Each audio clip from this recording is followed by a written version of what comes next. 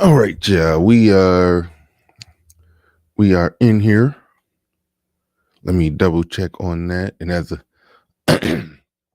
as Rod of God podcast corrected, yes, I did make a title. I did make that quick switch up title change.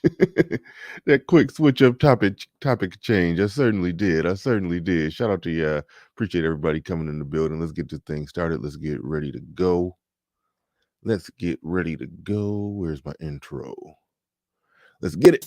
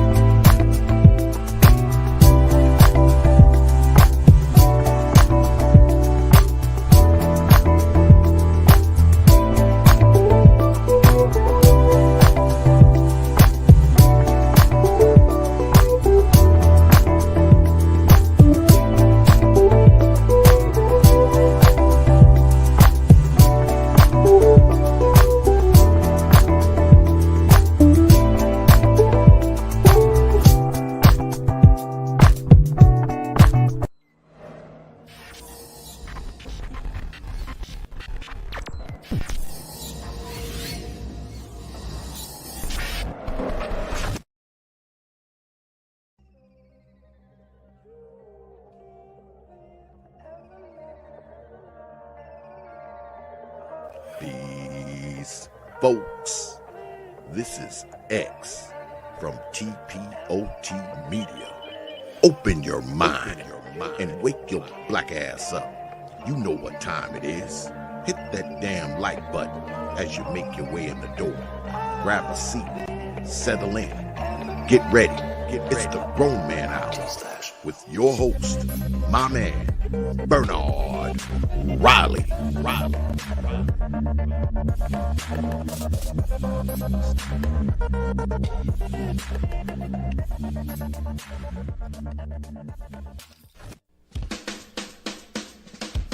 Hey, what's up, everybody? This is Mumia Obsidian Ali. You know who I am. I need no introduction, right? And you're listening to the Grown Man Hour with my man Bernard Riley, heard weekdays right here on YouTube. What do you think about that? How about that? Now let's get back on with the show. Thank you. What's going on, good people? What's going on, good people? Glad to be back in the building. Yes, and yes. The topic changed. Oh man. Almost didn't even make it in because we had another one of those epic snow days in Michigan. Another one of those epic Michigan snow days. Kids didn't have school. But I went on and soldiered through the snow, made it into the studio to do this. I was going to do the y'all saw the previous topic that I had up called the Woke Olympics. We'll do that one tomorrow. We'll do that tomorrow. We'll chop it up. We'll chop it up on this whole Kevin Samuels, Nicki Minaj thing. It was interesting, but sometimes those things can be uneventful. They can because people want to see some fireworks between him and a major celebrity, but I doubt that'll ever really truly happen. She had to really wow out on him. But it was one time where she did say some stuff that flew in the face pretty hard against what he talk about, what he teach, what he preach, and he let it ride. He let it ride. I think some objection or pushback could have been had, and it would have been a fun conversation. But you don't expect a whole lot in those conversations. It just speaks more to just the platform that he built. That somebody like Nicki Minaj will literally call in on some, and I've been listening to you for a while.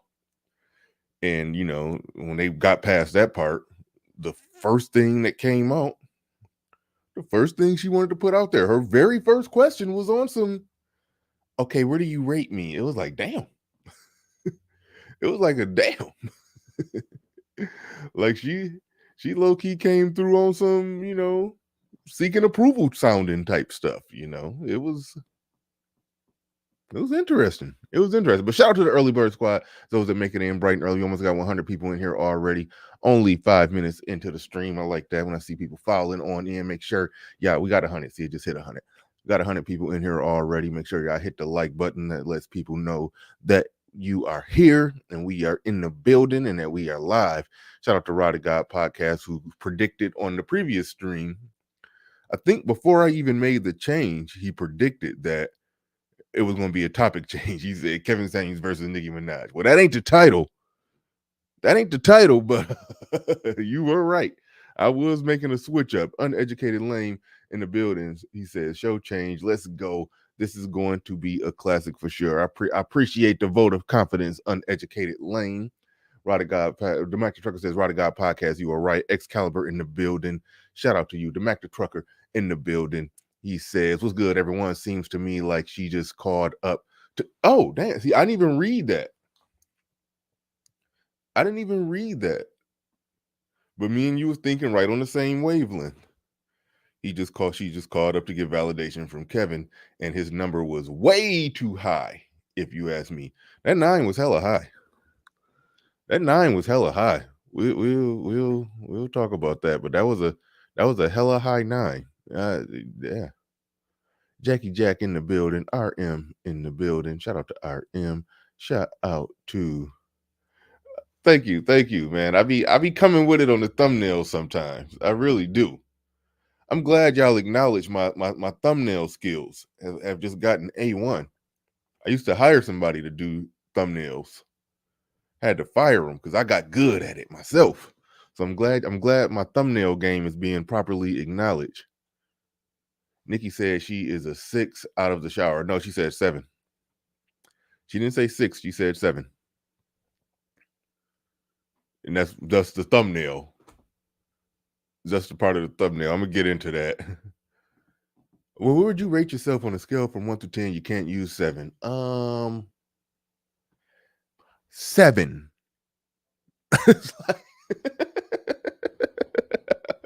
That was funny as hell. And that was too funny. That was too funny. Obam says, yeah, I think she really a 9. Nah, I wouldn't go that high with it. No. I mean, and I don't even consider myself the best at when it comes to rating women, But if I must, see, I keep deferring back to Kevin Samuels on this. Because with me, it's just like I like it. If I see it and I like it, I just know what I like when I see it. It's I don't rate it like that much, but it's fun to play around with it. But I want to defer back to him when he say Beyonce. Beyonce at 8, and Nicki would have to be at 8. I don't know. If we play by the rules, okay. If we play by the rules that Kevin Samuels lay out, okay. We just play by those rules. Can't use 7. I for damn sure wouldn't call her a 6. Now, I'm sure some of you could probably pull out some no makeup pictures that would put her at a 6. So, I think an 8 is probably appropriate. If we playing by Kevin Samuels rules, definitely adjustable 8. I mean, I'm sorry, an adjustable 6. But then again, the reason that I don't like that is because it's a lot of very, basic, slightly above average chicks that get the title 6.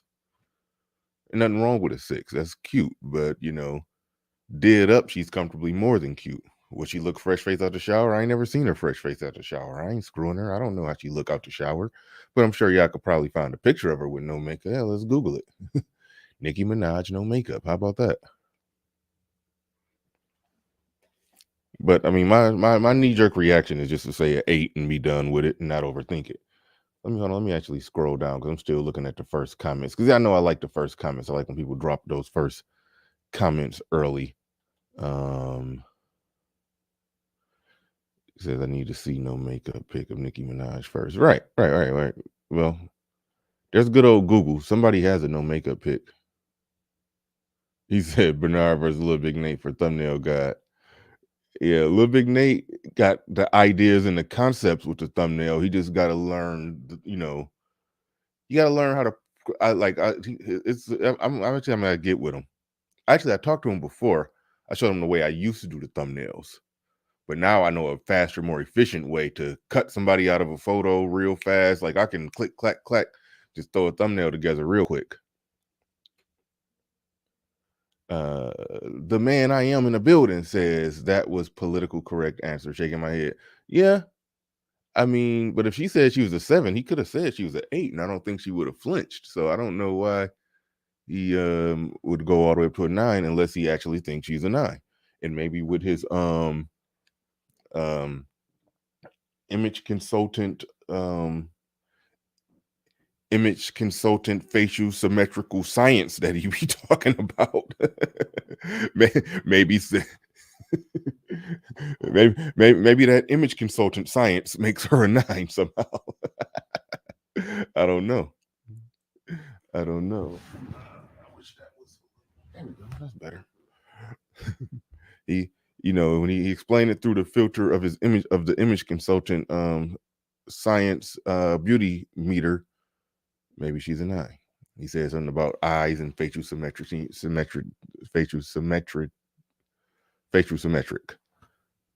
I was about to say facial symmetricity. But anyway. Said he talks about the ant body GMO chicks. So I was like, the ANT body GMO chicks. What is that? Osama of doing the building says thumbnail was with BR/Oman ARC. Number one thumbnail was BR/Oman's ARC with blazers on. I did like that one too.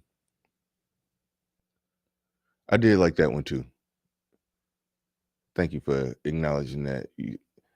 BR, you saying he copped a plea? If he did, he didn't have to, because she had already came in. Like, she came in so damn humble, asking for the rating.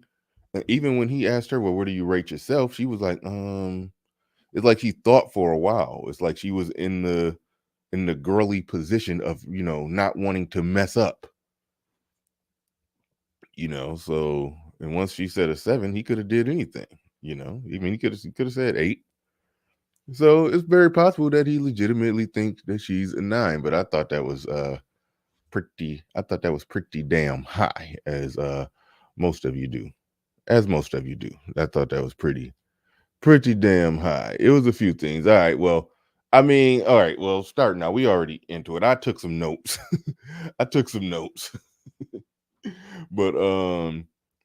But first things that happened, she said she had been listening for a long time. It's funny, one thing I do, if y'all haven't noticed, sometimes when I'm doing a show, what I'm talking about will be low-key playing in the background on the 82-inch. That's why y'all see Kevin Samuel little spinning thing spinning back there, because it's only getting a quarter of the screen. But that's why y'all see Kevin Samuel spinning thing spinning back there. That's why y'all see that. There's a little something I've been doing lately. Sometimes, not all the time, but sometimes when I'm talking about something, I'll have related content in the background behind me, just in case y'all didn't notice that one. But no, real talk though. Real talk.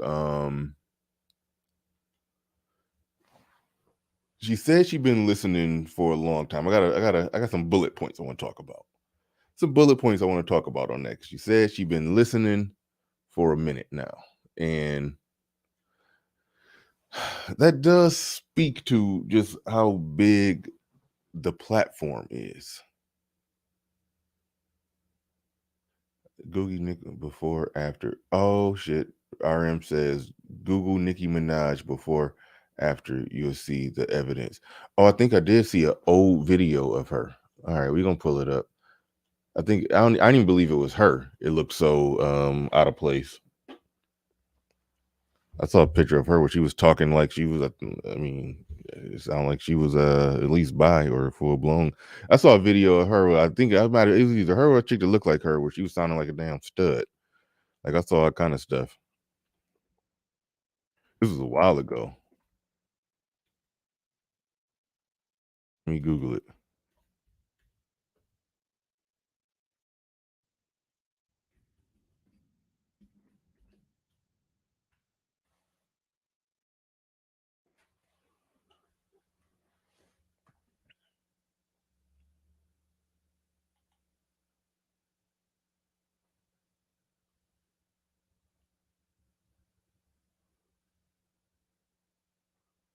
Let me share it.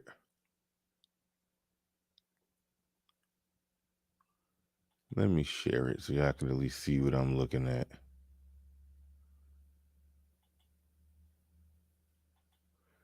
Google is weird when it comes to the share game.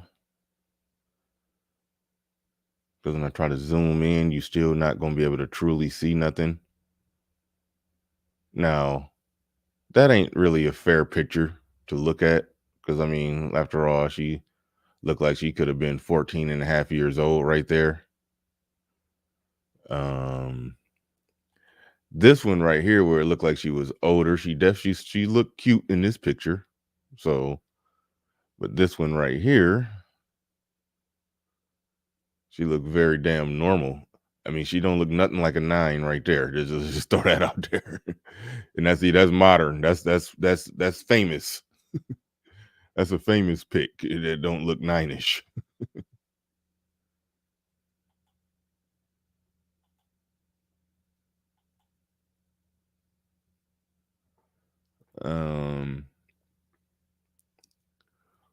Let's see. Yeah, I done broke out the before and afters. But right there in that grainy, shake it like a Polaroid picture, that damn Polaroid. She looks cute right there. Now, right here, what the hell is going on? Yeah, see, like no, you can't look like that and then you just be a walking natural 9. But she do herself up to oh shit. I mean, nah, she ain't no just walking natural 9. But I'm no expert at this kind of thing.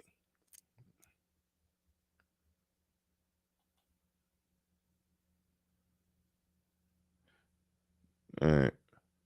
Don't claim to be an expert. Don't claim to be an expert.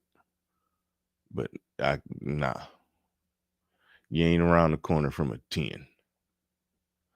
See, Kevin Samuels' rating system is so. Now I'm looking at booty.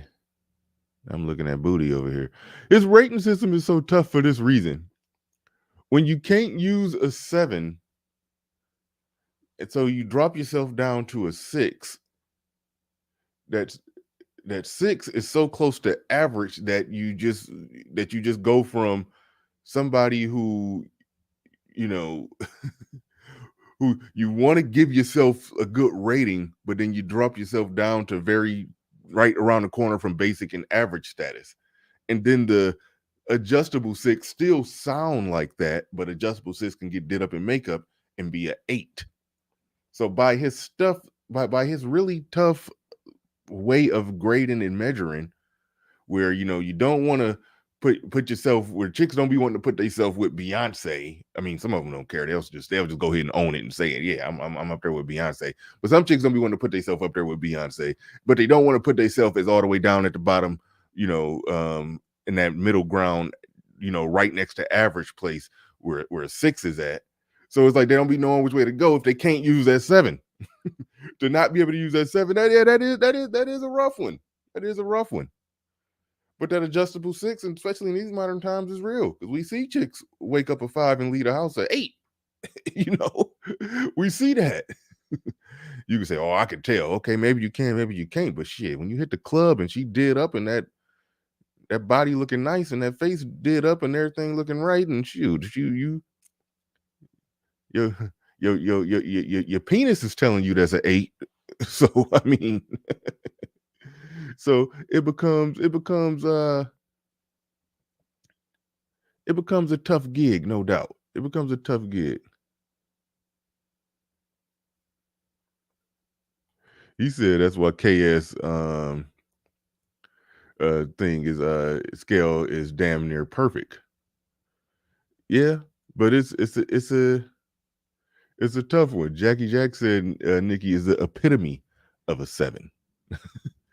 The epitome of a 7. I mean, a 7 is fair. I mean, 7 is fair.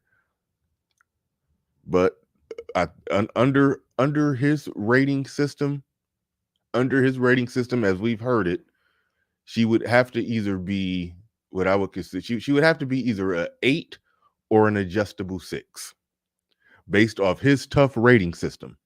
She would have to be either an 8 or an adjustable 6, because it's clear that she ain't. She ain't fresh face out the shower. I mean, come on, look at these classic pictures.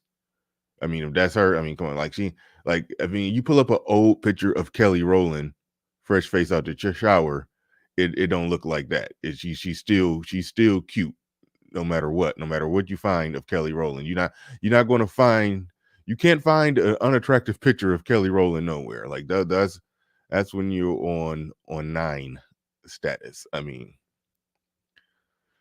so yeah, based off his really tough scale, adjustable 6 or 8 is what she probably would legitimately be. It's probably what she would legitimately be. All right, so now we got that part out the way. now that we got that part out the way, let me reach for my coffee. Eternal 7. Eternal 7. Space Hopper in the building says, full context, Nicki Minaj pulled Kevin Samuel up to her. Oh, what? Oh, that I couldn't tell. I went to Kevin Samuels and I was thinking he took down his live stream. I was thinking he took down his live stream. I mean, his Instagram live of when it happened, because I couldn't find the original Instagram live. Only thing I could find is just the clip of it. So good stuff. Good stuff. Full context, Nicki Minaj pulled Kevin Samuels up to her live. It wasn't the other way around. He showed the general respect he gives when on other people's platform. Fair enough. I wouldn't expect him to disrespect her. It was only one moment. Like, okay, disrespect wasn't an option. Okay, like, stop that. Anybody who thinking it was supposed to be some disrespectful conversation to somebody who was respectful to him, you bugging. You just like the damn sisterhood feminists who only watch the clips and get triggered. Like, so stop. It wasn't supposed to be no disrespect going on. It was only one little part, one little small part where I would have liked to see him challenge her, because there was only one little part where she said something that was diametrically opposed to what he talked about. It was only one little part where she did that. Everything else was a cool conversation. Everything else was a real cool conversation. I'm gonna get to the part where she said some stuff that I'm gonna get to the part where she said some stuff that seemed diametrically opposed to what he talk about. But at the same time, the stuff that she said, she's able to live in that because, well, she's Nicki Minaj. She's Nicki Minaj. What the hell are you gonna say to Nicki Minaj? I mean, Nicki Minaj is she's truly in a position of a man, in the sense that she's attractive and she's rich and she's famous. She could write her own ticket. She can call her shots. She could do whatever. She could operate no different than from a successful man. A woman could be broke. I mean, a woman could be unattractive and have money, and she could think that she could operate like a successful man, but she can't. But when you attractive and you got money, fame, and status, yeah, you could operate like a attractive man who could call your own shots. She was low-key saying other women need to operate like that. And that's what went against Kevin Samuels preach about, what a lot of the manosphere actually talk about. When she got on that, where she was talking like women, yeah, thank you, D Weezy said, i.e. Lizzo. When she was talking about women, like they could just be successful and then call their own shots when it come to Men, like, man, they can't call their own shots like that. They can call some shots.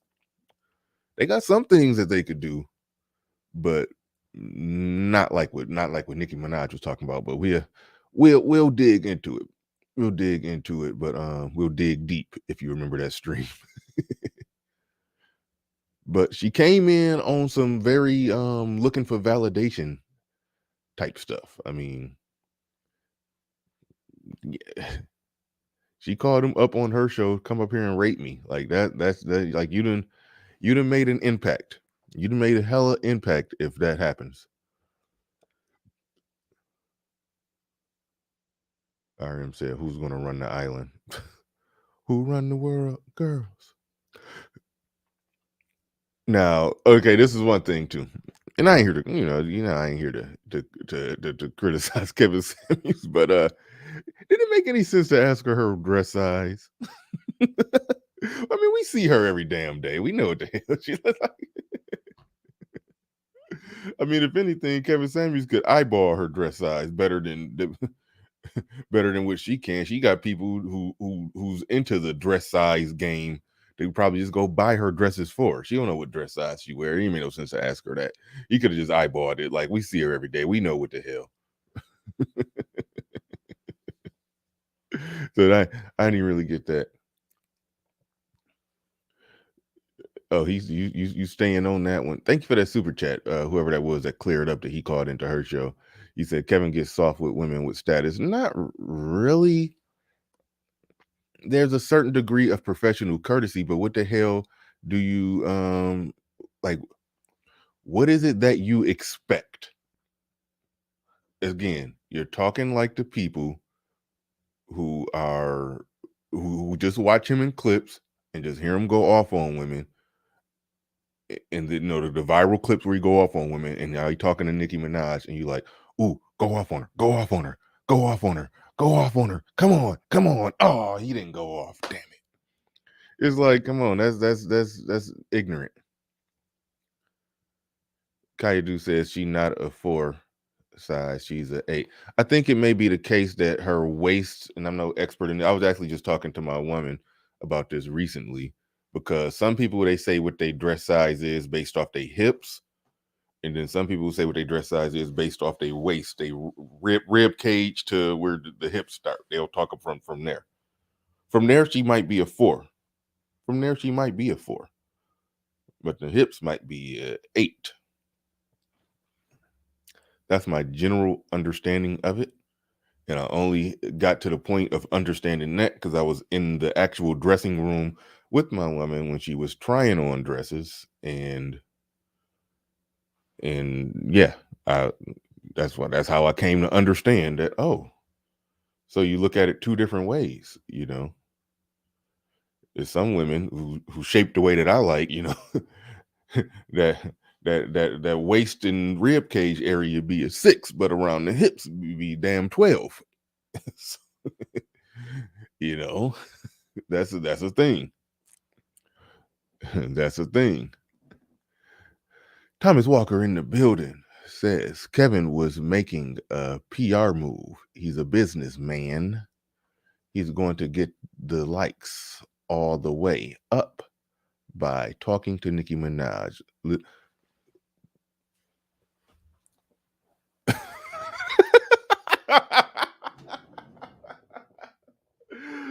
Homeboy said Lizzo is next.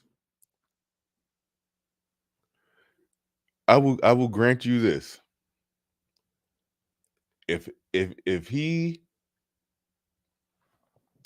have a nice okay, you can have a friendly, you can have a respectful conversation with Lizzo, okay? But if he ever talked to Lizzo, and if he bend when it come to big girls, if he bend the knee on that one, I'm out. No defense. no defense if he bend the knee when it come to Lizzo. I'm like, it's over. He could have a respectful conversation with Brittany Renner. She ain't say nothing too crazy. And he disagreed and corrected her when necessary. Nicki Minaj only had one moment when she said some goofy stuff that I'm about to get into. And he let it ride and just kept it going, kept it rolling, because she even said, "I'm not talking to you right now. I'm talking to my audience." And then she looked at the camera and basically said what she said to her audience. So you got to respect that. You got to respect that. That he ain't want to. He could have explained what he thought was wrong with what she said, but he just let it go. He let it ride. No big deal. But if he talked to Lizzo, if he ever in a conversation with Lizzo, and then she try to hit him with some big is beautiful and blah blah blah blah blah and BBW, and if she try to hit Kevin Samuels with some body positivity and he go for it, all right, I'm out. I'm out. I can't. I no defense here. No defense. I don't think I don't think if we see him, go full by, yeah, Pablo.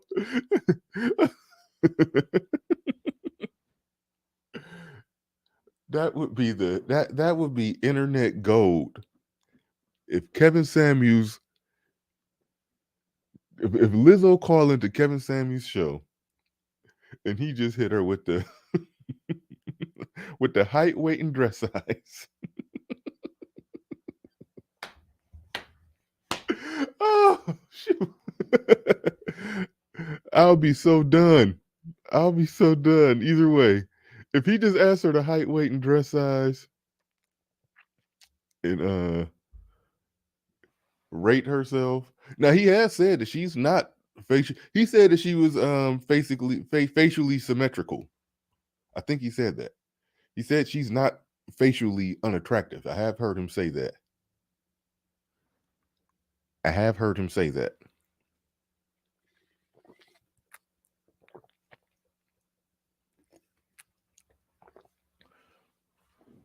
But it's over. It's a full blown rap if he if he bend the knee on some body positivity stuff in a conversation with Lizzo. That's when it would be truly over. That's when we can just pretty much put a fork in it. All right.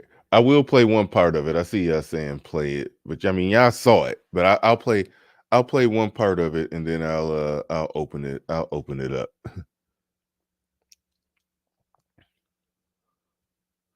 Yeah, Pablo. She's not ugly, but she is unattractive.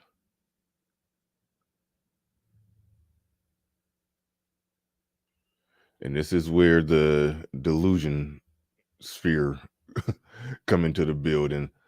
Lizzie isn't ugly. We are not going to start lying. I literally just said she's not ugly. I literally just said Kevin Samuels said she's not ugly, that she's facially symmetrical. She big as hell. That's the problem. Like we understand that. So like that's what we be talking about right there. We understand what it is. We understand exactly. No, she's no, you don't gotta say you're not talking about me. She's if we say she's unattractive, yes, she is unattractive. She behaves unattractive and she's unattractively big. Like those are not controversial statements. She's unattractive. But it's worth pointing out that facially she is not facially unattractive. If she lost weight, then all would be well. Well, maybe not all. I mean, in terms of her physical appearance. Indigenous TV is saying if Lizzo lose weight, she would be a 7, possibly.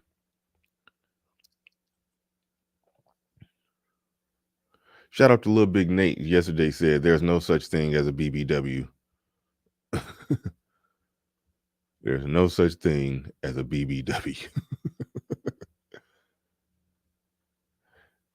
He said saying BBW is like saying gum, great unattractive man. No, I'm sorry. Great unemployed man. IBM, incompetent black man. Let's call it IBM. Let's make it sound good. Gum, great unemployed man. Yeah, that's what they're doing with BBW. They're taking something that there's no such thing. Big woman and beautiful. Let's just put them together. No. It don't work that way. Don't work that way. Do. All right.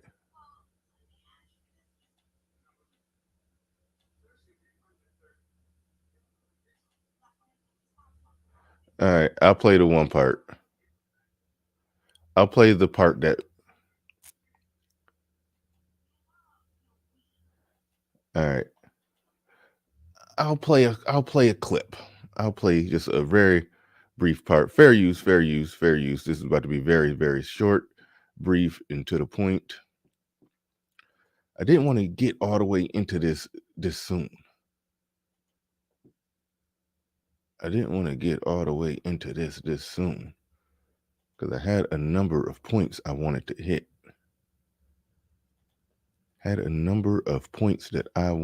Appreciate everybody in the building. Make sure y'all hit the like button. Let people know that y'all in the building. I greatly appreciate each and every one of you.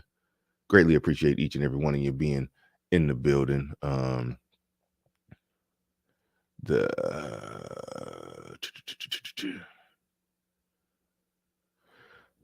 right, so here it is. Give me 1 second.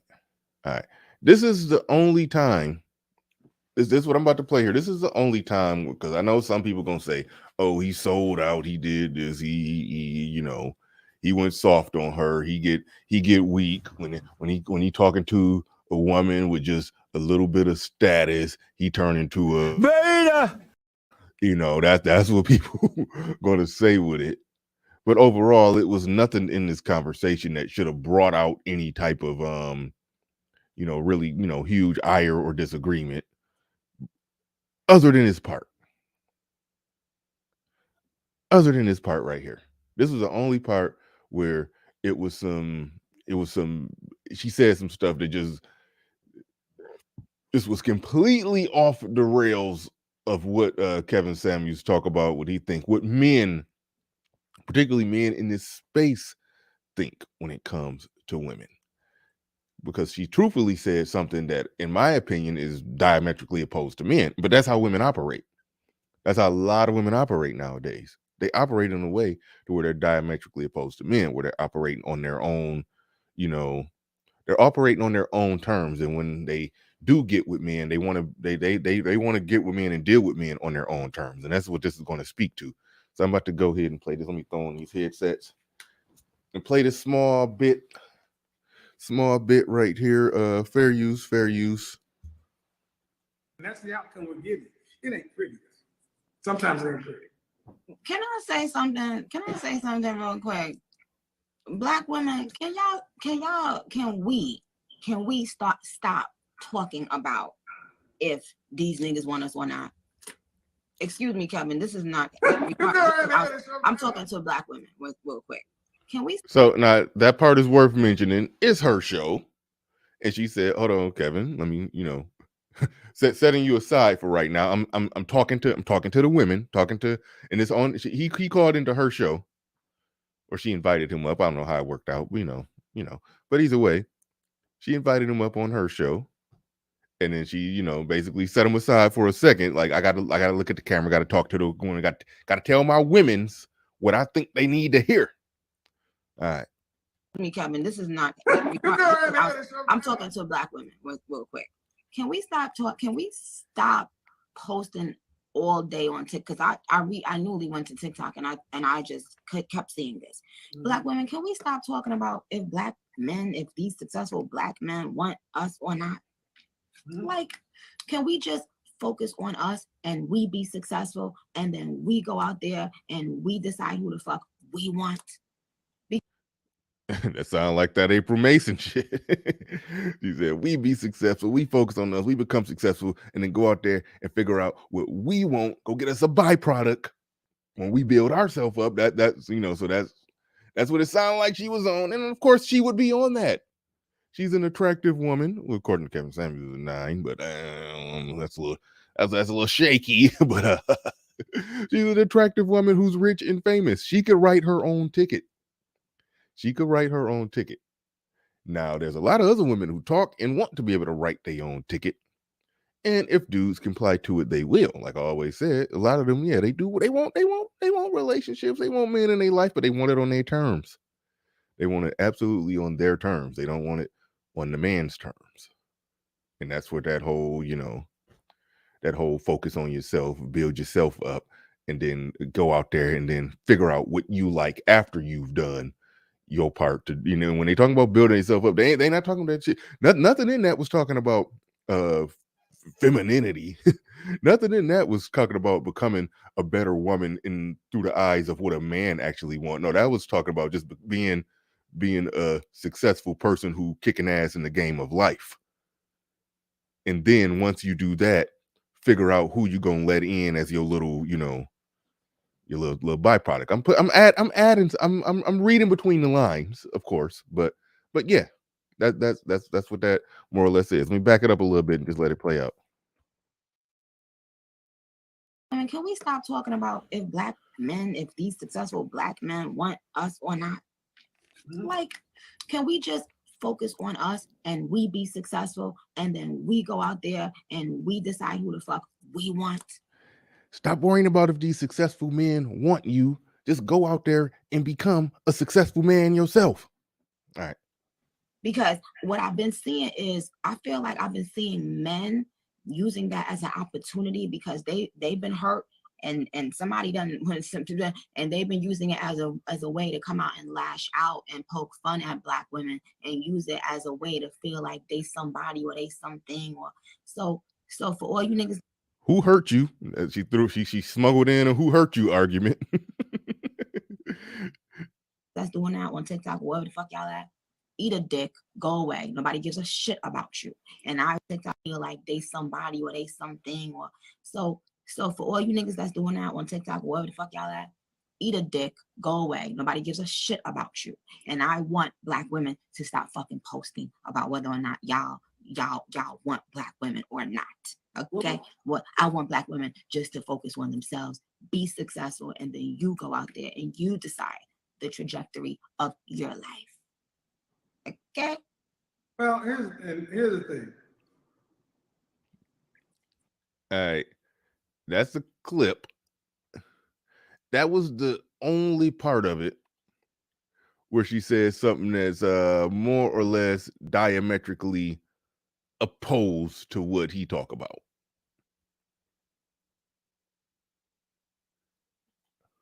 Fifi. I called you Fifel. I'm sorry. I accidentally did that on purpose. But Fifi, no, it's her show. That's her show. That's her show.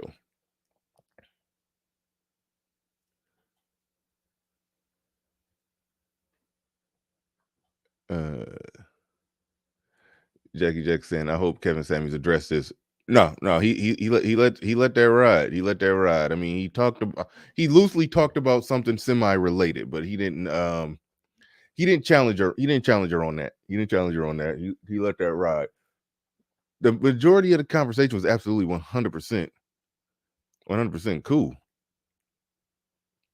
But that was the only part where she said, hold on, let me talk to my female audience real quick. And then she went on and said that what you just heard right there. Thomas Walker in the building she said that black woman, because she married a Pookie, her man is an unsuccessful. Oh shit, I see it. Okay, it's why I'm keeping up with celebrities. Her man is an unsuccessful convict. She made a terrible mistake and she knows it. Now, again, she could play by whatever rules she wanted to play by. Why? She became super successful. Most black women broke, make around $35K a year. They can't play by the rules that she play by. Yeah, they can get some dick from somewhere, but that's the life strategy that worked for her, being a successful who merged thirst trapping, stripping, and rapping together and became a millionaire. What is she worth? About 100 million? I don't know. So for her, yeah, that's a game that she could play. Don't worry about if these successful men want to be with her. No, just become a successful man yourself and then go and, just get whatever dude you want. That's her argument. And because she's attractive and because she got money, because she got millions, she can just find a male concubine. I'm forgetting the lingo. Y'all know what it is. She could just find a bed buck. If that's what you're saying is true, that she just married some convict, she could do that.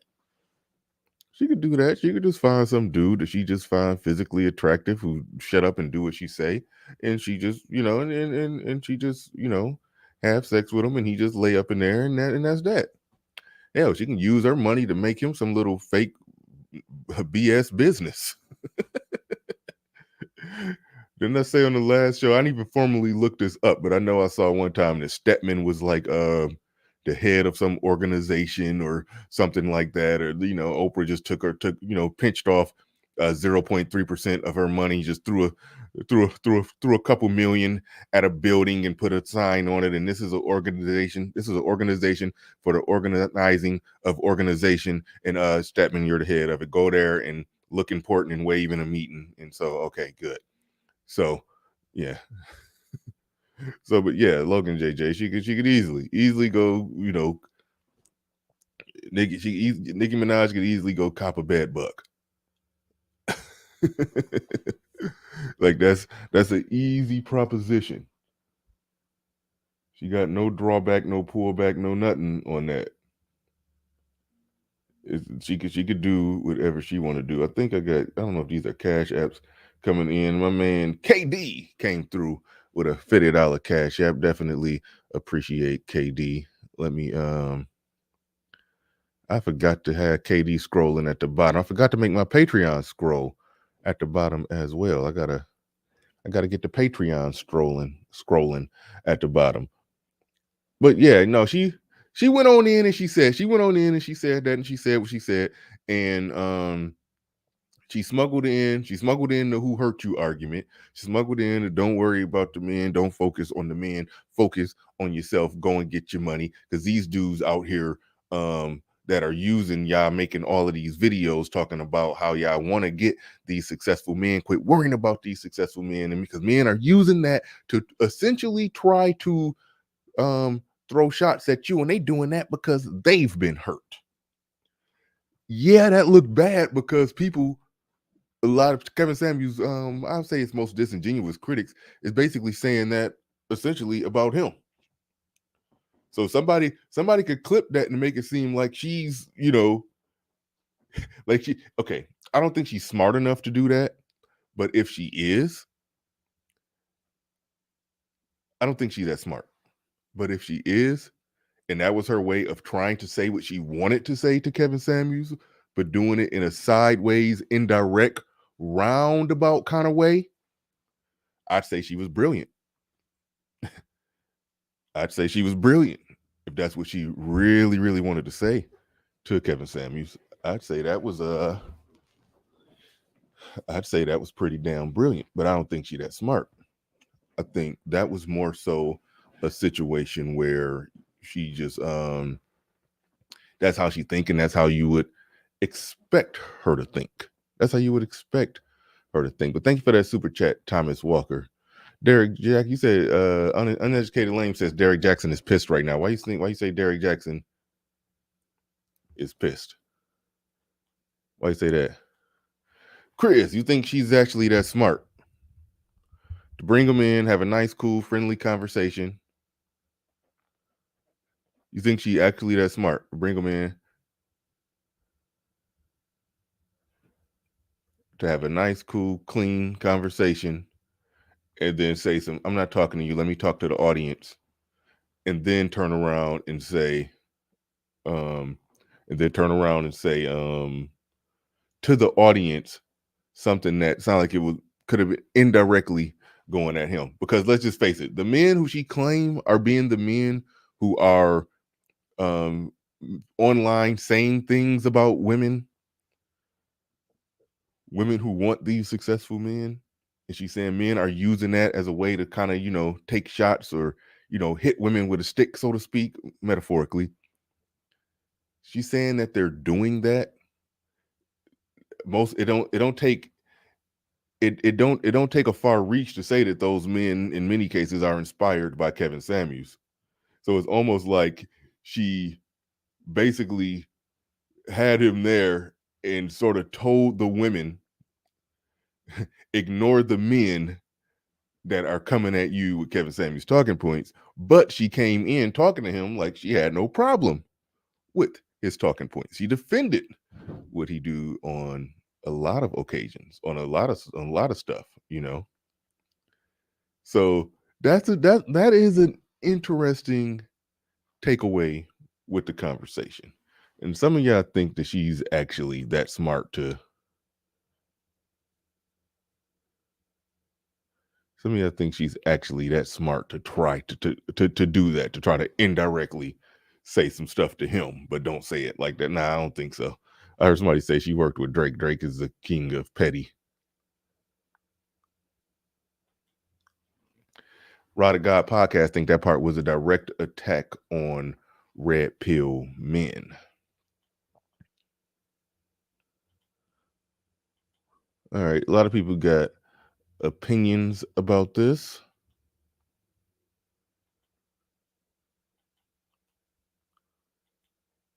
I'll open it up, put the link in the chat. I will open it up, put the link in the chat. The man I am says, y'all be starstruck by celebrities. Shaking my head. Wow. Who is y'all? Only person that talked to a celebrity is Kevin Samuels. You can't be starstruck on the internet looking at somebody else talk to another star on the internet. That don't really make sense.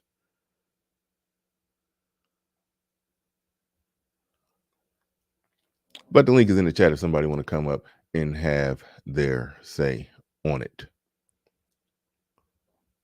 The thing that my overall huge takeaway about what you said right there, and it's just well, hold on. Before I even give I'll say this real quick. My biggest overall, because Pablo down there, so I'm gonna get Pablo up on this.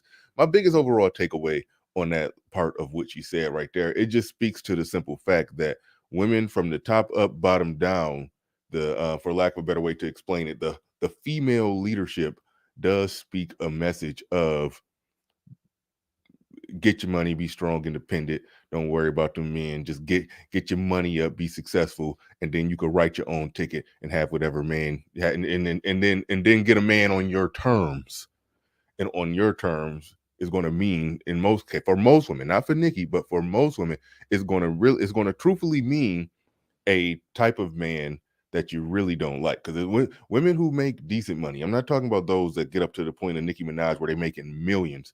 I'm talking about those that just make decent money. Those that just make decent money. The most they're going to do, they'll end up, and BGS talk about this, they'll end up being in a position where they'll make, 90,000, 80,000 a year. That's good, solid, decent money. That's solid money. And they could probably find a supportive man. There's a lot of dudes who will be a supportive man to a woman making more money than him. The only thing is they don't want that dude. So the only thing it'll do is put them in a situation where they'll get to do it that they don't want. But if they just content with being single, content with being single and having, dudes come through here and there, or content with being in a relationship to a boy toy, a trophy piece, a side piece, a byproduct. That's not side piece, but a byproduct. If they content with that, then they in the game, they in the building. And that's how they can win. That's their path to victory. Taking the man route. Real quick before I bring y'all up, and I see Toya down there. Your device, it says device not connected. Get that figured out. Deacon Dave in the building says, what happened to Kev talking points that women need to learn to please themselves? No one has time. Get a battery. Kev had no smoke for that. I think you're talking about that part at the end where she said something about how she want to come every time she has sex. Okay. Creation Muse in the building says Nicki needs to know most women are not of her actual status. Acting like a man is a hard knock life. Those women usually do not last. Absolutely, absolutely. But all right, all right, all right. Let's get into it. Let's get into it. Bringing up Pablo. Oh, let me get rid of that. Hold on, hold on. Where? All right, let's keep it like that. All right. Pablo Fresco Bar in the building. What's going on? What's going on, Bernard? Nothing to say. Nothing to say. So this is very interesting. I knew this was going to happen eventually. Eventually, he was going to have another celebrity run-in.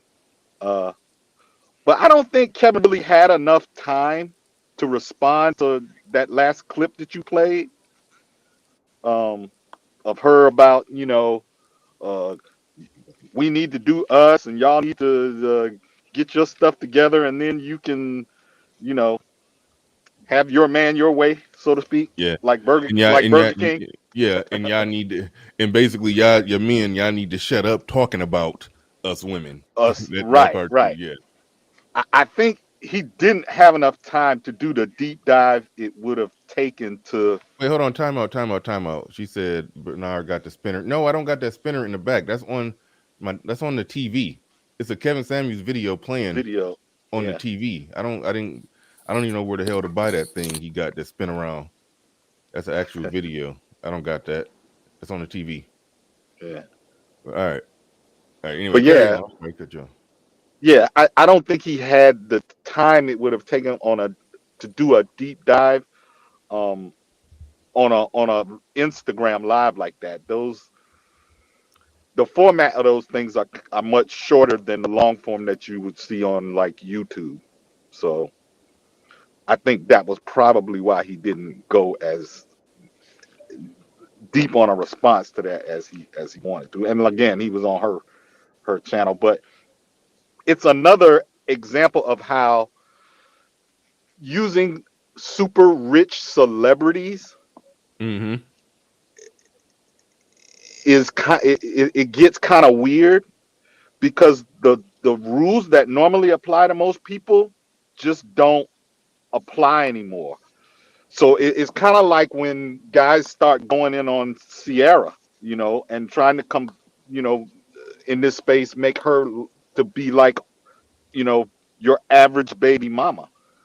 It it Yeah. it, it just your average baby mama ain't Sierra. They don't look like her. They don't have her money. They don't have her access to certain people. It don't match. I know why it's easy. It's easy because it's someone everyone knows, but it doesn't usually, you know, it just doesn't usually pan out to a comparison to everyday people.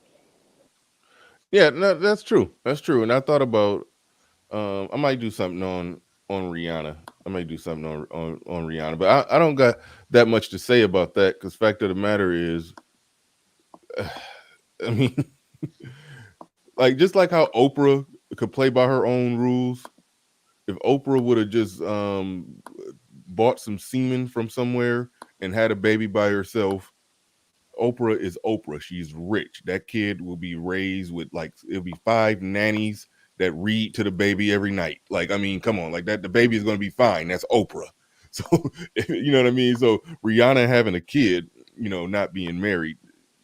Yeah, if you were $50 million, you could figure that out. Now the kid does still need some masculinity in his life, and it was a dude in that picture, so there it is. But rather they people like that, I get that they live in a different world and they don't play by normal rules. I ain't tripping on that. So yeah, I do agree with you on that. If you're new here, make sure you subscribe. I gotta say that a little more. If you're new here, make sure that you subscribe. Shout out to all the Patreons. Y'all see them scrolling down there at the bottom. We got Rod of God podcast. Well, before I go to Rod of God podcast, Son is Hot Raw in the building says she's setting a lot of women up to die alone. Absolutely, absolutely. I hope Kevin Samuels do actually do a deep dive response to that. But Rod of God podcast in the building. Go ahead. You got the floor. You got the mic. Salute BR. And Salute. first of all, salute to Kevin Samuels, man. Can we first of all just take a moment to recognize that this man has, risen to this level? I get it, in terms of we don't want to become sycophantic about, celebrities, but this man started in this space and he has now risen to the level where globally recognized superstars are inviting him over to their platform to have these conversations, right? So I don't want to lose sight of that. Man, Bravo. that's one thing. Yeah, that was in my notes too. Y'all be throwing me off. I was paying too much attention to the chat, but that was something that I absolutely wanted to spend at least 10, 15 minutes talking about, that we cannot lose sight of that. Some people, I don't know the phrase, can't see the forest because they're looking at the trees or whatever the hell to say. Yeah, there's a lot of people get caught up in that. But yeah, realizing that somebody came out of this space with a lot of the ideas in this space. I mean, he got one argument that he used to use a whole hell of a lot when he was blowing up. And I mean, just recently I noticed he haven't been saying it much lately, that I know he got directly from me, because he used to shout me out when he used to say it.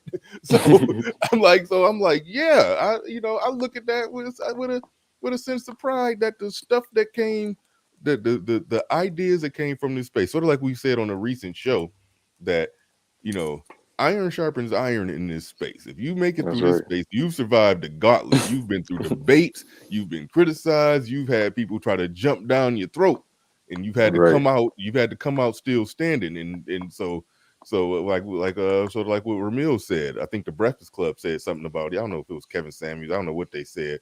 And Ramil was like, "Man, we could send our weakest soldier to the Breakfast Club, and he would tear them to shreds. Like, that's how strong we are when it comes to this thing." So the fact that somebody in this space is really influencing the conversation nationwide when it comes to a lot of these topics, man, that's everything. Yes, that's everything right there. So yeah. Yes. No, sorry, I went off on a rant. I No, know if it was something agree. else you wanted. Yeah, no, I mean, because this isn't, at the same time, of course, it isn't echo chambers, and like you said, iron sharpens iron. There were opportunities there. The one you identified, I think, with the 9, when I was talking about the ant booty. I don't know, in Florida we call it ant body, because ants have those big old disproportionate butts. So he's talked about those kind of cartoon character bodies. And he that's why I love his rating system, in terms of it is very difficult, like you said, and it makes it where you can't use certain things to add points. So it's like, to have this person who has those things, these kind of cartoonish proportions, and is up there in age and has had a baby from a Pookie, to give her a 9. I was like, whoa. But like you, the biggest point was no pushback. I'm not talking about, red pill raging on her, playing the drops on her, disrespecting her. They are both, now we have to realize Kevin Samuels is down a celebrity. He's on that level. He's probably like C level, B level, C list, B list, as they say. I give him B. I would give him B. I think I don't think B is a stretch. Yeah, no, I think you would have to headline a major, I don't know the rules of what makes an A-list celebrity, but I think you would have to headline something that's, stamped, approved, mainstream, to put A on there. But truthfully, I mean, if Shaquille O'Neal on a podcast just casually mentioned Kevin Samuels and nobody blinks or flinches, like, it's like he's to the point where everybody knows who the hell he is. Like, so I don't. It's almost. In this modern age, we probably do got to redefine what we think of a A-list celebrity, because it's people who get famous online based off their own media, so to speak, and they be more famous than people who we've seen on movie screens. This show gets more views than some cable shows. Your show does. So no, that's dead ass serious though. Ain't nobody ever noticed me in the streets, but okay. wait 2 years. Possibly, but But yeah. yo, seriously, but it's like that's one of the things that I just, like you pointed out, that was the thing that took me. I'm like, bro, there's gonna be no pushback on this because it was the April Mason type talking points, and not saying that he needed to like go at her, but just like just a little bit of pushback. I know it's your platform, not gonna come up here and be combative with you, but just like I see that side of it. But on this side, those men who you're talking about, this is the perspective that they're coming at it from, and that's what was odd about it to me is because he does that on his show. Kevin Samuels is not this like unreasonable, person who is like adversarial in every interaction. He listens to people usually, and he'll have that good back and forth. So that's the only thing I was disappointed in. Yeah, I would have liked some pushback on that. Some diplomatic pushback, nothing hardcore, just some diplomatic pushback. But DJ Naff in the building, he says we're just gonna skip past the Bombo Clat boy statement she made. LOL. Oh, what is that? Yeah. Bombo Clat. That's like some Jamaican stuff. Yeah, it usually means bitch. But they say it a lot. They'll be like, I told the Bombo Clat boy, to get up. So it is definitely pejorative. Huh. Yeah. I mean, well, yeah. And we're gonna act like she ain't Nicki Minaj, who said all kind of ridiculous stuff about men. I mean, I don't just sit there and listen to her lyrics, but I mean, she's Nicki Minaj. I don't, I guarantee if we take her lyrics line by line, she said a lot of stuff. That's the reason it's kind of, a small bit of hypocrisy with her sitting there talking about these men. They need to stop, using their hurt and trying to use that against women. Whatever she was trying to say right there. But I'm gonna go to Toya Son in the building. Thank you for that, DJ Naff, that super chat. Do appreciate that. Appreciate everybody supporting the stream. Shout out to KD once again, who dropped $50 on the Cash App. Appreciate everybody who's supporting the stream. Appreciate all the patrons and members. Y'all are the bestest. And Sir Hale Speaks in the building. Says supporting the platform. Salute. Shout out to you. Appreciate you coming through. Toya Son in the building. Go ahead. You got the floor. You got the mic. Hi. I am so glad to be here. I've really been enjoying your show. I'm not going to take too long because I do have a meeting at 11. All right. So I would really like it if she could stop code switching for us. That's the one thing that I didn't appreciate. What do you mean by that? I think that she dumbs down her speech depending on who she's speaking to. And I really don't appreciate that from her because I think she's smarter than that. But further to the point of what everybody's been saying, I really like what was said earlier about how someone mentioned that she's leading women to die alone. And I think that that's really indicative of the voice that she used, as well as the fact that, did you notice when he asked her or confirmed her being married, she kind of just, yeah. Yeah, really... I had to, hold on. Yeah, I throw it right back to you on that. But I had to because I was listening to it with my phone down. Like I was doing something, so I was hearing it. And I'm like, oh, she didn't answer the question.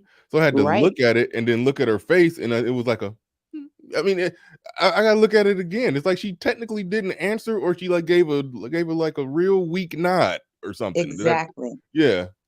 There was a lot in what she didn't say. Yeah, but go ahead.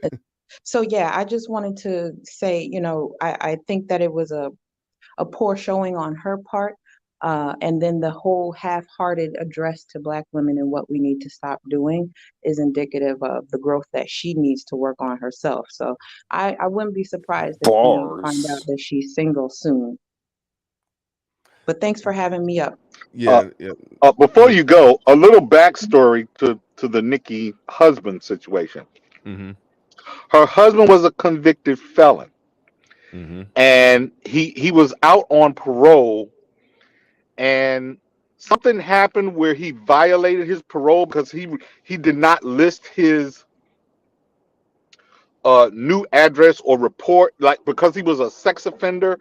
He didn't report his new address when he was living with her, and he ended up getting violated. And so wait, what do you mean? You mean you said he ended up getting violated, or he ended up violated violating? He violated the terms of Okay. his parole because he was a sex offender or his probation, and he ended up getting locked up. And she was pissed, and she had to spend all of this money to like get him out of that or whatever. So that's why she got when he asked her, "Are you married?" That's why she got that funny response because they Oh, having I'm some clear. serious, yeah, they having some serious problems because she married a pookie. Mm, that's interesting. That's interesting. You said sex offender. Is it on public record? What exactly? Uh, like, what did he Yes. do? Yeah, Yeah. Okay. He it's in when articles. You can Google it. You'll find it. No, go ahead and say it. If y'all know it, go he ahead and was say it. He he he was had a he was relationship 15. with a Yeah. minor. What was the Well, He I age? was mean, yes. I mean, I think he was 16 and she was 15 or something like that. But it wasn't, I don't think it's a minor, guys. That's not correct. As far as I know, what it was grape. That is his charge and his conviction. It's grape. It's not cheese pizza.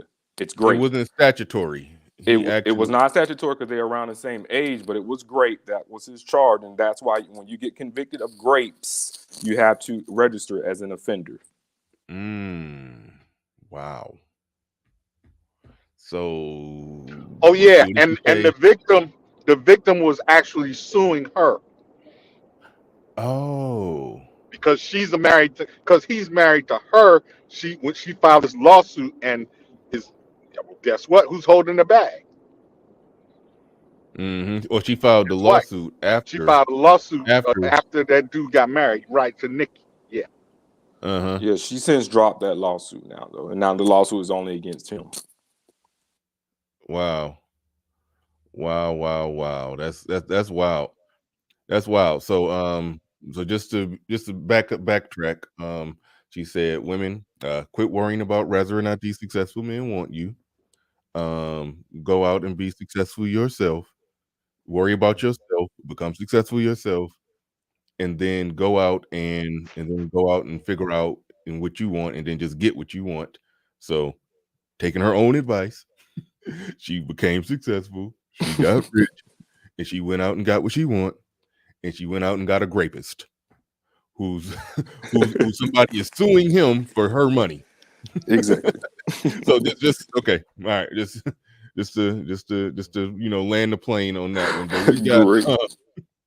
we got the man I am. Let me put your names up so people could see who I got up here. But the man I am is in the building. You made a comment that I forgot what it was, but you had Oh made a yeah, comment. I didn't quite get where you was going. So you on the show, you got the floor, you got the mic. Go ahead and take it wherever you want to take it. all right, man. Peace to you, man. Can I be heard? Can you hear me? Yeah, you good. You good. All right, good deal, good deal. No, what I was saying, I was seeing people in the chat that were just like overly zealous of the fact that he was talking to a celebrity. I wasn't talking to you. That wasn't directed to you, but I guess it sounded like it was directed to you. But Oh, anyway, but no, it is a big deal though. I mean, it is a big deal. It's a big deal if okay, it's not a big deal if you just talking to a celebrity. Let's just say if Nicki Minaj just said, "All right, I'm just taking calls on my show," and then she just took them at random, and somebody randomly came up, well, that's from this space, then that ain't that big of a deal. But right, if she specifically brought him up because of who he is, because she knows who he is and she's been listening for a while, as she said, that is a big deal. That to where that's a celebrity acknowledging your celebrity at that point. So I think that does matter. Yes. okay. And I also wanted to say, what's up to the chat and the people that are on the panel. I don't know everybody's name because I'm kind of new to all this, but I definitely want to Okay. acknowledge the chat and everybody that's on the panel. I also wanted to say something real quick. The fact that if anybody thought this was a coincidence, that the fact that we said that she married a sex offender, and her brother was also convicted as a sex offender. That's Yes, Mm. something that that's was the double kid. down on. You know what I mean? Yeah. I thought that was kind of interesting. I wanted to hear what the fellas had to say about that. Yeah, that was Go where the ahead, John. kid thing. That was where the kid. I think the cheese pizza. I won't say the word, mess up, but that's what I think that people are conflating that her brother. Actually, it's hard forensic evidence he did violate a very young child. So yeah, I mean, she's dark. I mean, it's the music industry. You know, there's a lot of demonic shit going on. Oh Yeah, man, but great. Yeah, yeah, okay. That's what I thought. Me and you on the same page with that, because I just kind of felt that was a coincidence. I'm like, damn, she married a Pookie, and her brother, sex offender with children. I thought that was kind of, kind of egregious. But shout out to Kevin Samuels though, man. I definitely support what he's doing. I never even knew what the red pill space was before I even heard him. This is really, I didn't know what a red pill was, blue pill was, Right. incel Yeah. was. I didn't know what none of that stuff was. Dating coaches, none of that. So salute to Kevin Yeah. Samuels for How that, long man. you been listening? Shout out. Oh, I've probably been listening for maybe about a year now, Okay. maybe a little over a year. Checking out the space. And salute to all the gentlemen that are putting out the information, man. Like I said, I just didn't know what it all. I had to learn what a SYMB was, You still MGTOW, don't know. all I that. think you got I still, it. I Yeah, you still got it don't. wrong right there. You Right, still right, don't right, know. right, right. Exactly, Yeah. exactly. I didn't even know what this stuff was, man. But yeah, that's all Yeah. I wanted to say, man. I could probably speak on this for a whole lot to say about it, but Well, no. Well, go ahead. I'll Since leave you it to got the those mic, guys. what other takeaways did you have from listening to the discussion, the interaction? Would you have any other takeaways? Well, I mean, some people in the chat, I was saying that, maybe he kind of was tiptoeing with her, but I didn't know. I thought she was on his platform when I first saw it, kind of like I as did you too. I thought. ain't go front. Yeah, I did too. I ain't gonna front. Yeah, I kind of thought that too. But when I found out he was on her platform and she got something called I think Barb. I think that's something kind of like Beyonce got the bees. What do they call them? Something that they got this Beehive. following. Yeah, this beehive kind of following. So in a way, he was right being politically correct because they could kind of like come attack him on his own platform if you got people really praising these celebrities to that extent, especially on the video Yeah. that you did yesterday, where that people were like scarring themselves. I thought that was the most demonic thing I've ever heard on the internet in my life, to be quite Yeah. frank. So, Yeah. so him doing that and pausing and not going in on her, we kind of, that was a politically correct move and a good business move because you don't want the people to, be harassing you and coming at you on your platform that you got people Well, that follow it like that. yeah. Shout out to Charles Merchant. He says Nicki Mannequin is a hard six. I ain't gonna argue with you. I mean, it's a lot of it's enough fresh face pictures out there of her to where I ain't gonna fight you on that one. But Barb's, is that short for Barbie? kinda. That's like the nickname Barbie, of her fan group. Yeah, Barbies. That's what she calling them. Barbs. She Okay. call them Barbs. Yeah. Yeah, that's kind of weird. That's kind of weird. Um. Okay, so let's. There's a few things going on in it. It got weird as hell towards the end when she started asking weird questions like, can a man have sex? I sound like Cynthia G when I did that. Anyway, can a man have sex 3 times a night for the rest of his life? That's where I was like, okay, that what the hell was that? Yeah, and see, What was that's even the what purpose of that? that pulling the dick out. I mean, I saw it for what it was. I definitely get what he was doing. He was playing. I know Jenny V said barbiturates. That's that disease. That's Hey, what that's Barb like drug. stand for. No, that's a disease. That's like an old hold on. That's something Barbiturates. that I think that's like pills, right? Some type of drugs. it's okay. We're gonna find out. I think that's something. Maybe I don't Hold know. on. So it don't exist no more. Barbiturates. Hold on. Okay, it said barbiturates overdose. That was one of the first things they said. So I think you're right. It's a pill. Those are pills. People still. I see something about. Okay, I'm sorry. We derailed and thrown off. Okay, let me come back to earth. I didn't know what barbiturates was, but when she just said that's what barbs was short for, Still funny. that threw me off. Okay, barbiturates are a group of drugs in a class of drugs known as sedative hypnotics, which generally describe their sleep-inducing and anxiety decreasing effects. Barbiturates can be extremely dangerous because the correct dose is difficult to predict. Even a slight overdose can cause coma or death. Okay, so that's what barbs stand for. All right, carry on. What was you about to say? He was talking about her pulling her dick out. Go ahead. Yeah, man, she pulled her dick out in that interview, man. I know what he was doing. It was a chess match, but I do think, in terms of subtlety, that's what Kevin's got to remember, man. And how he dealing with the snakes, man. Be wise as the Bible. Be wise as serpents, gentle as doves.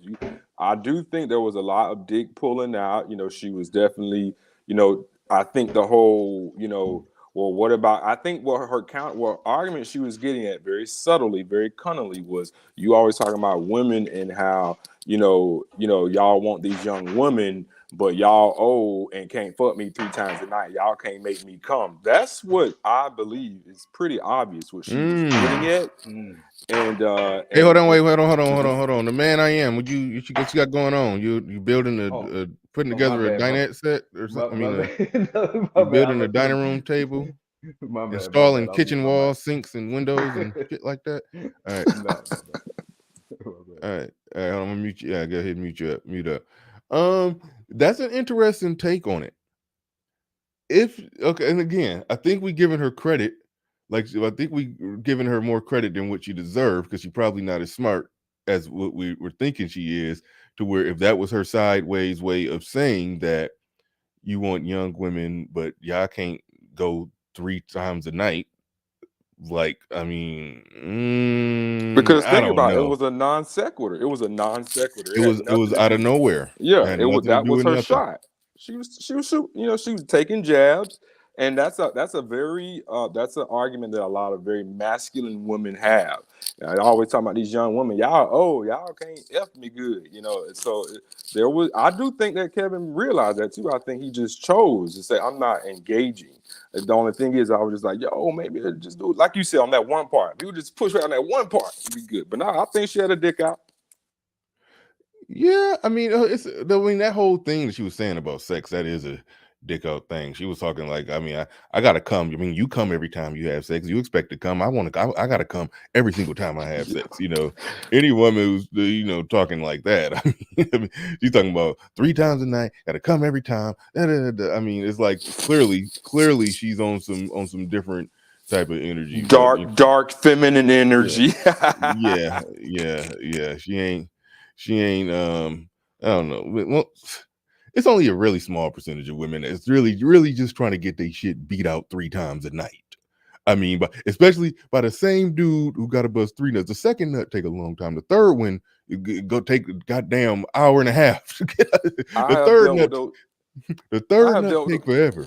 I done dealt with these types of chicks. Hey, listen, that's Bernard. Their way of. Go ahead. Hold on. Go ahead and finish that Roddy guy and go ahead. I was gonna say that's their way of kind of challenging a man, very masculine woman, because they're like, yeah, you fucked me good once, but can you turn right around and do it again?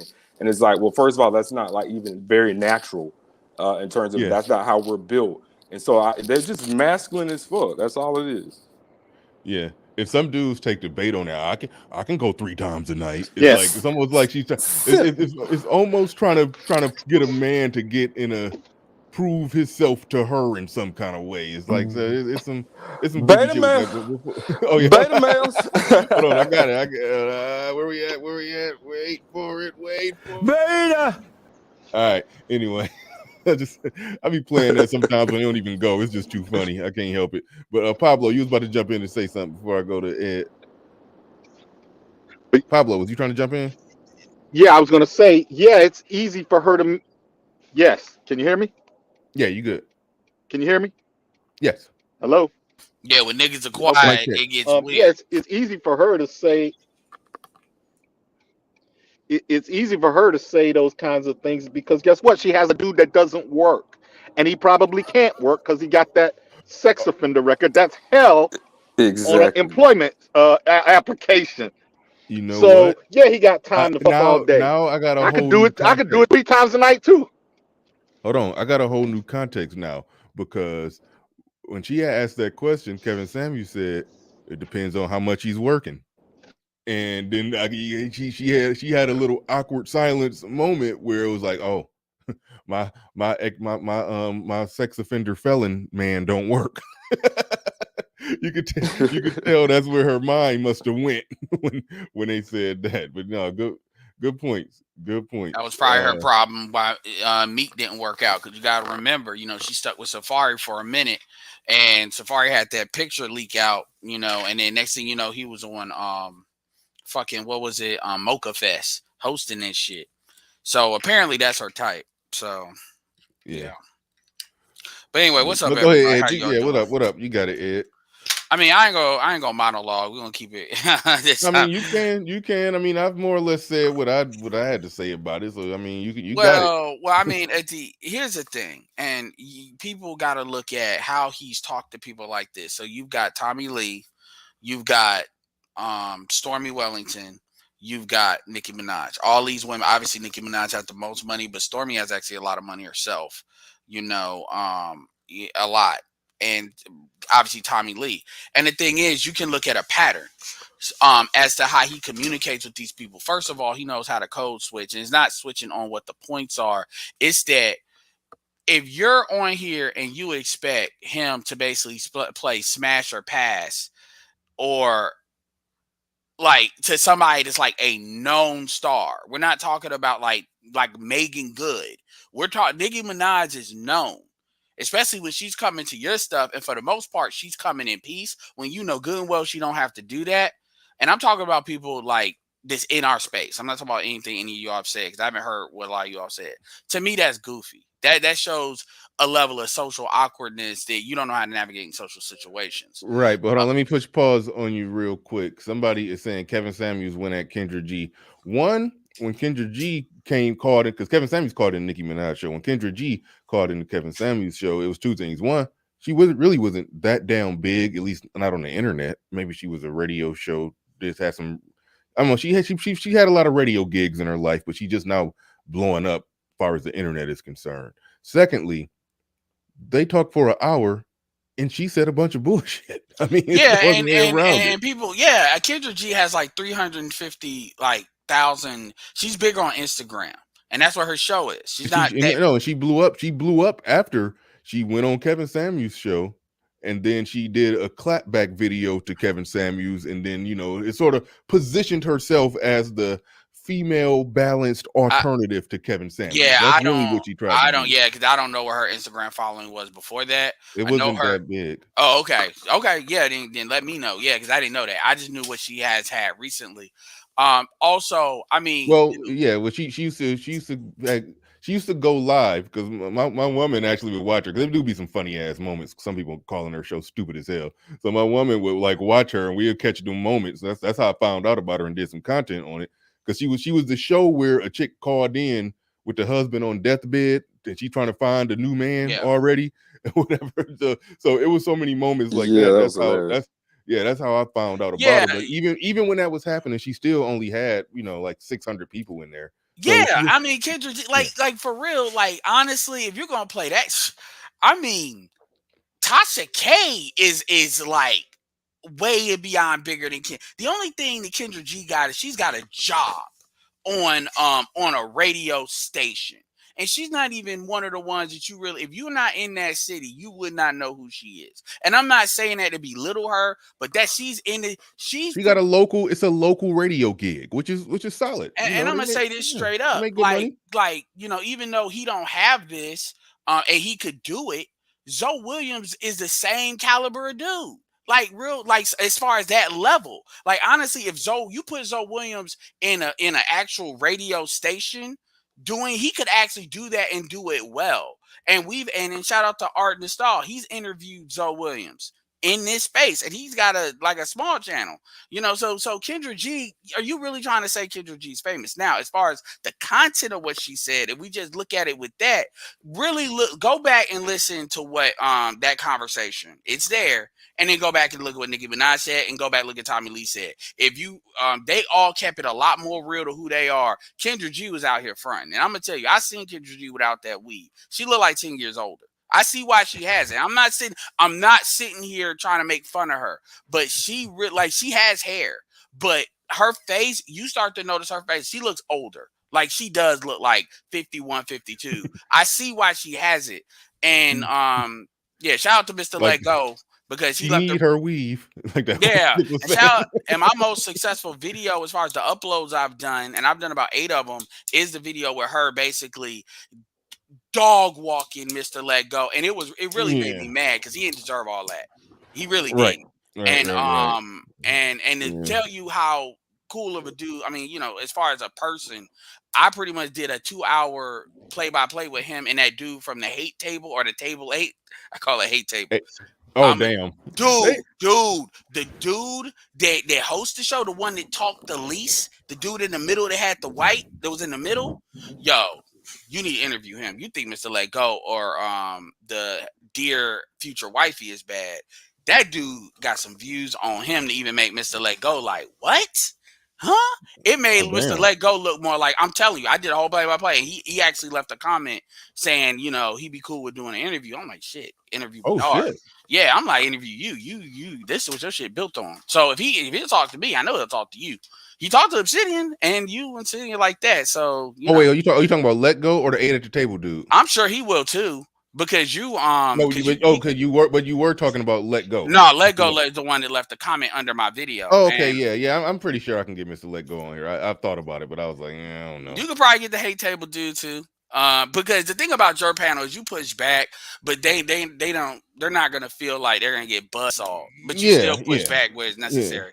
But anyway, going back to the thing, there's a pattern here with how he talked to those 3. And even with Stormy wanted to go in on Kevin, but she couldn't find an angle because Kevin said he said, you made your money. You can do what you want. I'm not here to tell you what to do with your money, but at the same time, all these other women ain't got your money.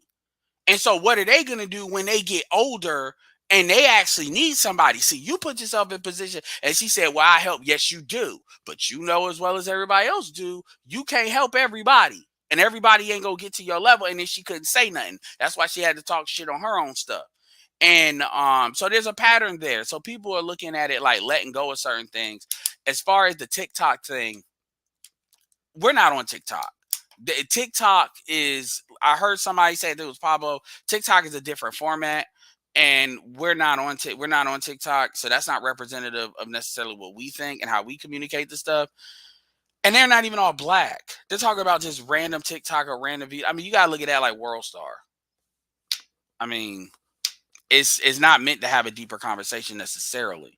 Yeah, no, you make a good point. If she was talking about what she be hearing on TikTok, I don't know what the hell be going on over there. I know it's some dudes who probably just heard a brief splash of red pill content, and then they just take it and they just try to build their own thing based off of it, and they be saying a bunch of goofy stuff. Like, you remember that one dude? It was some light-skinned dude with a little curly looking fro. He had a white t-shirt on, looked like he was in a bedroom and was like yelling and going off about some, you not the prize. And I forgot what he was saying. It went kind of viral, and everybody responded to it like he was just some, well accepted red pill manosphere dude. Yeah, I'm like, ain't nobody serious over there. Because and I'm gonna tell you why. I'm not saying that just to say that, but the thing about TikTok is way worse than Facebook. In the sense that they'll just delete your stuff if a couple of people just request it. So you can't even build a follow. The reason when you see people with followings on TikTok is because they build them so massively. But like Ricky said, they're not going to follow nobody nowhere. They're brand loyal. That's actually something that's not the same across every niche, but the red pill niche I will occupy that as well. Also, you're not going to last on there because they're going to delete your stuff. So usually what's floating around there are the viral clips. Like Kevin's stuff will keep getting re-put up there, just like Tom Leykis stuff keeps getting taken off. They got a Tom Leykis greatest hits thing that always takes off, but people keep rebuilding it up.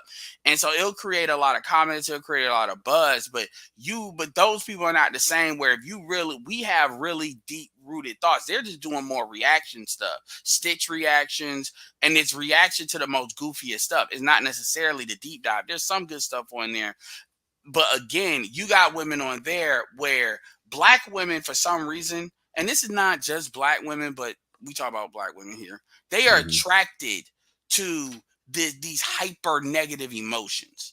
They gravitate towards it. It seems like it's either they want somebody to completely lie to them, i.e. Derrick Jackson, to a certain extent, Mr. Let Go, although he throws some truths in there when he can, but he, or they want somebody, or they like these hyper emotions, these highs and these lows.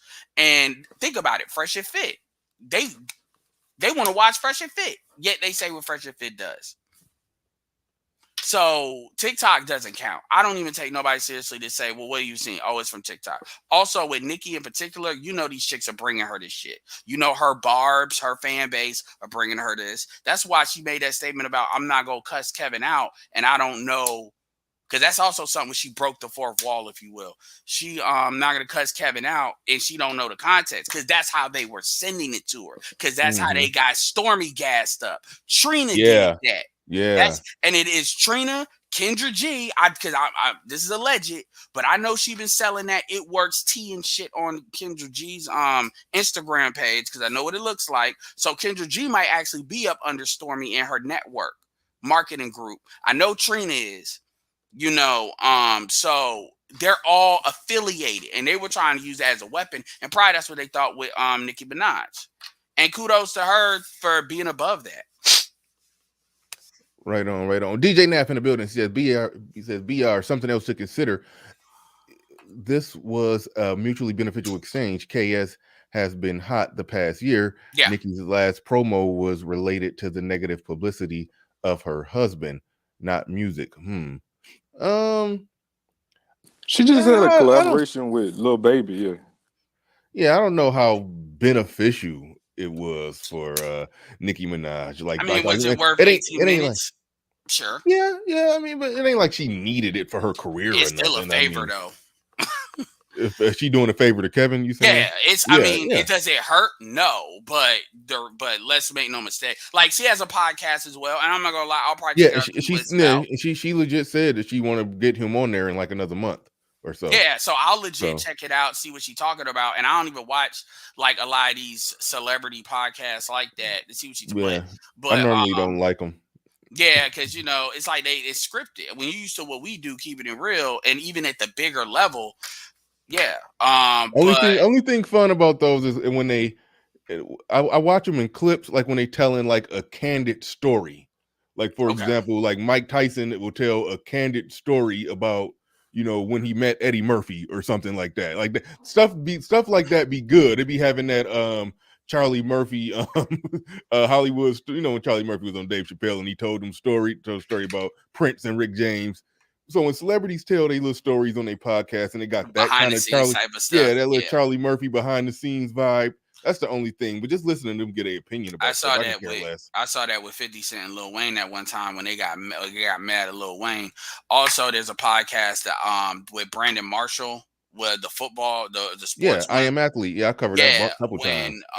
Because I know you was doing comparisons to what Nicki Minaj looked like before. And the first time I ever heard of Nicki Minaj is a whole bunch of brothers. This was like 2009. A whole bunch of brothers talking about, yeah, man, Nicki Minaj, I'll have her baby. I'm like, you goofy ass nigga. What? And these are dudes that can get chicks saying this. Like, I'm like, what are you talking about? And I see her, and it's like this high standard. I was like, okay, she attractive, but y'all like acting like she's God on this earth. So there's a lot of dudes to be legit thinking she a 9, by the way. But hold on, Ed. Speaking of what you just said, we got to do a show on the psyche of men who will just see a fine woman and then just go from damn she look good, damn she got body, to I want to have her baby. Like, what? I don't understand how the psyche of that just don't even make no sense. Like, dudes be literally looking at chicks saying, I want to impregnate them. Yeah, now in the South, that's a little bit. Now, I ain't playing all of y'all in the South, so don't. But even Fantastic would agree, because that's what he be talking about with that red bone, yellow bone thing. But dudes in the South, the culture here is, you ain't supposed to get an abortion, so they get mad. But see, you messing with New York chicks doing that, and I had a story with that, but I'm not gonna tell it. These chicks, you get in New York and they coming down here, they ain't got no problem doing that because it's the culture up there. So if they and you sitting there thinking, oh, you got her. They're like, no. And then niggas be really getting mad. Like, they will really act like you might think, what, you about to hit her or something? because man, she about to kill my man. I can't. What do you expect me to do? Shit, you act like you ain't in no Roe v. Wade thing. I mean, she from New York. What you thought you was gonna keep it? You broke. Like, no, man. So down here, I get it, but I mean, talk about New Yorkers be, yeah, man, Nicki Minaj, I have a baby. I'm like, y'all think that sounds weak as hell. But so there's some dudes that do legit think she a 9. But as far as the body work she did, in I Am Athlete, there was an episode where all them dudes were talking about, yeah, man, you know, women can get their body done. Like, who am I to tell her she can enhance her beauty? My point is, these are like, and it was like It was Chad. I watched that. It was Chad Johnson. Speak on it. Chad Johnson and Shady McCoy were the biggest proponents on there of the BBLs. They loved it. They wanted more of it. They couldn't, Yeah. And I will admit, some jobs are better than others. Oh yeah. But Nicki Minaj's early body work was obviously fake. I mean, it was the proportion was so ridiculous that they looked artificial. And the same with Kim Kardashian. The techniques and the plastic surgeons now are much better.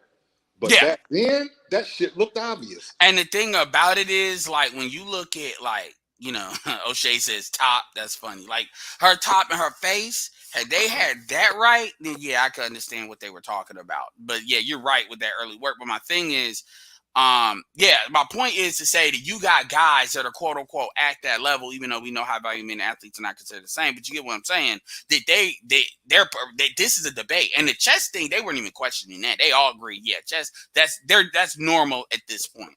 It was the BBL thing that was kind of up for debate, and even then it was like at least half and half that we did fully in favor, and the other two is like, I don't know, it depends. But for the most part, my preference is the one thing they all agreed on though is they said that chick better know how to run. They cared about the genetics of their kids though, as far as athletic ability. They all said that. They was like, yeah, I don't want no chick with, okay, I'll find shit. I don't want her to have my kids. She got 2 left feet. Even one dude, and you heard it, Pablo say, yeah, man, I got to take her to the gym. I got to take her to the field, see if she can run. I'm like, nigga, what?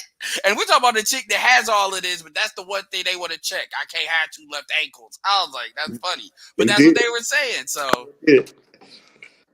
I would love to see Kevin on a show like I Am Athlete, because the pro athletes are super blue pill, man. Yes. Yes, they are. Yes, I grew up with they're fully on board on the gynocracy. Fully. Yep. Yeah. They just define themselves by women. They define their value and their manhood in conquest of women. What would be interesting to me, and I don't disagree with anything any of you all said, but they're almost so blue pill that they don't even recognize, like they would actually agree with some of the stuff Kevin says, because at the level that they're at, the way Kevin would present it, at the level that they're at, what is a chick really gonna do about it? So they don't really have this thing where women being angry can, because it doesn't affect their money like that, So I actually think they would actually be real candid. Now, granted, they're super blue pill, so they'll be candid in that, but they wouldn't be on some what's the dude's name? Joe Button, like, I better pay attention to what I say because of sponsors, and I need these sponsors. Right. They would be interesting. Man. I'm not saying they don't believe they're not blue pill. That's not what I'm saying. What I'm saying though is they're not blue pill because they're in fear of what women will do. Because their money is not directly tied to women like that. Their money is tied to performance on the field, and then they get their contracts. I mean, unless they doing something like hitting a chick or something crazy, them saying something, because a lot of these dudes date out. And that's another thing that was interesting too. First of all, like, she was for real on character. This is like the first time I've really seen Nicki Minaj outside of music, some music show or anything like that, right? And so her doing the eyeballs and all that stuff, I was like, what? And why do y'all date out? Why y'all date out? Well, I'm glad she asked, but see, here's the thing. She didn't argue with him on that one though. When she asked the question, he gave the answer, and she was like, "Oh, okay." She did accept the answer. Yeah, and a lot of people would say, because you can't say that she went soft on him. She was the New York chick. She was actually more New York than I thought she would be. Because I'm thinking, you know, when she had that beef with Remy Ma, because Remy Ma is about that action. And shout out to them, because they got stuff down here in North Carolina. I won't say where. But anyway, she's about that action. And I can tell you, her whole family's about that action. That's all I'm saying. They about that action for real. And so I thought when Nicki kind of regressed from that, you know, I thought, oh, well, maybe she's just, you know, kind of bougie, but she's playing a character. But I mean, that's she's in that New York culture. That was a New York chick. I was like, a little bit too New York for me. But then on top of that, eyeballs could see with me. I'm like, I don't know what she about to do. And that's why when people talk, Kevin looked like he was like, I don't know, because you don't know. Because the way she was coming at it, like with the faces and stuff, but whatever. But when is that part of her Nicki Minaj in character performance? It is. But I don't for know. her to do that with something like that was interesting, that she leans into it like that. So, because it's still informal. It's not like it's a music thing, but like, so she must have that kind of personality to be like that. But asking that, like, I don't know why they did this. Yeah, he answered it. She accepted it. What other thing she that fourth wall thing? I didn't think about that till you just said it though. She did do that, but I mean, I don't know how better folks can think that could actually win. I mean, if you really think, yeah, man, he gonna push back against her, blah blah blah blah. I mean, he inserted the things when he needed to insert it. Well, no, after she made that statement, about the women, you know, quit worrying about, you know, what these successful men think about you or how to get one of these successful men, just become successful, worry about yourself, become successful, and then go out there and figure out what it is that you want. He could have pushed back and said that, well, that's part of the problem, because in all practicality, it normally don't work out like that for women, because most women becoming successful, that doesn't increase their options out on the market. If he would have just said that and then just threw it back to her, that would have been interesting. I can understand that, and that is valid. What I will say is, from her perspective, you got to look at, she's talking about what she did.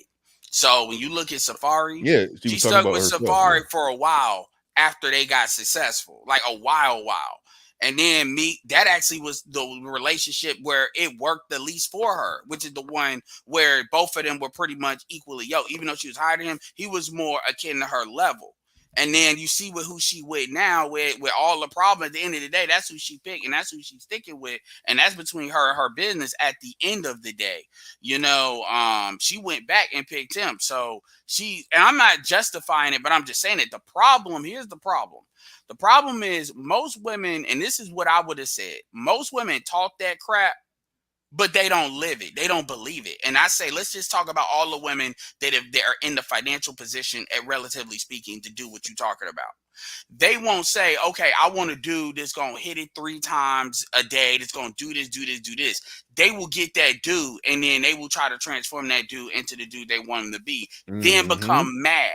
See, at that point, now they're wrong. So my thing is, what's the point of making all this money? Because I actually don't have a problem with that. If you make the money, you get to write your own ship. That's what Jennifer Lopez did. That's what other women have done. But see, the problem is there's a lot of women that get to that point and then they turn around and say, oh, I need $1 million. I still want to be validated in that way. And that's where women start lying to themselves. That's where they start lying to themselves. Because he really said the same thing. I let that go because he said the same thing to Stormy. Stormy said the same thing, and he actually said, yes, he said that then. How many women can do what you do? But well, let me deal with this. Zab 19AA on YouTube says that's not true, Bernard. Nicki Minaj fan base is seeking pookies. A lot of pookies will be with a woman with a lot of money so that the woman can take care of them. I understand what you're trying to say, but the fact of the matter is, when women become successful, for the most part, they want a man who's also successful. Women are not trying to get successful and then take care of a man. Some of them will end up doing that, but that's not the game plan. They want to get successful, and then they want to get a we know the story. And gotta make what I make or more. That's Exactly. what they always say. And we wouldn't have as much of an issue if it was that, because even Tommy Lee said the same thing when he asked her, "Are you cool with a woman, with a man working at Burger King?" And then she said, "Yeah, because you don't know, he may have a brick coming." Da, da, da, da. So women like that, they know, for real though. Women like that have different calculations, and if you real with yourself, I'm not here to tell you. That's the thing people confuse folks on. We're outcome based. If you're happy with the outcome and you're not a burden to society, because that's another thing about Nicki and all them other 3 females too. They not on welfare. They're not burdened. They're not having kids. Y'all mentioned that earlier in the stream. I heard that. With you can't compare that to like Sierra. They're not burdens to society. They paying taxes. They not getting so even from a conservative approach, I'm not gonna say that's the ideal for everybody. But who am I to tell them what to do if they're not burdening stuff? Now, when we talk about Sierra, and I think Pablo will admit to that, we got a problem with Sierra, not for what Sierra's doing for herself, because she has every right to get the best out of the marketplace that it'll bear no matter what her situation is. That is true for any woman. The problem is that women, and truth be told, we're more upset at Russell because Russell set the tone that a lot of these women are following, saying, even though I'm not Sierra, I got a kid too. And I look good because these dudes are in my inbox. So who's to say I can't do what she did, scale down to like a dude that makes 6 figures? Because 6 figures is a couple of levels down from like where Russell is. And that's where you saw a lot of dudes get upset. Now, some dudes do that at Sierra. I'm not mad at Sierra for running in the hole that was created, running back reference that she created for herself. But Russell chose that too. Now, people talk about the reasons why, as far as getting access to women, as far as a market. But the reality is that also sets a tone that these females are on social media too much. Look at another thing. These chicks are on social media way too much looking for their validation. So anyway, but that's really... And so women are sitting here taking their situations, being on OnlyFans and do all that and trying to apply it. And that's a delusional way of applying it. That's really where the friction is. Like, truth be told, we can talk about Nicki Minaj and she picking up Pookie, and at the end of the day, she's taking care of him. And if she's happy with it, then who the fuck are we to say? But these women are complaining about it. I'm going to say this, I'm done. I asked the Sidian, would you have an argument if women were happy with their situation overall? He said straight up, no, he wouldn't. They're complaining about their outcomes, and they're blaming us for the choices they made. They are empowered to make these choices, sexual selection, whether they have kids in the United States. And yet you are still bitching. I'm done. My issue. Breathe. You can be a bit long-winded, man, but I definitely hear what you're saying. But hold on, wait. But hold on, wait, real quick. I'm gonna go right back to you, Jab, because Pablo was about to jump in, and I'm gonna go to you, Zab. Go ahead. So, Ed, my issue with the manosphere's use against Russell is they remove that. I don't ever feel like you should remove the delusion from the women. Like, I don't understand. Okay, if you think that you are equal to Sierra and you are a woman who's a 6 and work at Walmart, and you think, well, I got a baby too, I can be just like Sierra. No, that's the delusion of the women. That ain't got shit to do with Russell. Russell married a beautiful woman that he happened to be in the same social circles with. They not in that. It's the fault of the women for being fucking delusional. It ain't the fault of some dude. Oh, well, you went down and got a baby mama. Pablo, the problem. But the problem is, dudes outside of our space, dudes start to chase that delusion, chasing the women. Because when all the women set that as the price, a lot of the dudes will start to follow that price and say that's what the standard should be. That's the problem I have with it. I'm not blaming nobody, but what I'm saying is I identify that as a delusion. I say Russell is a Super Bowl winning quarterback, that he could have picked anybody in the world, but he chose to pick somebody that came off. Because understand something, what Russell Wilson's, we could say second pick, but we could argue first pick if he would have got access to it, was what? Future's what pick? And I would consider Russell Wilson of higher status than Future. And so that sets a tone from a culture standpoint. Look, at the end of the day, he can do what he want to do, and you're right in the sense of that's their delusion. And I'm not here to change female behavior, but there's a lot of dudes that buy into that bullshit too. And that's where I start to, you got to correct them, because then they want to tell you to capitulate to their delusion because they half-ass on the fence to damn selves. I'll let you get the last word, and I know Zab's coming in. No, that's it. I'm good. Zab can go. All right. Okay. Zab, you had made a comment that I objected to. You can go ahead and respond or reiterate your point and then respond or whatever, however you want to do it. Go ahead. Okay. All right. Well, when Nicki Minaj said the comment, I thought the same thing that you said. That would have been the perfect opportunity for Kevin to do a little pushback, because I completely agree. But then I said to myself, who is Nicki Minaj talking to? She's talking to her fan base, and her fan base, those women, they're out here seeking pookies. They want hood dudes, and a lot of hood dudes, yes, they wouldn't have a problem getting with a woman, being underneath a woman that has money, because I hang out with a lot of pookies, and that's one of their goals, is to find a wealthy woman that could take care of them. So when Nicki Minaj said what she said, she was speaking to her audience. All right. And my general objection to that was, when women actually become successful, regardless of what kind of man they want, they don't want to get women who become successful want. But that's not true men across the board, though. I know plenty of women out here. That's true. No. Law averages. The law of averages, the majority. I mean, you can default back to the exceptions that prove the rule, but the fact of the matter is, most women. But that would be if that's a minority of women. But there's a lot of women that are with men. Hold on. There are some women that are with men who these women took the time to become successful, and they just said, hey, I just need somebody who just physically meet the part, will come in and generally do what I say and handle the business in the bedroom, and we good. There are some women that say that, but for the most part, most women do not say that. We hear it across the board more times than not. It don't matter if a woman make 40K or she make 240K. She typically want to be with a man that make what she makes or more. That's typically how it is across the board. And I agree with that. And that's why Nicki Minaj said the comment that she said, because she was trying to get more women to that viewpoint of changing their nature and like her. Hold on, you're trying to get her to think like her, get your money, because that's what she did. She went and found a pookie who probably can't even get a job given his criminal record. So basically, if you're saying that she's trying to get them on that wavelength, then again, that's something that Kevin Samuels should push back on. Now, I'm skeptical of whether or not you can just say Nicki Minaj's audience is just a bunch of women that want pookies. Nicki Minaj's audience is basically everybody.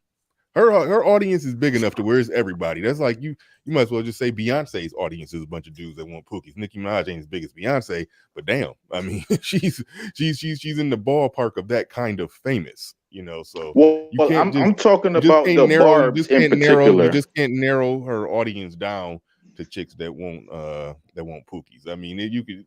It's all. Everybody listening. Yeah, Nicki, I got a question. How many Instagram followers do you think Nicki Minaj has? Well, I'm referring specifically to her barbs. She has 173 million. The barbs, I mean, that's everybody. But they're not all barbs, though. I'm talking about the barbs. I mean, I hear you. We know, like, I brought up Tommy Lee. And to a certain extent, I brought up Stormy Wells. These are women that are in that similar position. Tommy Lee on the lower end, a reality show level. Stormy has actually more than $10 million. And Nicki obviously is where she's at, which is a lot higher than that. We're not saying that does not exist. And we're not saying there's not a greater women that they have that fantasy. But the reality is Kevin wouldn't be as big as he is if what you're saying was the standard. They're not calling Kevin to find a Pookie. Understand how Nicki found him. Nicki found him to the level he got to, being 1.3 and the impact he's had across social media. They're not impacting him because at the end of the day, they just looking for a dude to fuck them good, and then they'll take care of everything else as far as expenses. That's not the Kevin's calling card. So if that was bigger, my question is, where is the dude where that's the calling card? Like, and I'm not saying they don't exist because we have some dudes like that, but it's kind of like, I get what she was saying and why she was saying. I'm not disagreeing with that, but I think he's making that bigger than what it is. That's all I'm saying. Yeah, I wish. I mean, I wish he was still here. Sometimes I'm sure he'll come up. Sometimes it's a phone issue because he's come up with my stuff because of that. What was he talking about when he came up on your stuff? Because some people just be coming with just a certain angle. No, Zab is cool. Zab is that's why he's BM. So Zab is kind of like, on the one hand, he understands the pro-black stuff, but that's why he's BM. So Zab is cool. But what happens is the same thing with me and Pablo. I pushed back on Pablo a while. With Pablo, you needed us to believe. What was it the other day when you were pushing that shit hard? Like, he was like, I'm gonna down this shit. On what point? I forget the point, but it was like maybe like last week, and it was something where I was like, I agree with you. Oh, you mean me and Jay Speed going at it? It was something. It was something where it's like, I agree with you. I do agree with you, but you was like on this point. You was like, I'm not letting go of this point. You know, like. Oh, was it about the dude who flew the girl to the moon and back just to ask her to be his woman? No, it wasn't something like that. It was something. It'll come to me with, and it wasn't that you were wrong. It was just the intensity in which you were like on it. It was like, look, it ain't one. It was kind of similar, but so anything to do with one of Jay Speed's but no, I think Jay Speed was there, but yeah, man. I mean, ultimately, I think here's what I want to know: who you think gonna be the maddest at this shit? Who you think gonna be punching the air and shit? Mad. Hold on. What do you mean by mad? Low key hating. Okay, that's the right word. That's the right word. If you say hating, who's gonna hate the most? The people who just lay in the cut, sit back, and just wait for any slight misstep, slip up to happen in the manosphere so they could do content on it. Like even like a Fresh and Fit fan, because Fresh and Fit, I may do a troll video talking about Fresh and Fit fans mad that Kevin still got it, something to attract them. Because for real, like they kept on saying in my chat, yeah, man, Kevin down to 10,000 subscribers listening live. Fresh and Fit, they getting more the super chats. They already passed them. Yeah, but y'all sleeping. You know who really? Go ahead. I was about to say, who's really pissed off is the Nicki Minaj fans, the Barbs. From what I'm hearing, they are upset with her that she didn't go harder at him. Well, that was the same thing with Tasha K. They were mad. I mean, the thing is, they're triggered, and really, and that's another thing. You said that Nicki, that could be a double-sided message, because Nicki Minaj would be like, stop worrying about what these niggas are saying, whether they got money or not. Get your weight up. Because one thing at the beginning of the video, he liked the way because if you listen to what she was saying, she was basically saying the checks that she saw, which we know she's being given, she's being fed Kevin's greatest hits. We know this because that's what she said, and that's their MO now. Is they gas him up and they say, oh, he gonna get it. So you right about them being disappointed. So I know they mad. But she said that if she was the referee, and I hate to say that from me understanding the gynocracy, but obviously she's famous, she's what she is, Kevin what she is. She was saying those are valid checks that Kevin was giving. Them chicks were coming to him goofy, because that's how she said. That's that New York language she was giving. Yeah. They coming at you funny, and you was checking them. So she's probably like, what's the problem? Because if she had a problem, because she said it towards the end, if I have a problem and I see contextually what he's saying, I don't agree, we will talk.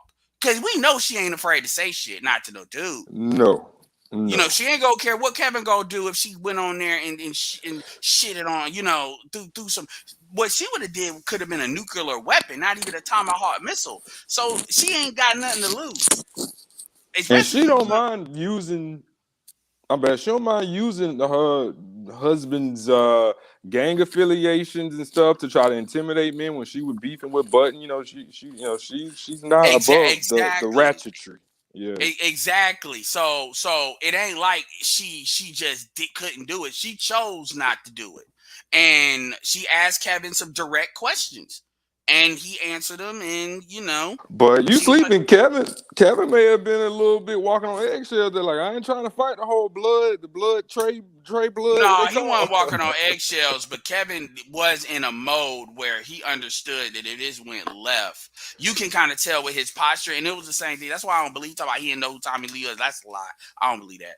I believe he knew that. Yeah, but I think he knew. Kevin was in image mode. You can see, because if you look at his posture, like look at this shit, look at the video with no sound. That shit is funny as hell, especially with the eyeball and stuff she making. But Kevin understood that this could have been something that went bad, but this is something that definitely, it could have been like a landmine if it would have went wrong. But at the same time, he, for the most part, I think he held on to his square and what he talked about.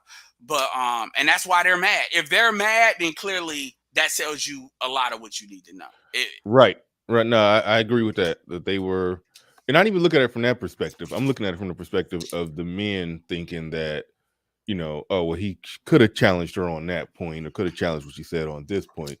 But the women more so than us, the women much more so than us are on some, wait a minute, you were supposed to go off on him. And now I actually do believe that assumption that she didn't want to be disrespectful and go off on him, but she figured out a way to say what she wanted to say to him, but not talking to him, where she, like we said, broke the fourth wall and talked to the audience. She talked to the gave audience. Her a pass for that, because he ain't that. He ain't letting nobody do. But obviously, man, I'm sorry, y'all niggas can play. You talk that 173 million, and she is famous. And the reality of the situation is, she only did that like twice, and it wasn't even that long. So yeah. No, damn, that's some perspective that I didn't even think about. He got 1.3 million on YouTube, 1.1 million on Instagram. She got 173 million. And how many dudes? And how many dudes do you think of that it is? Because we already know how it would be in his target market. I mean, we know. Let's not act like dudes don't be following these chicks. We obviously know that. It ain't just the barbs, although he's absolutely correct with that, and he is correct that the barbs. And to give you perspective, Beyonce has 236 million, and what's her Kim? Yeah, all I gotta do is type Kim. Of course, it's gonna come up. That's funny. Kim's got 284. So to give you perspective, how many Cardi B got? Shit, if he could talk to him, he probably talk to Cardi B. Shit, Cardi B got 123 million. But obviously, Cardi B is a lot newer to the game compared to Nicki. But just to give you perspective, so I mean, it wasn't like he completely kowtowed. He did more than what a lot like Joe Budden and them would do in that same situation, or a lot of our detractors, like the roommates in them, would do. And when she asked direct questions like that, why do you think they date this? Why do you think they date white women? I mean, she asked some direct. I'm glad she did, because you can't say that she just softballed them. She's like, what? I asked them the questions. Y'all just need to get your money up and start and buy the nigga you want. Like that super chat say from Osmosis Reacts, it reminded me a lot of Tasha K, how both sides walked away disappointed in a large number, and then other parts of both sides were like, no, this is good, this was peaceful, this was respectful. Yeah. Shout out to Osmosis Reacts. Tasha K wanted her to get on KS head. Also, these are consumer views. These creators know the long game of letting some passes go for long game. Thank you for the super chat. Appreciate that. Also, shout out to, hold on real quick. Also, shout out to Adonis 1909 KS interview with Nicki Minaj. It was really, she interviewed him, but was a chess move sacrificed for an instant attack. In this case is stops the argument he hates black women or doesn't help. Well, women are going to say that because they're going to say that regardless of what happens. But and I get the chess move thing. The thing is, what we're doing right now is we're running play-by-plays. That's what we're doing. We're pretty much not rolling the tape, but rolling the tape, and then we're looking at, okay, you won, but you should have whooped their ass. So next time it ain't even gonna get.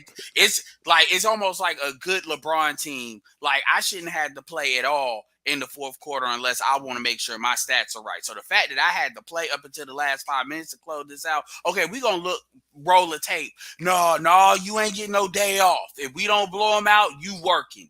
We rolling the tape. And we playing play by play. So what we doing is saying, on that play, you see, you could have passed the ball on the pick and roll, or you telling the dude next time, knock that dude down with the pick, take the foul, you'll scare him. That's what we're doing. Overall, Kevin did not see the thing given the circumstances at all. And when you look, I would make the argument that you might be able to make a better push on what he did with Brittany Renner than you could here. Yeah, he challenged Brittany Renner on a lot more stuff than what he did. Granted, it was a longer conversation, and it was more. It was on his platform. That's another aspect of it.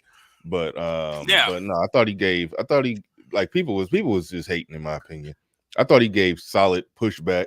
It's like some dudes, some dudes, even with the manosphere title, root for men to take an L to women. It's like it's a weird thing that I will never understand. Will never understand. It's because they want they the red meat crowd, and understand something. Everything. That's why I'm on here a lot, because Bernard, context matters. And we are not on some, I don't care what women. I keep telling y'all, if they want to date out, let them date out. I'm not here to change their behavior. But what you're not gonna do is take the L's and then blame us for the L's you got to pick. That's not, and that's where I'm always gonna show up. So when you have these dudes or these people, the women are a lot more madder than what we are over here. Because I think dudes are starting to get used to it. And then you seeing something like that, it kind of gives you to recontextualize all the other crap. Because people say, oh, Kevin about to sell out to go mainstream. The thing is, Kevin has never been an SYSBM guy. Now, to be fair, Kevin has done SYSBM videos. And when he does that, you see the niggas that call in. Talking about, are we really gonna give up and da da da? So you don't say he act like he don't do it. He's not anti SYSBM. He's made that known. But at the same time, and Obsidian's right about this. A lot of black men have demonstrated they want black women. And at the end of the day, I'm like, if you want them, you're gonna have to deal with them the way they want to be dealt with, or find one you can work with if that's what you want. Especially if you want that. I don't care if they ADOS or not. That's one thing I've been saying. That hold on, I'm gonna throw it right back to you. I think that was Rod trying to jump in. Yeah, black men do actually want to be with black women, but black men want it on their terms. What we've been getting is black women essentially saying that no, we want to be with y'all, but it's gotta be on our terms. Exactly. And that's really one of the big pushes that I see happening in the manosphere, and by extension, Kevin Samuels' platform, and is blowing up. He's essentially saying these are the terms, basically, and it is a resounding pushback to that. Even though you do got a big female audience, but we do see it all the time. The women, they definitely push back on that. But real quick, Fawcett Media in the building says predictions: KS gets to 2.5 mil with the Nicki Minaj cosign.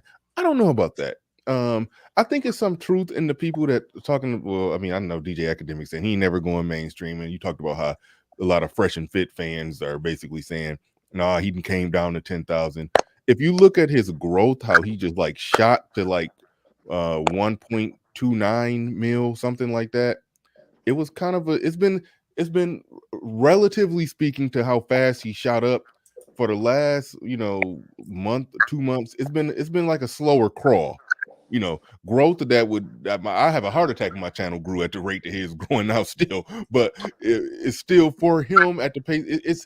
It's came to a halt. It's growing, but it's growing slower. So it's almost like a situation. I got background from somebody. It's almost like a situation where he kind of, he's still growing, but hold and serve where he's at. It's balancing out. He's not getting as many nonstop news subscribers, but he still has a strong audience that follows him that will still give him 10,000 live views. So I don't know if he's going to have any more just huge splash jump ups like that no more. I don't know if that's going to happen. Not until he go mainstream. Yeah, I don't think that's going to happen. I think he's going to just maintain that 10,000 where he at. It may dip sometimes. It may go up It may go up as high as 15, an occasional 20. But I think he's going to float around in that, somewhere between 14 to 10,000 range for a long time. That's just my prediction. I hope he get back to banging out 30,000 live views a night. I hope he go back to that. But just looking at what's been happening, I see him, just maintaining somewhere between 15 and 10. But AC Hatchet in the building says, great show, guys. What's up, Ed? Shout out to AC Hatchet. Salute to you, brother. Appreciate you coming on through, supporting the channel. Hell, I had a wrench purge. You probably didn't survive the wrench purge. You probably don't even got a wrench in here no more, but I appreciate your support. Andre definitely deserves it. He won a yeah. I mean, I was just hacking wrenches without even looking for a little bit, man. It was like 300 wrenches in there. I had to trim the fat, but some people undeservingly got hacked. So I'll make some amendments. But shout out to AC Hatchet, and I think that was it. Rod. Yeah, go ahead, Rod. Yeah, I think that might have been Pablo, but I'll just make this one point to piggyback on what you just said in terms of the live viewer numbers. I don't see a huge difference in his overall numbers though, ultimately. But I think that with the pandemic, now pretty much being over, pretty much the country is just like, let's just get back to life. So I think, the pandemic helped those huge live numbers. But, I think overall he's still doing the same thing. Yeah, I think that's just and that rivalry crowd. I mean, you can be cool with both people. I mean, I like them both. So yeah, I mean, I like Kevin more, but I'm Fresh and Fit does. I mean, I get what you're saying too, but it's stop having that Highlander syndrome, that Luciferian. Like, stop doing that. Like, this ain't NCAA. I will say this though, the thing that I remember more than anything, and I want to hear y'all's thoughts on it. And I'm sorry, I'm about to say this. I'm gonna say it every time somebody make me mad. Every time you rate a chick tries to rate herself, like, oh, so you think you look better than Nicki Minaj, huh? I would love for so that's what you think, because Nicki Minaj, when he said, he didn't say 6, so he didn't capitulate to what Kevin was doing. She said I'm a 7 and I'm not coming off of it, and he said, yeah, we'll allow that because 7, but now it ain't Beyonce no more, because we already know you couldn't attain Beyonce. You saying you look better than Nicki Minaj? Is that what you're saying? I ain't even go. That's my official 7 now. Or do you look better? Not are you a 7? So you saying you look just as good as Nicki if you think you a 7, or you look better? That's gonna be my now. We can say that's what it's gonna be now. So I want to see how bold these chicks gonna be. Let me take it like this, because I didn't get a formal response from the panel. That 9, okay, after she said 7, even though he said you can't use 7, but after she said 7, he easily could have just went with an 8. But it seemed like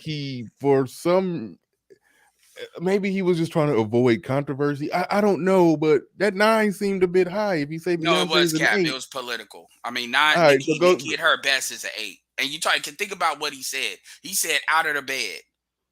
Fresh face out of the shower. Yeah. But it's one of those things where, you're going to take a hit. He take the cent hit for the greater conversation. Y'all can say that. That's true. That 9 is, but whatever. Are you really going to blow up a whole conversation over that? And then think about it this way. She said she was a 7. So it was kind of like, okay, olive branch type deal. Since you this famous and you got dudes that have looked at you, but you think that, fine. Let me go ahead and take the high road. But she reciprocated first. But go ahead. Yeah, go ahead. That's a real good point. Hold on, Rob. But that's a real good point. It's almost like that was her way of coming in peace.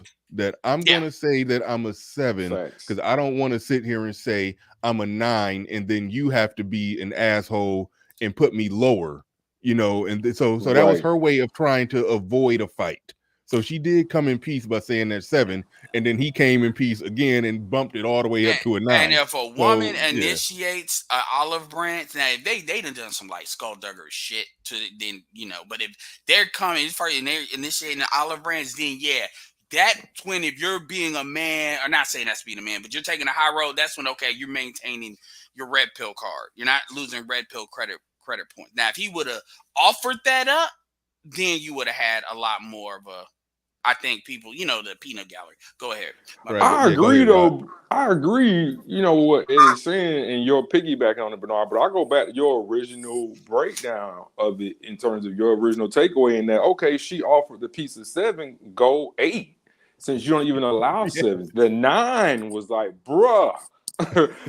Come on now. If it were me, you know, I'm a PR major. If it were me, I would have taken it back to when she was young. That VMAs, when she went wearing the purple skin tight dress, wearing her natural long hair all the way down her back. I would have said, going back to then, you're a married woman. I don't rate married women, but I'll go back to the VMAs red carpet when you're on that purple tight dress, that thing in the hair all the way down your back, your natural hair. You was a 9 then. That's how I would have. And then this is how he got slick for all the people to say he uses his the symmetry to attack black women to promote a white beauty standard. he explained it too. He said, yeah, because you know, just symmetry. So he explained it and then said so, and you know, she is clearly a melanated woman. So yeah, so you know, most of the guys said, no, real quick, and he said, you know, because of the full lips, he brought up a feature that black women have, and then he said slanted eyes, but especially not on Asian women. That's something I never thought about. But when I see a darker woman with some slanted eyes, that's sexy as hell. But but anyway, so go ahead. So look, man, I wanted to respond to something that Ed and you said about the majority of black men want black women. I tried to bring this up to Thea, and he was in my chat on Sunday night, and I explained to him most guys in the manosphere still want black women. He was like, "Oh, well, we're not focused on the women. We're focusing on building the men." I was like, "Yeah, you are." I was like, "Yeah, that's what you're on." I was like, but the majority of these guys, if they want to improve or do this or make 6 figures or whatever, it's because they want black women. I said, that is where the passport bros, so to speak, and SYSBM kind of veer off in another branch of this black male space, because we're not on that. So well, hold on, time out. I mean, yeah, I think to some degree, y'all on that, but not for black women. Yeah, I mean, if you're going to be living a passport traveling life, you do want to build yourself up and make as much money as possible, so you don't got to struggle to try to live that life. So yeah, y'all do want to improve yourself. Y'all want to improve yourself and make more money, essentially, for better access to better women as well. Yeah. So rather it's black or rather it's overseas somewhere, and maybe blackish or whatever the hell she is. It's still the same thing, in my opinion. The majority of the guys in the passport bro lifestyle, they are not tied to those women like that. That's not for them. That's no longer an option. To be fair, Mad Bus Driver says that SYSBM is not really a part of the black manosphere, so they are their own separate thing. That's what he said. I understand what he says, but we all know there's a lot of bleed over.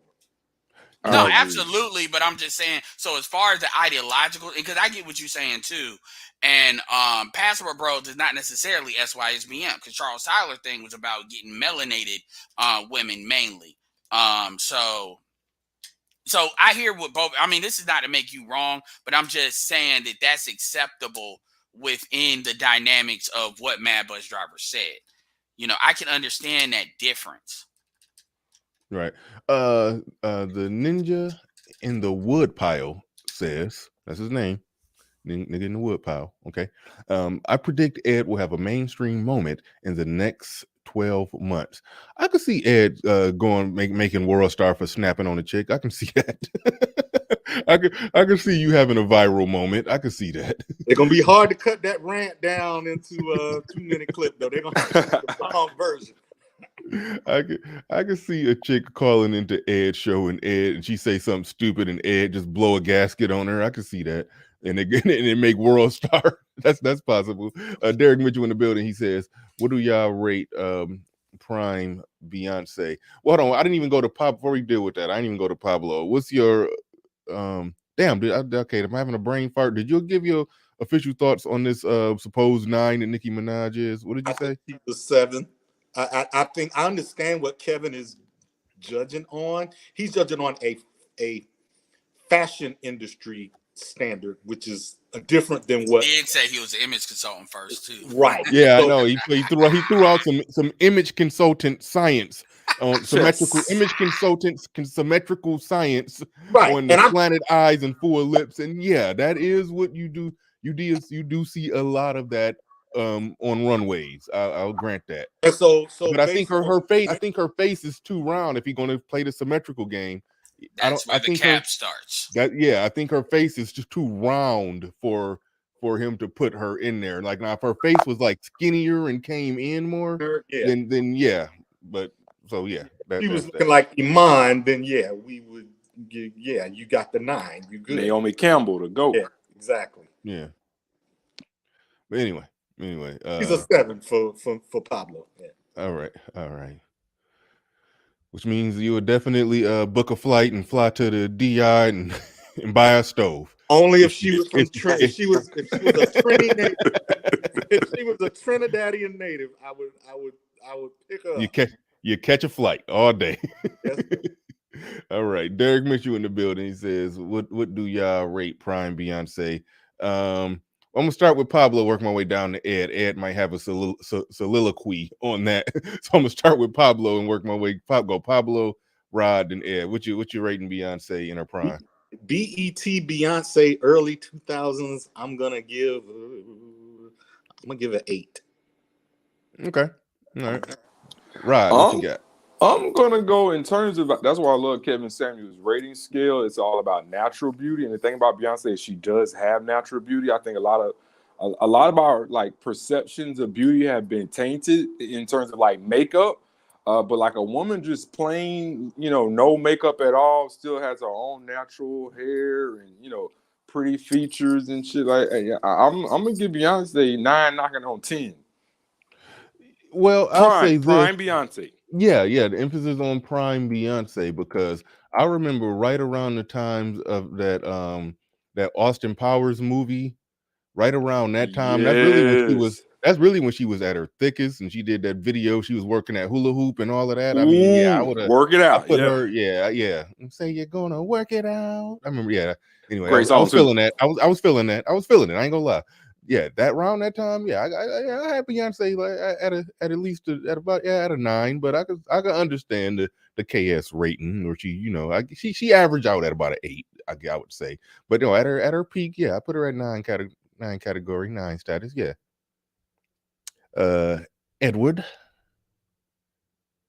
damn, y'all still here? Ed, mic check on Ed. Mic check on Ed. We here. Ed muted. Ed must have stepped away on us. It looked like everybody was muted. Yeah, I got quiet. I was Googling Beyonce pictures, and then I heard dead air. I'm still here. Then I heard dead air. Okay, we in the building.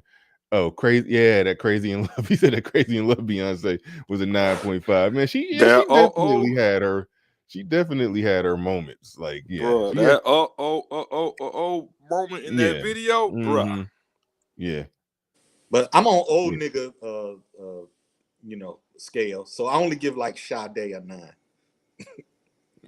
Oh dang. you don't do 10s at all then, huh? Well, colorist. Vanity from the back in the 80s on she get a 10 for me. Vanity gets the 10. Naomi Campbell. This old nigga stuff over here. Eli Empire, man, you late as hell. I ain't gonna lie, when I first saw it, I was like, they told me in my Telegram, I said, y'all need to stop fucking playing with me, man. And I saw the thing, I looked at the comments, I saw it was real once the comments, because somebody would say it's cap. By the way, he also probably learned from that sweetie shit too. What you mean? Hold on, before we do with that, hold on, real quick. You was muted for a little bit. I don't think you know, but so where did you put Prime Beyonce? Who, me? Yeah. Prime Beyonce. Where'd you rate it? 8. 8. Okay. With no makeup and all that, I put Kelly Rowland to 9. Okay, so you pretty much like KS on that one. So what was you saying about I got what you're saying. Oh wait, just a real quick correction for people that's new here. Ellie Empire said that Nicki really called. Actually, I got it wrong in the title. I'll correct that. He actually called into her show. I don't know how it happened. Maybe he just posted something in her chat room and she saw him and then invited him on up. because when he That's came up, to me, that's a bigger flex. Her followers, she was going live because she got a new song with some rapper I think named Lil Baby, and they kept messaging her in the live, go after KS, take off his head off with his head. She was like, why do y'all keep wanting me to go after him? Then she invited him.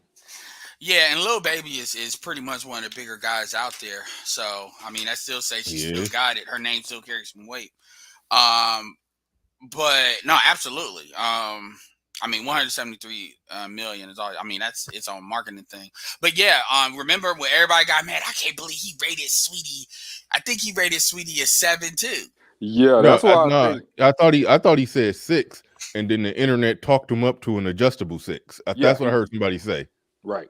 Okay. I don't know if he started. I don't know if he started adjustable or started at 6. Yeah, because it was Vlad. Vlad asked him, and the thing about it is, why you asking him about some random, like, Sweetie is big, but she ain't big like that. To like, this is a 52-year-old dude. I mean, Chloe Bailey. Yeah, but it's like, is he really gonna be on point with all the young starlets and her people? And she's coming from social media anyway. So it's one thing if you ask, like, well, we asked about Beyonce or somebody that's more like traditionally famous. But Vlad was trying to get him on that. Vlad was trying to get a headline with that because that's what Vlad does, which is why I don't like Vlad. And see, that's what I think. I think he was being careful. I think there was some shell shock from the Saweetie rating, which was correct. Saweetie is a adjustable 6. I think that there was so much blowback to that. I do think that factored into his 9 rating. I mean, I think so there is, and I don't mean to say Kevin's evil, but there's the Palpatine calculation, and then there's the I'm scared because I don't want the gynocracy to come at me calculation. And the reality is Kevin does not give a damn about rating women like that. He really don't, because he know what he's like. BGS has a very strong rating system too. And you got to remember, BGS is in California, and I thought my rating system was strong. BGS is like, only a nigga in California would have that, right? They're used to seeing beautiful women. He'll call people, I'll say an 8, which dudes have told me my stuff is strong. He'll call them a 6 easy. And so my thing is, but they don't really care. BGS said he's double 4. They don't really care. It's not so much why I'm scared. It's that if I'm trying to, does the positive outweigh what niggas in the space, that if I show up to their space, it's gonna be like Tommy Sotomayor basically showing up. I don't really care what they gonna say, as far as them murmuring.